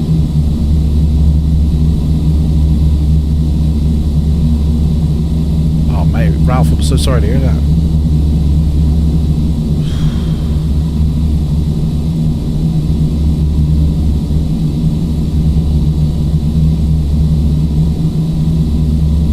Not sure. Let me know if you have, Ralph, because I've got another role for you. And also, if you've gone into the rules section of my Discord, and if you clicked that little airplane inside the Discord, because for anybody who doesn't know, let me just show you. If you go into Discord, right, under the rules section, I've got this little airplane that when you click it, right, you begin a career in my Discord, okay? And you'll begin as a flight sim pilot. You know, by clicking this, you go, I like flight simulation, clicked, right? Ralph's done that, right? Okay, so I need to make Ralph a flight sim pilot, which I already have. Okay, fair enough. So once you begin as, your career, right, it's all done on the ranking system here.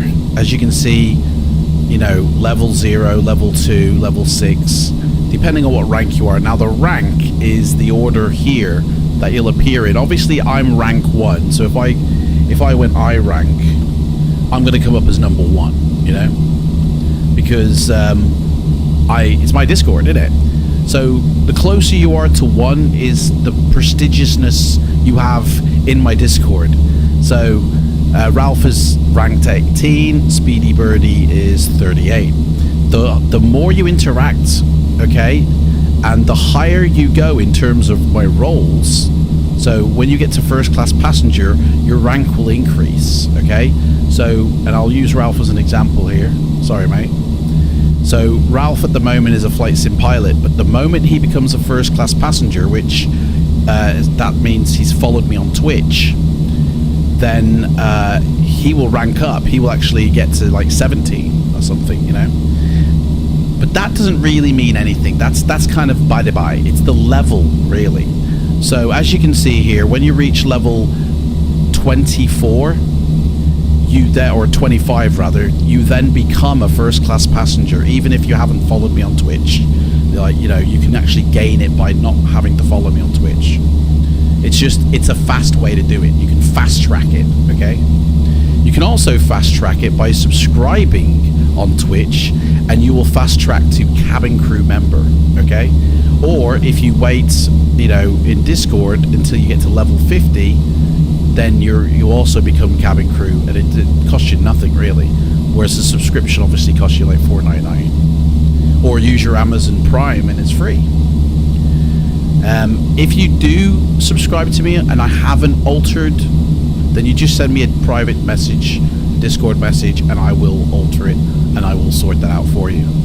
But as soon, what does cabin crew do though? What is all this, you know, career mode you're talking about? Well, as soon as you hit the cabin crew status, and there already are a few people who are a cabin crew member. Let's see here. So cabin crew is this here. Currently no one in the chat at the moment is at that status, although Clive should be. Where's Clive?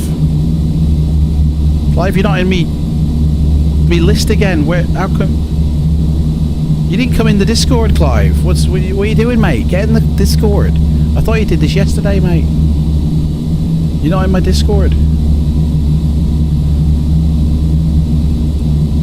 Anyway, so what will happen is the cabin crew members, right, we go into a private chat room and we chat during the cruise phase of flight. Like right now, this is the cruise phase of flight, and so all the cabin crew members get to walk through that door there and enter the cabin crew, and we all get to have a chat. We all have a vocal chat, and what I would love is for everybody watching to be in that vocal chat, to to be able to talk, and we just, instead of you having to bloody, you know, type it out on YouTube chat, I want you to tell me yourself, you know. How much does Twitch cost? Okay, to set up an account with Twitch, it's totally free. Doesn't cost you anything, just your time, and you need obviously an email address. If you want to follow me on Twitch, doesn't cost you a penny. You just click that heart, you're following me, and you're also a first class passenger, okay?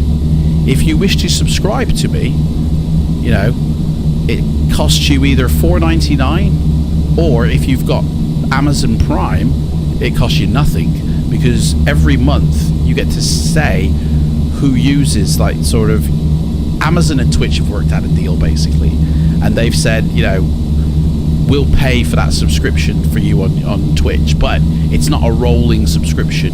You have to activate it every month.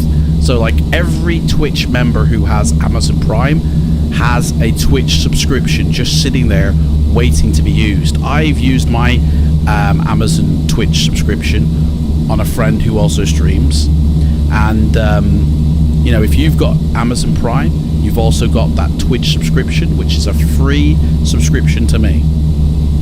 I benefit from it. It's money in my pocket, but for you, costs you nothing, right? But what it also gains you is that cabin crew status, like that.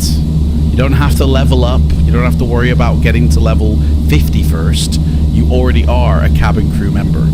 And obviously, cabin crew members get to come into the cockpit, the flight deck during the cruise. Now, if you reach level 70 and become a first officer, and I haven't actually defined this as anything else, like in Twitch or, you know, whatever, but basically, if you become a first officer at level 70, you actually then get to sit next to me here when we're on the ground in Discord. It's a vocal chat, and you help me set the plane up.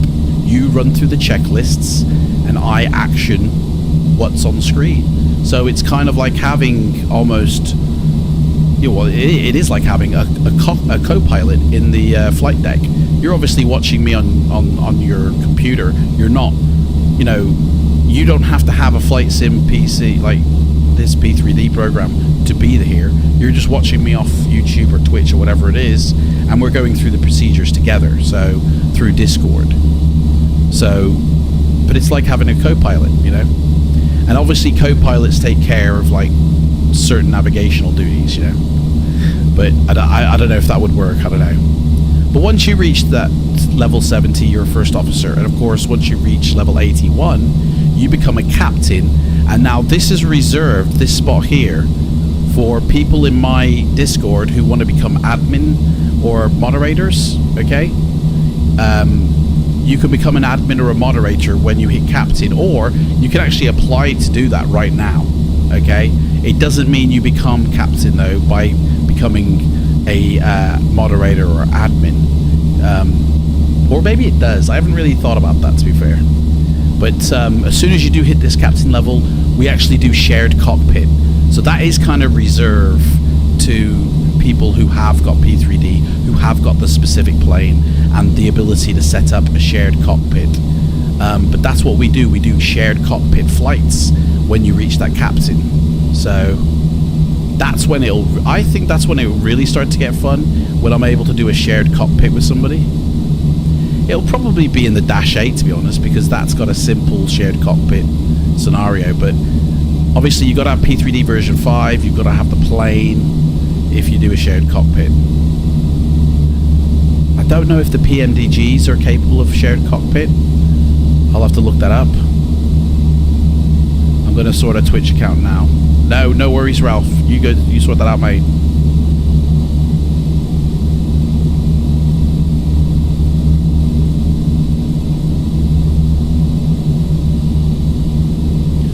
So we're 138 miles away, is it?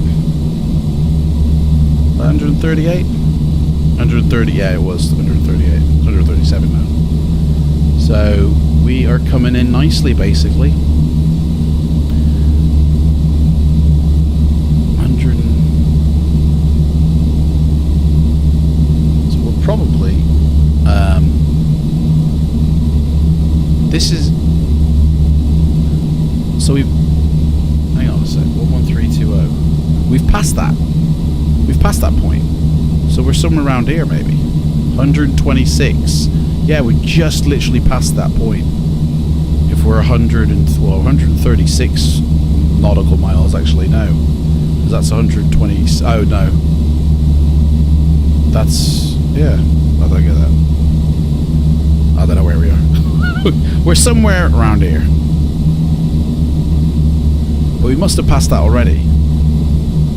Or I did it early, didn't I? How far away are we? 18 miles away. Yeah, we're 18 miles away from that one. Okay. So we haven't actually got to that point yet. So we're somewhere perhaps around here. Okay. So if we're going direct to here, then we should be on our flight plan. Unless the flight plan changed due to our diversion. Do you know what? Shall we just sneak down to this airport here? I feel like we can. Like, we go in here, but then we just don't. Do you know what I mean? And then we just go in for this airport here. That is the one we originally, that is the one I wanted to land at. That's the whole... Somebody actually requested that. 114 is the thing for that. What do you reckon, guys? Shall I do that? Who's up for it? Who's up for a rogue mission to the airport we were supposed to go to? Do we have the fuel? Yeah, I'd say we do. Yeah, I reckon we do. Must have been panicking for nothing then.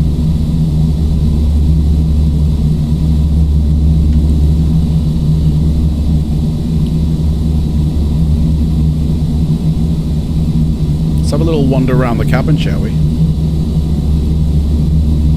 Stand up. Well, hello there, everybody. I'll be your hostess here with the mostess. As we come down the aisle here, we'll be checking for anybody with any devices they shouldn't be. Would you like me to store that in the overhead locker, sir? Why, thank you. No, the baby doesn't have to go up there. You can hold it. Man, it's like a ghost town, this. What's my Twitch name? Adam J. Pestridge. Just as simple as that, all one word. I think actually, Ralph, there's a link in the description box below to my Twitch page. When we serve tea and coffee, which would you like? Oh, sorry, you're too far back for champagne. Hey, what's that? I heard that. Ralph, first class passenger, mates. Hey, he's a first class passenger. Mates.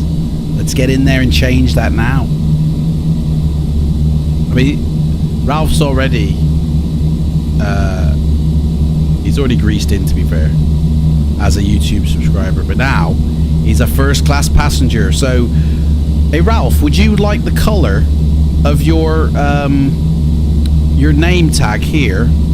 Do you want to be lumped into this YouTube subscriber, or do you want to be... Oh, hang on, what am I saying? Oh, yeah, you are first class. Do you want to be lumped in as, like, the YouTube subscriber, or do you want to be known as a Twitch follower, or as a first class passenger? It's totally up to you, mate. You get to choose. Which one do you want to be known as? I mean, you can keep all 4 roles if you want. But if you prefer to have a different category, you can. Just let me know, mate. Yeah, as I was saying, if you want champagne, you got to be sitting at least another 5 rows ahead of where you are. I'm sorry, but you're too far back for champagne. You can have some orange juice, though, if you want. Now, in the event, guys, we don't have enough fuel to reach our destination, Well, there's nothing you can do about it. So you might as well just have a good time while you're going down, because there's no point in screaming. It's not like your screams are keeping this plane in the air. So just start being kind to each other if we're going down. Enjoy the ride, because it's the last one you're ever going to see. You know, that's what they should really say on planes. Just tell them the truth. Guys, there's no point in screaming if this plane goes down. You're all going to die. You're all going to burn in the flames of the plane. So you might as well just enjoy it. Think of it as the biggest roller coaster you're ever going to go on. You know? Just have a good time, guys. You know?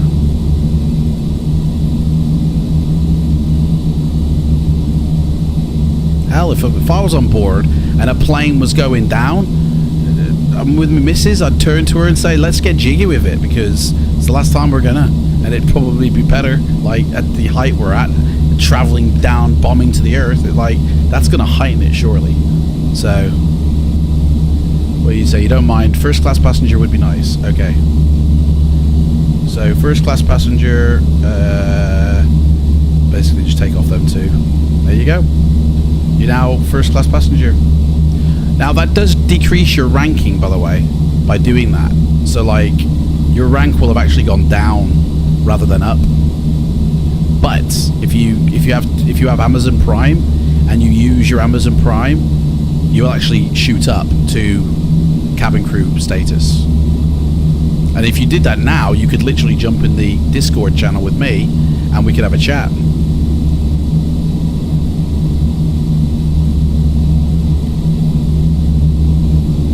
Using an Amazon Prime subscription costs you nothing at all. Look at those mountains down there.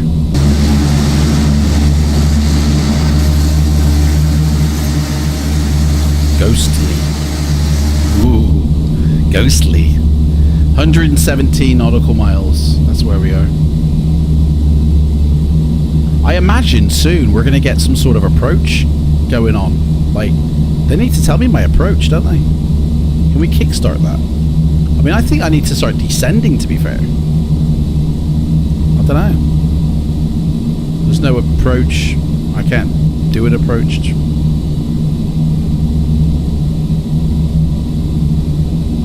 Although, saying that, though, I think they're going to have to be turning. So, you don't think you can? No, don't worry. Don't worry about it, mate. It's alright. Don't worry.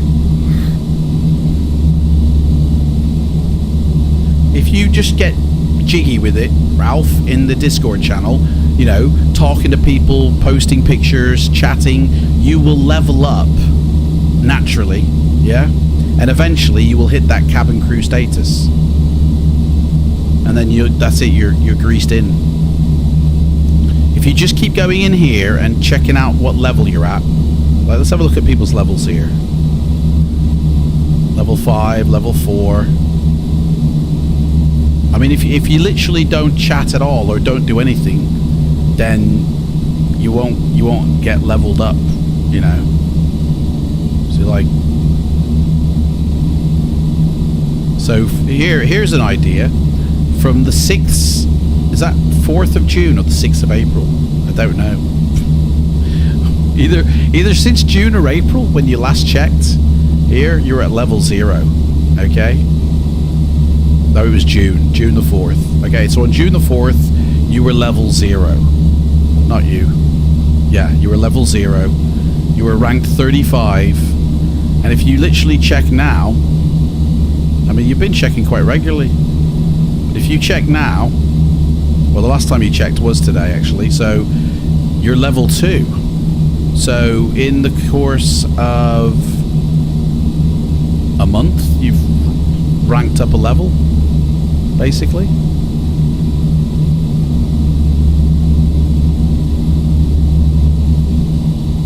Man, hang on, this can't be right. There's got to be a way to change how fast somebody ranks up, because that's going to take too long.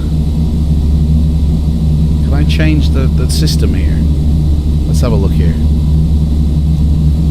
So levels, how people can gain levels. You can stack previous rewards.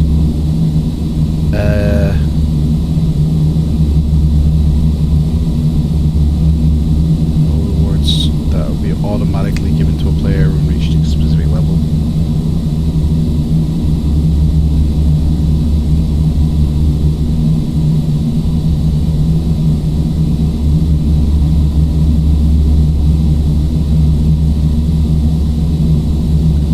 server rank card. No, that's not it. Here we are.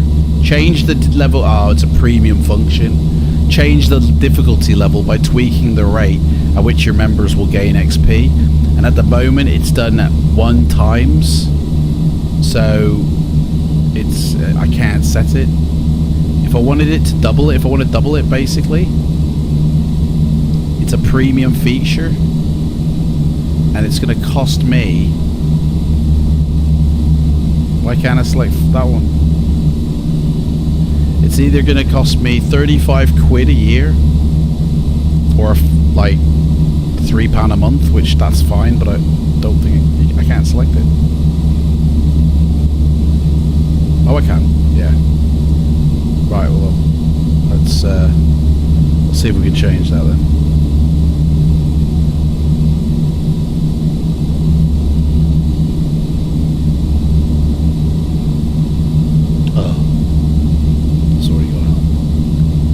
Right, well, I'm going to change that now to where people can now earn double the amount. There we go. 2 times. So there you go. It should happen quicker now.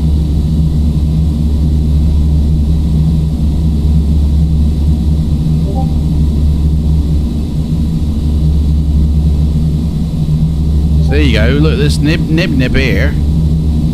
She's rank 2. She's right beneath. She's literally 1 beneath me. She's like the second in charge, as it were. And she's at level 7. And Nib's quite active. Like, not every single day, but, you know, every week at least. And she's at level 7 already. So, welcome aboard. So I mean, now that I'm going to change it to where it's going to happen faster though for everybody, because it's happening a bit too slow for my liking, to be fair.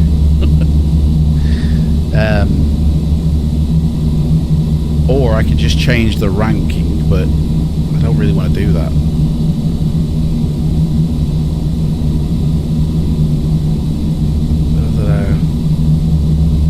It's so easy to get the first class passenger status just by following me on Twitch. Do you know what I mean? It's so easy. Then you have to wait until you're level 50 to proceed your career. Well, that's about right. Anyway, I'll change how the rate at which it happens. But it all depends on how active you are in the Discord. The more active you are, the more levels you will rank up, you know, sooner. If you come in and out like once a month, it's going to take a while.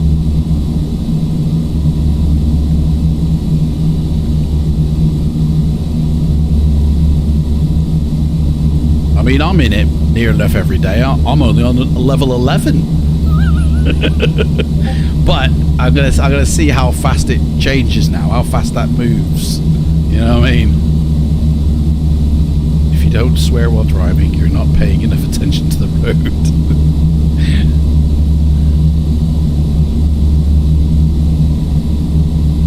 Can we all agree that in 2015, not a single person got the answer correct to where do you see yourself in 5 years from now? Absolutely correct. 100%. Oh, Speedy Birdie, yeah. On the way to Heathrow from Kefalona. Hang on a second. I thought that was Ralph. Ralph said he was going.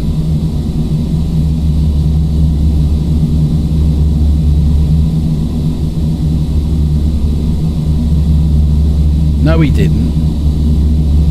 Oh, do you know what? He didn't say that. I've had it in my head, though, that Ralph is the one going from Kefalona to Heathrow.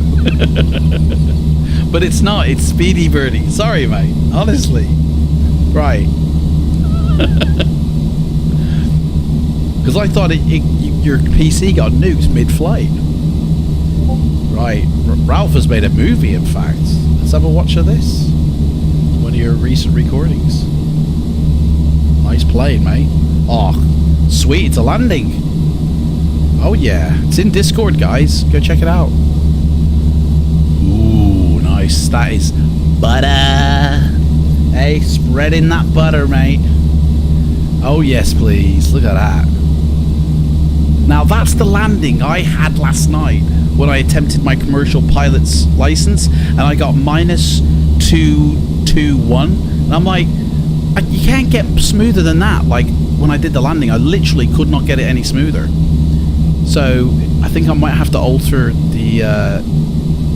the landing rating for that, to be honest. For the virtual pilot life course.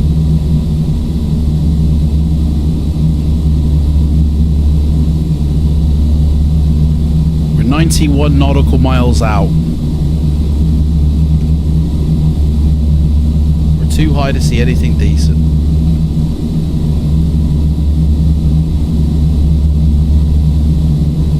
Shall I just keep it out here like that?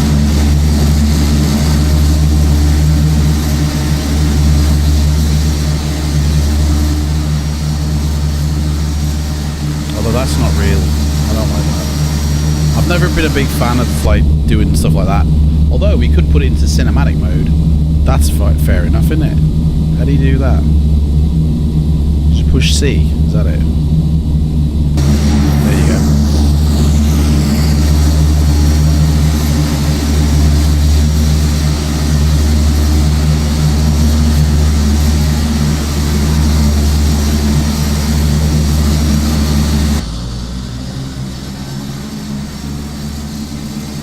Don't know, man. I don't even know about this way.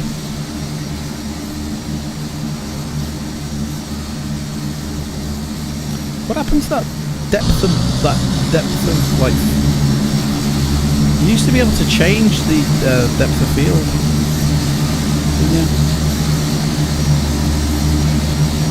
Like in the video, in their video, but I don't see it here. Like library.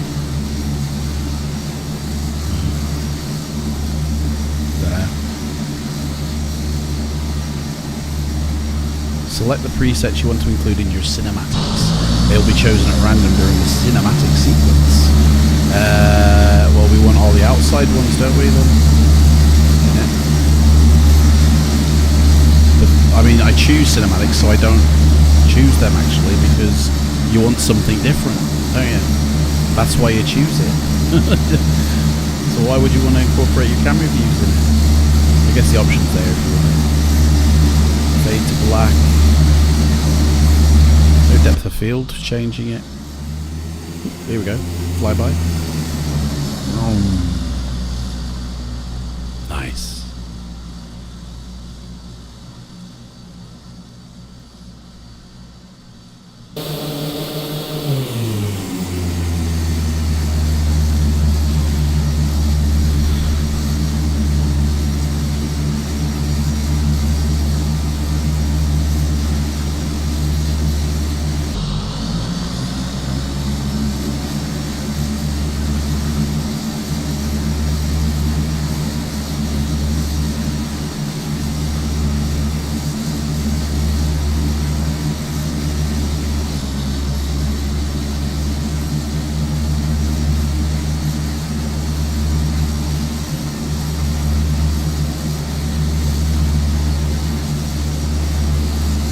Clive, mate, are you not in the Discord still, mate? Come on, what are you doing? You asked me to be able to add you, and I did, but you still haven't joined up. What was the point in asking me to add you then?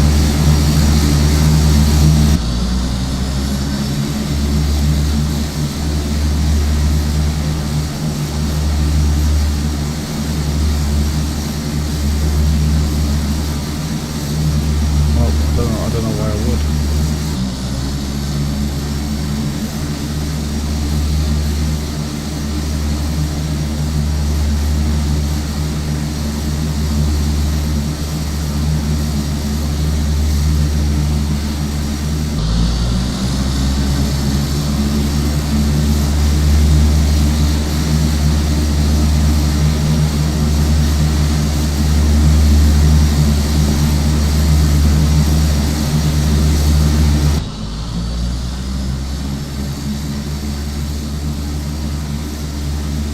You know, I'm not a big fan. Unless, like, I was to leave and give you something else to sort of look at, I think this is just boring for me.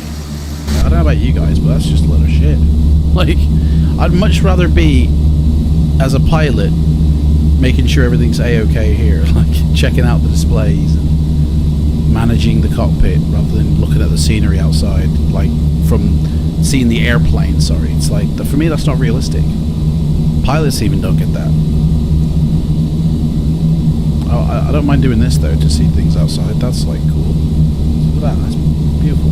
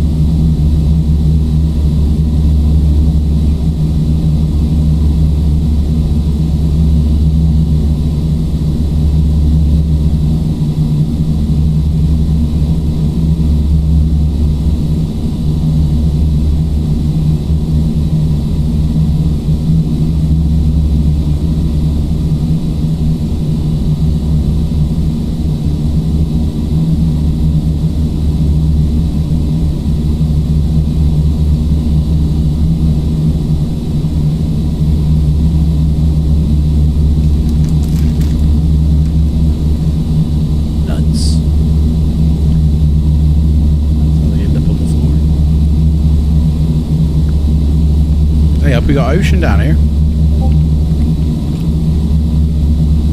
74 nautical miles ocean off the starboard bow.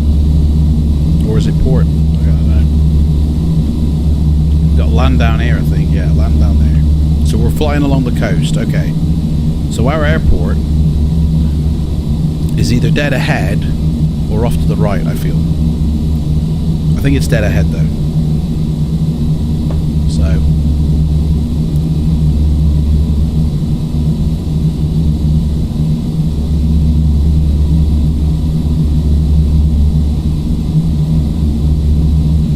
what's this? Didn't know where to put this, so I guess here will do. Okay. I'll let you know, Ralph, I'll say now if it's got swearing in it, it needs to go in the 18 adults plus. Okay?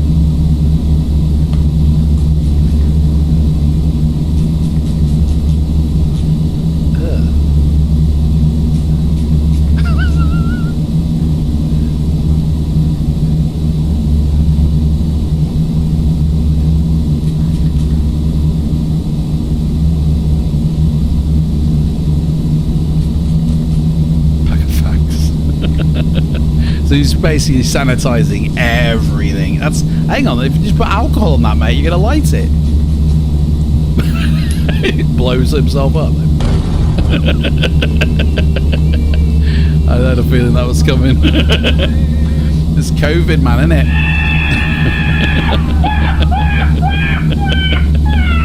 That's ace, mate. I love that. That's ace, yeah. That belongs there, definitely. Man. Hey, what's this? Oh, that's pictures, yeah. Love it. So feel free to spam the shit out of those channels, guys.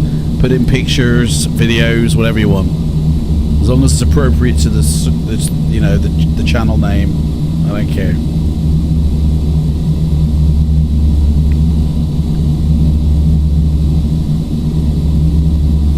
And by the way, on the 20th of August, we've got an administrator who will be joining the Discord. So, MD Lion on the 20th will be given the powers by the power of Grayskull, and will be the admin for my Discord. And I'm looking for more admin and moderators as well. So if you want to be that person, then just at me in Discord, and I'll message you privately. But you need to at me first in the general chatting place. And yeah, special privileges and powers people get if they're an admin or a moderator.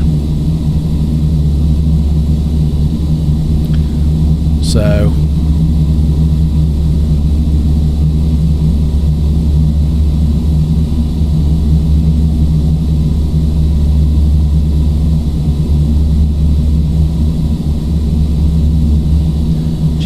think we can turn these lights off now. I don't think we need them.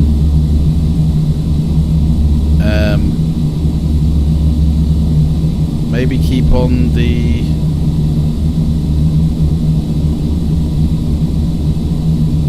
Yeah, we'll keep that on.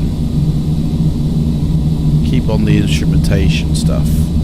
But in terms of actual lights, we don't need this anymore. Turn that off. That's fine. That's fine.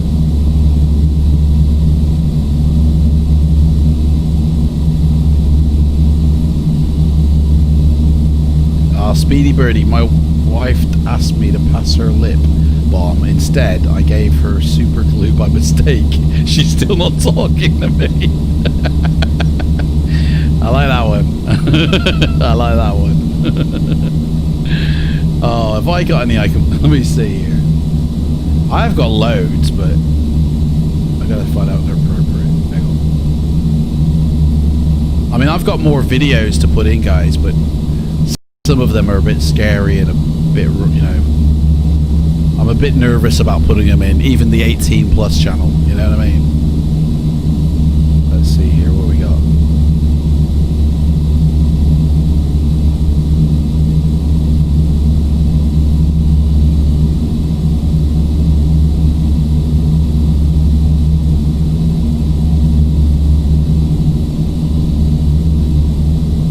I did have one recently and I can't remember.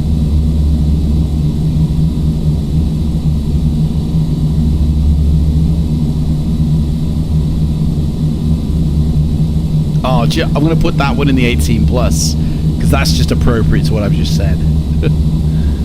Okay. Air Lingus. I'll put this one in. 6967. Maintain present altitude. Expect vectors to ILS. Here we go. Approach runway 18. Transition ORC Alpha Sierra. Present altitude vectors for ILS. Approach runway 18. Transition ORC Alpha Sierra. Air Lingus 6967. Okay, well, hang on, sorry, you're going to have to say that again, mate, because I wasn't listening. Very apologies for that. Air Lingus 6967. Maintain present altitude. Expect vectors to ILS. Approach runway 18. Transition ORC Alpha Sierra. Present altitude vectors. Transition ORCAS. Approach runway 18. Transition ORC Alpha Sierra. Air Lingus 6967. Okay, so we're going to 18. Okay. 18. So they're gonna tell us when we need to do stuff.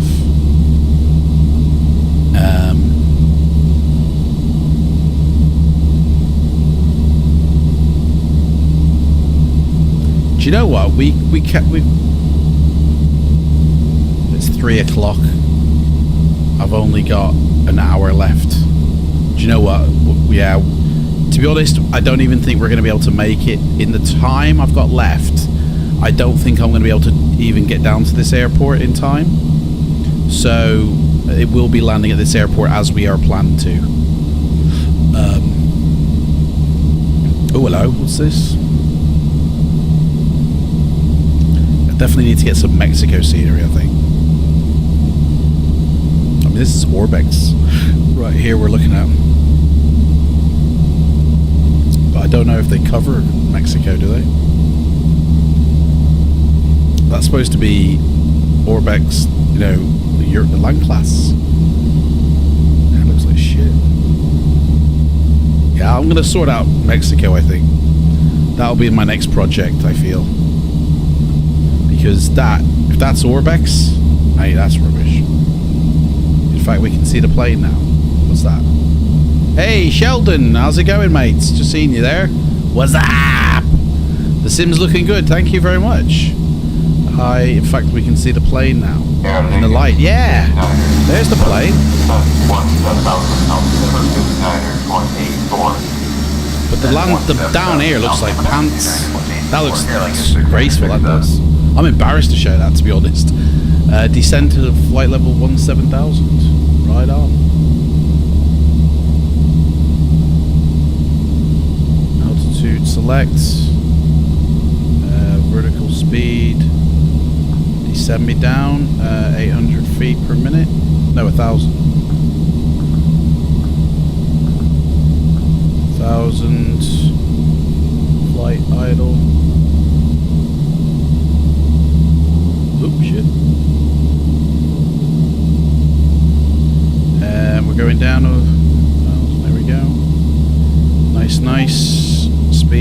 that'll sort itself out.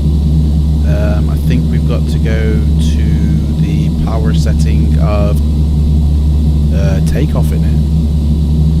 There is no descent checklist. There's only an approach. I mean, it's a bit sad, this checklist. So you've got after takeoff and then before approach. So your landing data approach briefing completed, which is what he's just told me, which was descent. Like, we've already had that conversation. Review your approach. Check the MSA, MDA, and field elevation. So that's the charts. Check landing weight. Set your speed bugs, and then when passing transition level, set altimeter. Cross-check altimeters. That's it. That's the checklist. Nothing to do with what do I press. And then before landing, you got your landing gear, your flaps, your EREP, which says GA. So when we get closer, we need to click GA. Air Lingus 6967, descend to 17,000, contact approach on 120.6. 17 we are. Descent 17,001, 20.6. Air Lingus 6967. Approach, Air Lingus 6967, with you, passing flight level 230 for 17,000. Shamrock 6967, expect vectors to ILS, approach runway 18. Transition, Oscar Romeo Charlie, Alpha Sierra. Vectors for ILS, approach, runway 18, transition, RC, Alpha Sierra, Air Lingus 6967. Are we like... Hang on a second. I feel like the airport's pretty much dead ahead.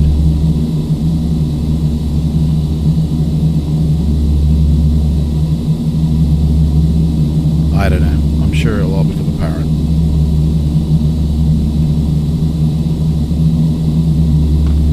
Right. So we're traveling down nicely. I think that 114 I've got set in my speed thing. Is this airport down here, isn't it?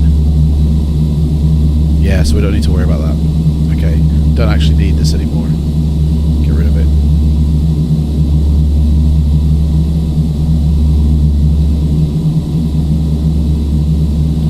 Right, I feel like for what they want me to, I'm going direct to some Orcus.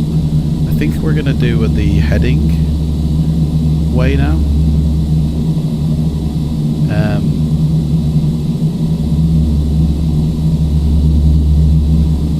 So they're Orcus. I mean, I don't have any VOR information for that.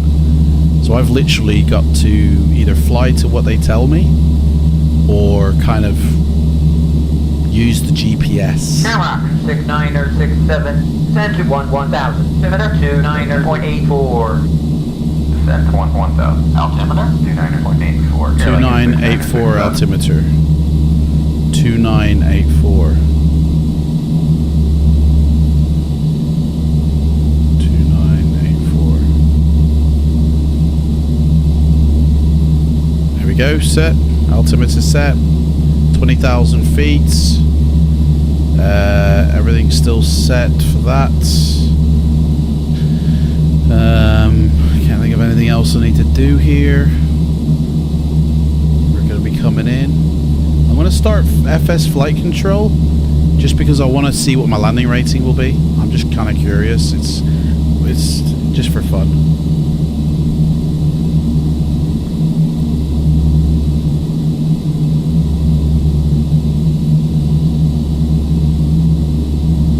We're 40 miles away from that the VOR coming into the airport, which I kind of wish I hadn't shut down. Why are we going down even further? Whoa. Why is that?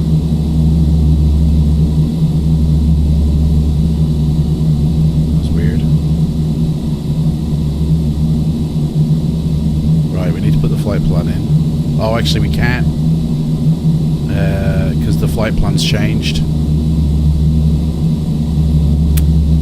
Set arrival airport, there we go. MMLP, wasn't it? That one.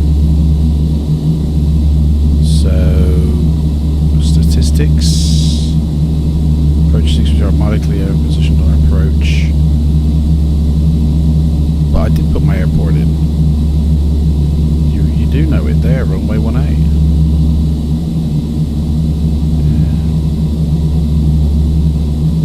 That's it, really. Current flight plan.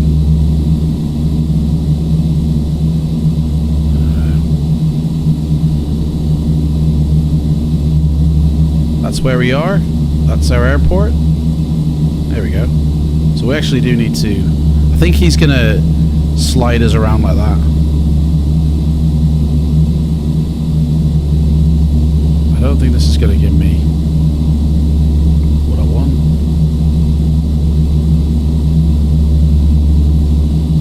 Yeah. You can record with this thing as well. Oh my god. Damn. I want it to be... Oh, it doesn't matter. It's not important. It's not essential. Right, runway we're going to is 180. So I'm just going to set my course bug for 180 just so I've got an idea in my mind of what the runway sits like.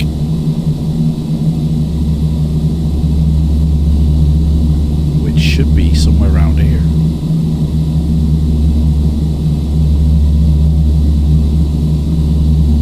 Guessing the airport is down here. Let's get out our binoculars and have a look.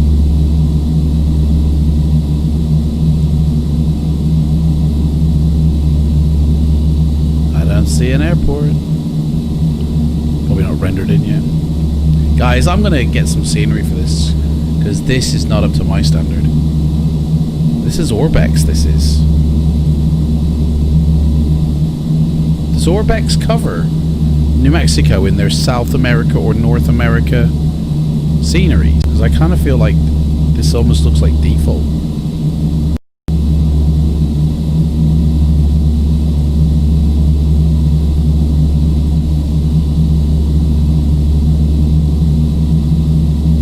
Bring Sky Vector back up. Let me see how big Mexico is. I mean, it's just, I suppose I could just even do this panhandle. But yeah, it would cover their South America, wouldn't it? Or no, because that would be down here. Maybe they don't have one for this area. Would this fall under like their Caribbean? Crap.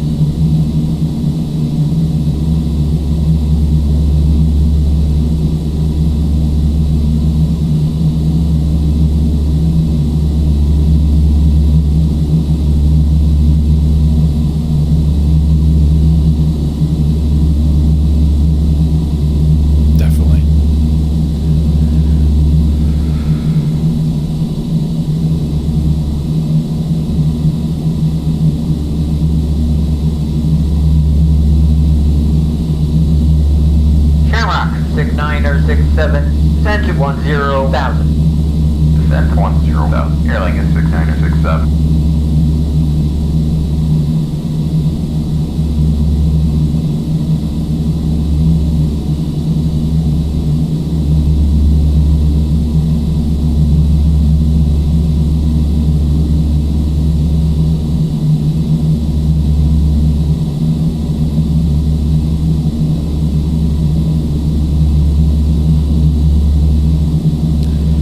Cleared down to 10,000. 6967, descend to 10,000.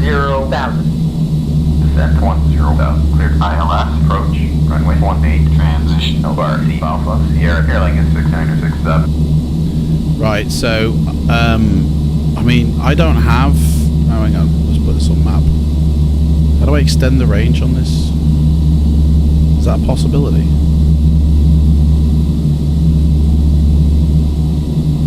I guess I can.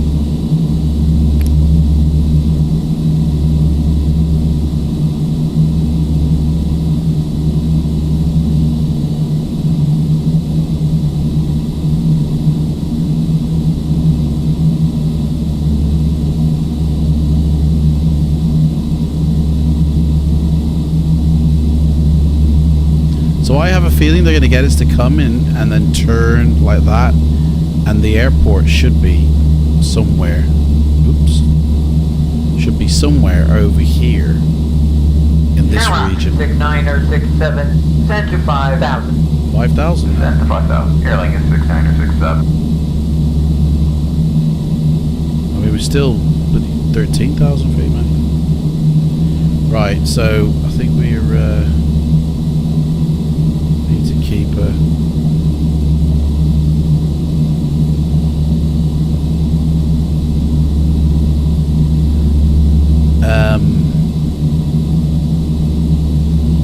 yeah, I haven't got anything in this computer, so I can't. Can I even do approach? I can't, can I? What's my approach? 11050. That's the runway. So 11050.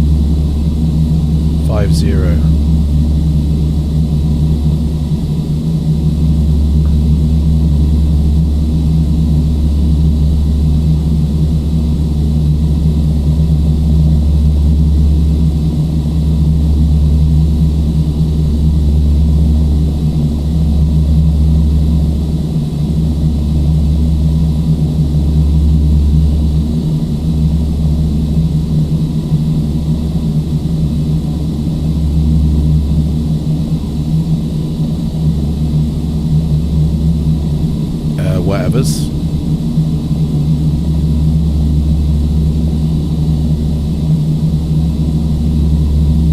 Is that not?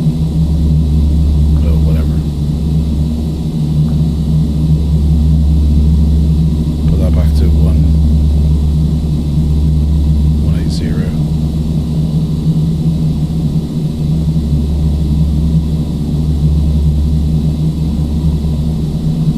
It's getting bumpy now.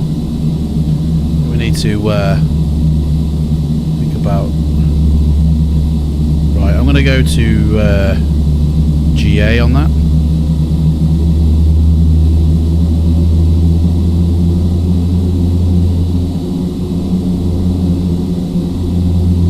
It's probably too early, but we do need to slow down, to be fair. I got my throttles right set back. Like, I can't go any further than that, otherwise they just stop.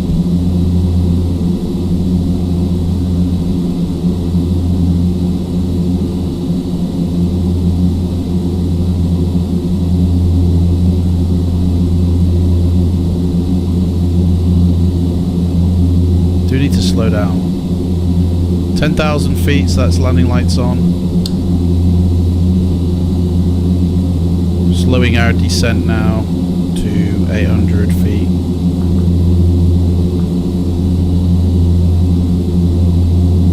We should see the airport now.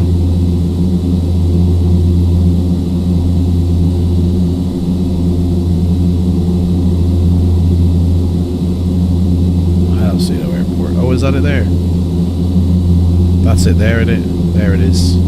There's the airport, right. Airport in sight.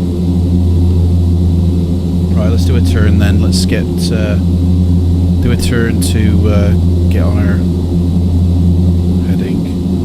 So that's the runway length. That's where we're aiming for. So let's tell you what. Let's to burn some of this altitude. Let's almost like move away from it, and then we'll come into it. We're down to 120. So as soon as we level up, we'll put stage of flaps out, which is now. There's a stage of flaps. Slow me down, and then what we need to do is kind of get ourselves on the old glide slope.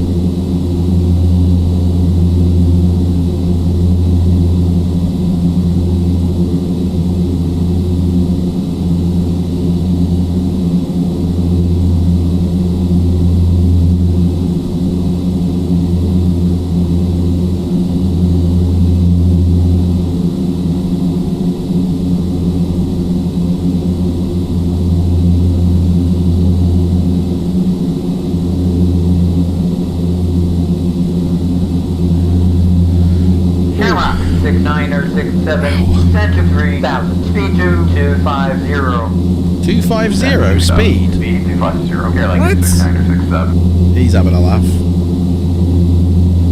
But he's speed to 250.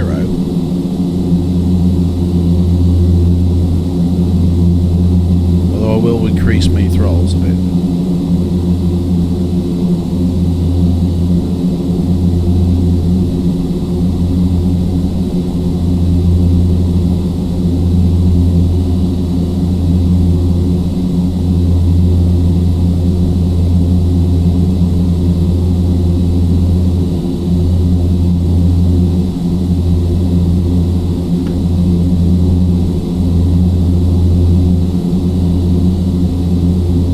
The airport's down here.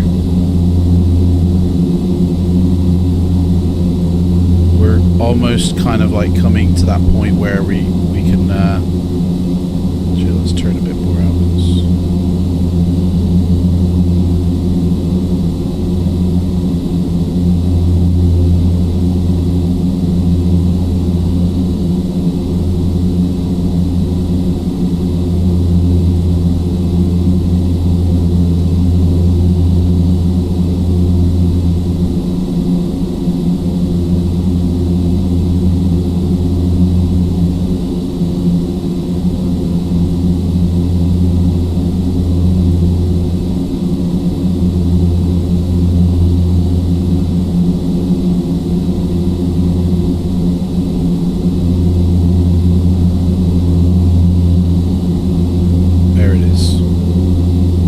Still a bit high though, so we need to burn a bit more height. 7,000.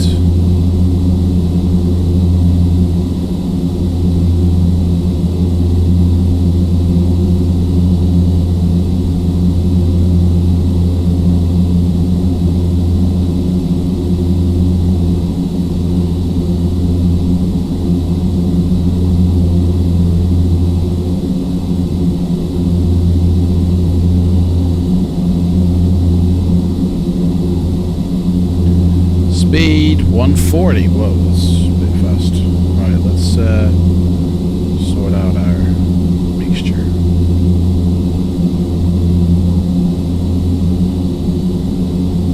Put that back to flight idle. Going a bit too fast, I think.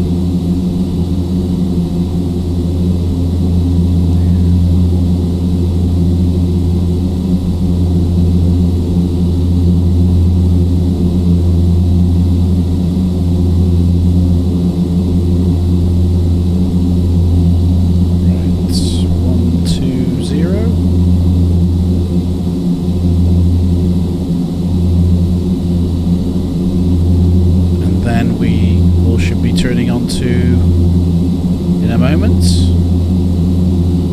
Shamrock 6967, send to 2700.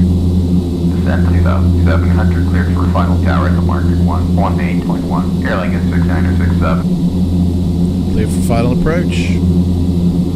Right, well let's will we make it if we do it now? Dunno. Don't feel I would. Still too wide. I need to swerve around a bit more.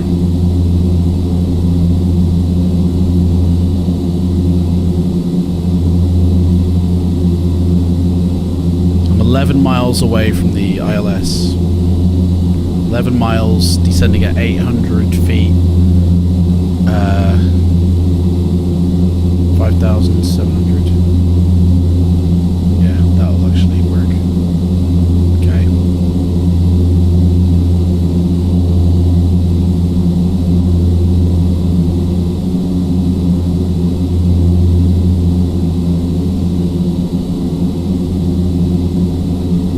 Doesn't have it. Glide slope, that's it.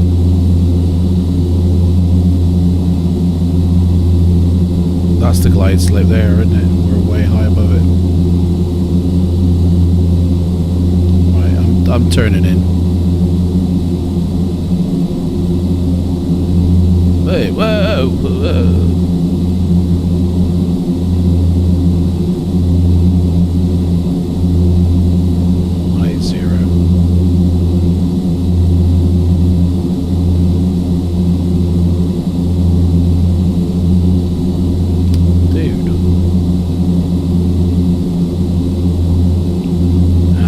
slow our descent.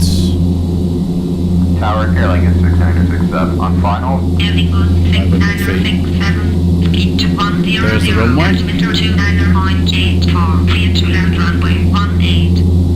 Reducing the final approach speed. Altimeter 29.84. Clear to land runway 29.84, clear to land. 6967. Will we make that though? Come on. Like seriously, will we make that?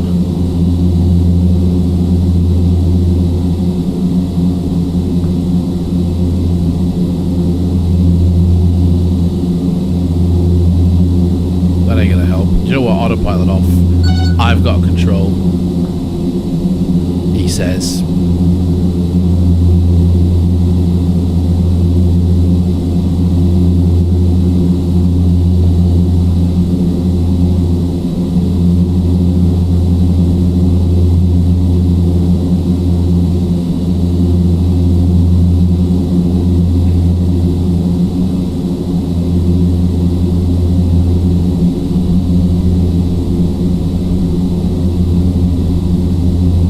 Coming in a bit fast, I feel. We're at 4,000 feet. Let's deploy the wheels.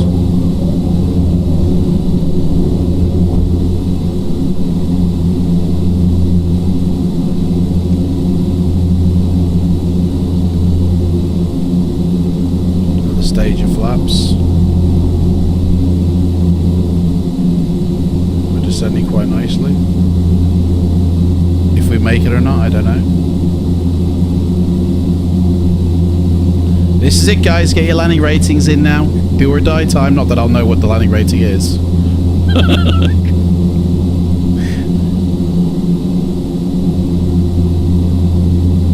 And this looks like FSX.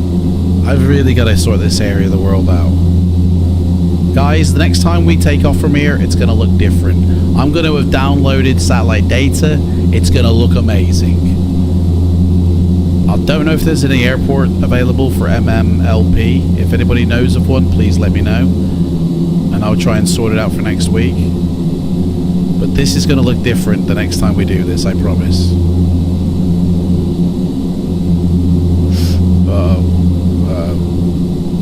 Why are we ballooning? Right, we're on air. We've had that. Flaps are down. Wheels down. Checked and green. Landing lights are on. We're all set for a landing. Come on now. Don't spice me, mate. We're really high. So let's try and get down a bit further.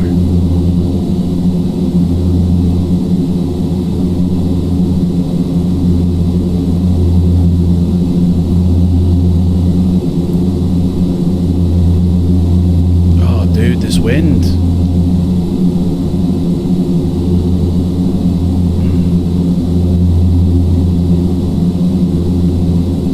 Do a little bit of a dive bomb, I think.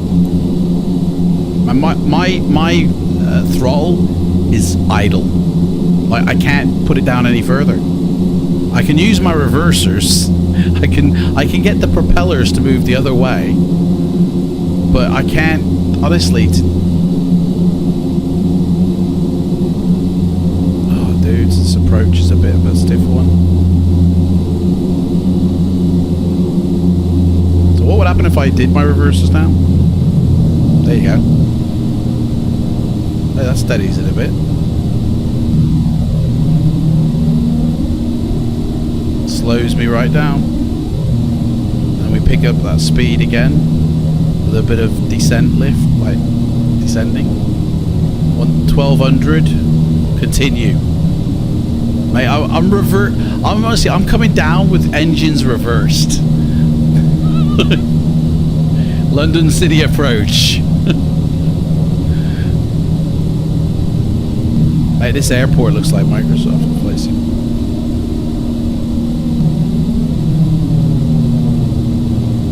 Dudes, we're gonna do this.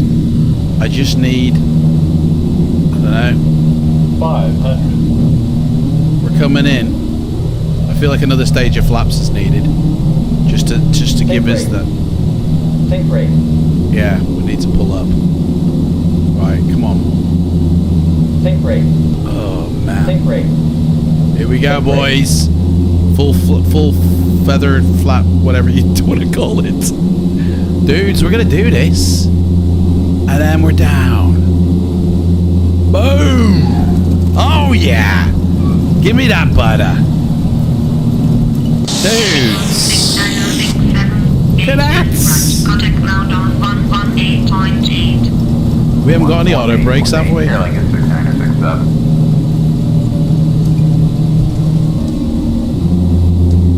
That's it, we did it. We're down. Exit the runway. Let's get GSX involved. We're the conquering heroes. Yeah, get me a follow me, mate. Aero Mexico. That's the one. Dudes, that was better than my commercial license landing. Dudes, we're going to watch the replay on that one. Definitely. Right, taxi lights on. Landing lights off. Flaps up. Air brake. This hasn't got one. Okay. Where's the, here he comes, bombing it. Right, what does it say, the checklist after landing? So before landing, we've done that. After park check. So there is no after landing checklist. It's just incorporated into the after the parking.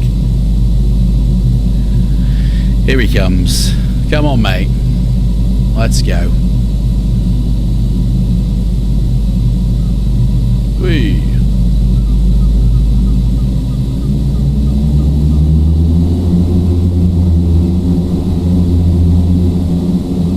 Whoa, what are you stopping for? You're doing the old man stop thing where you just stop dead in the street. Just... oh.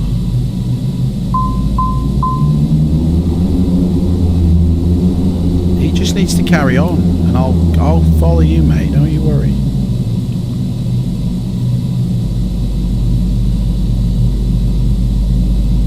Guys, what do you think of that landing? Do you think that was smooth? Do you think that was good? When we replay that in a second, do you think that was like... that was good? We took off, it was pitch black. It's early morning now.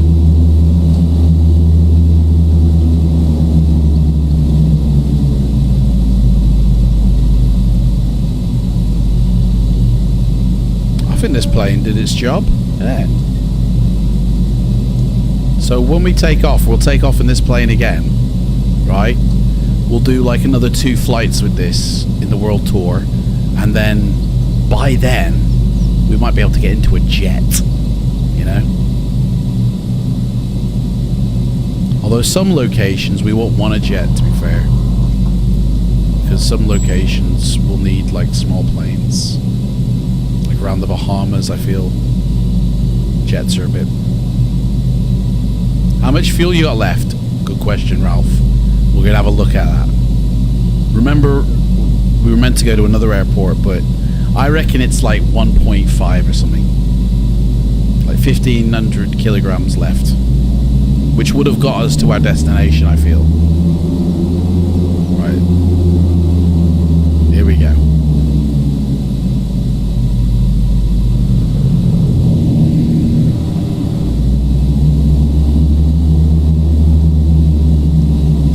Three, 2, 1, brake. Wow. Can't win them all. Right, reverser's off. External power, which I can't get working. Even if I turn that onto external power, still can't get it working. I don't know, but the lights don't light up. I need to upgrade this, to be honest, because it's still version 4. I need to sort out the updates. There's so many updates for P3D version 5. I can't keep up. So honestly, but some of the 4 stuff still works even without an update, so it's like, it's fine. But there we go, guys. That's it. We're here in Mexico. Oh yeah, how much fuel? 2.74. Dudes, we had plenty of fuel. What was I worrying about? Hey? What are you worried about? What are you worrying about, eh? Right, we're gonna watch that. Analyze it. I reckon it was about 400.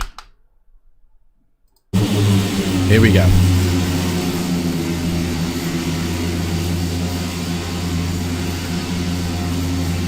Perfect. Here we go. There's the runway. What's the best view for stuff like this, guys? I don't know. But it's good for taking pictures, though, this is, isn't it?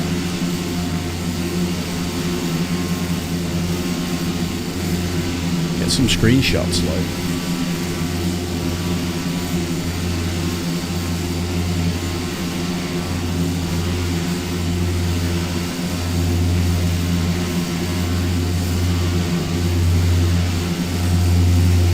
Quite high, I feel. Quite high.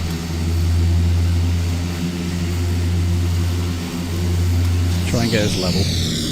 That's me reversing the engines to try and stop us from, you know. Whoa.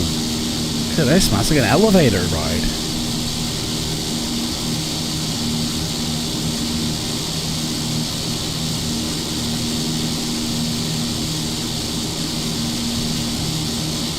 I kind of want to see the runway at the same time.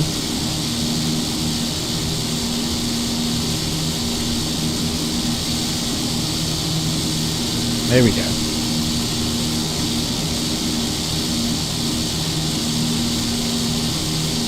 Trying to keep it steady, you know.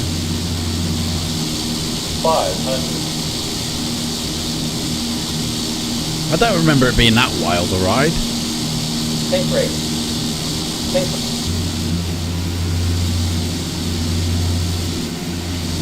Think rate. Bit of an overshoot, I feel. Think rate. But it was fine. Major overshoot. But look at this, look at this. Look how smooth. Nah, you can't look at that. It's perfect, isn't it? Beautiful landing, that. Absolutely beautiful. I feel like I want to rewind that a little bit so I can clock the fact, can we? Can we do that again? Hang on, escape and go to 300 this time because that's what it said when we were coming in. There we go. 500. Can't fault that, can you, mate? I'll get some screenshots of that beauty.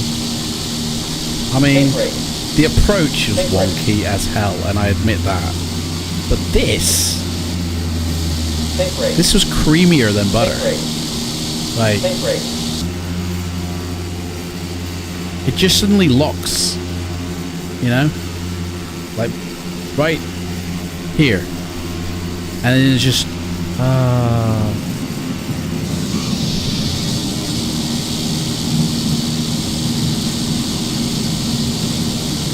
anyway, that's it, guys, innit? No passengers to unload, no ground services to worry about. It's just, that's it. We've done it. So the old F50 here, and we will take off. Now, next time we take off, I'm going to sort out the satellite data. You know, where I basically go to Asobo and I said, listen, guys, can I borrow some of your scenery? And they go, yeah, no worries. And I put it in. And that's what you'll see. Seriously, like, it will look 10 times better than this. Right, this is just, oh my gosh. If I'd have known it was going to look like this, I would have sorted something for here. This is the first time I've ever come to this part of the world. I mean, yeah. It's like FSX. So I will sort something out. I will make sure this looks gorgeous, you know?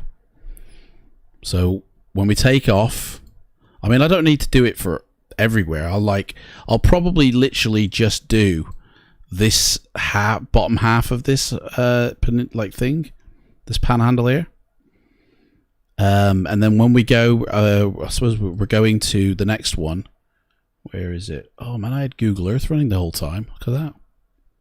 Didn't take anything of the performance away though. Actually, no, we can't. We have to actually go to MMSD first. So we have to take off from here and fly down to here, and then we can do our route of flying to here. MMMX. So, but is that classed as South America? It's not, is it? It's still Mexico, isn't it? So I will have that area also mapped out with satellite data. I haven't got enough room to do the whole of Mexico. And I need to find out where South America begins for Orbex and what's included. Is Mexico included? Because I don't think it is compared to what we've seen today. But yeah, basically, guys, it will look like this next time you come in.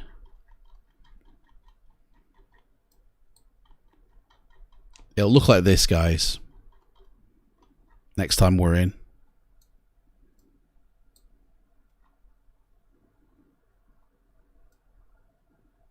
Full of desert. Full of desert. But there we go. Boom. 20 minutes early. Hey? Whoa. Anyway. Stop that. Exit out of that. Exit out of that. Kill the weather. Guys, thank you so much for watching. I don't know where my plane's gone. There it is. Thank you so much for watching. And next week we will continue this journey with the world tour. And it'll be the Fokker 50 again. But after like another couple of flights, you guys get to choose what you want. In the comments section down below, type in what kind of plane you'd like to see. Any twin prop plane is fine. Even a 4-prop plane is fine. And hopefully by the time we come back next time, I'll have gotten my commercial license, which means we can use jets. And we can have like Airbus and Boeing jets and stuff like that. And it'll be cool. Anyway, don't forget, 6 p.m. Hot sauce. It's only a couple of hours, isn't it? Like 2.5 hours, guys. 2.5 hours. Come right back after these words. All right. Oh, I didn't do my... Don't matter. Right then. What are we going to do here? Guys, thank you very much. See ya.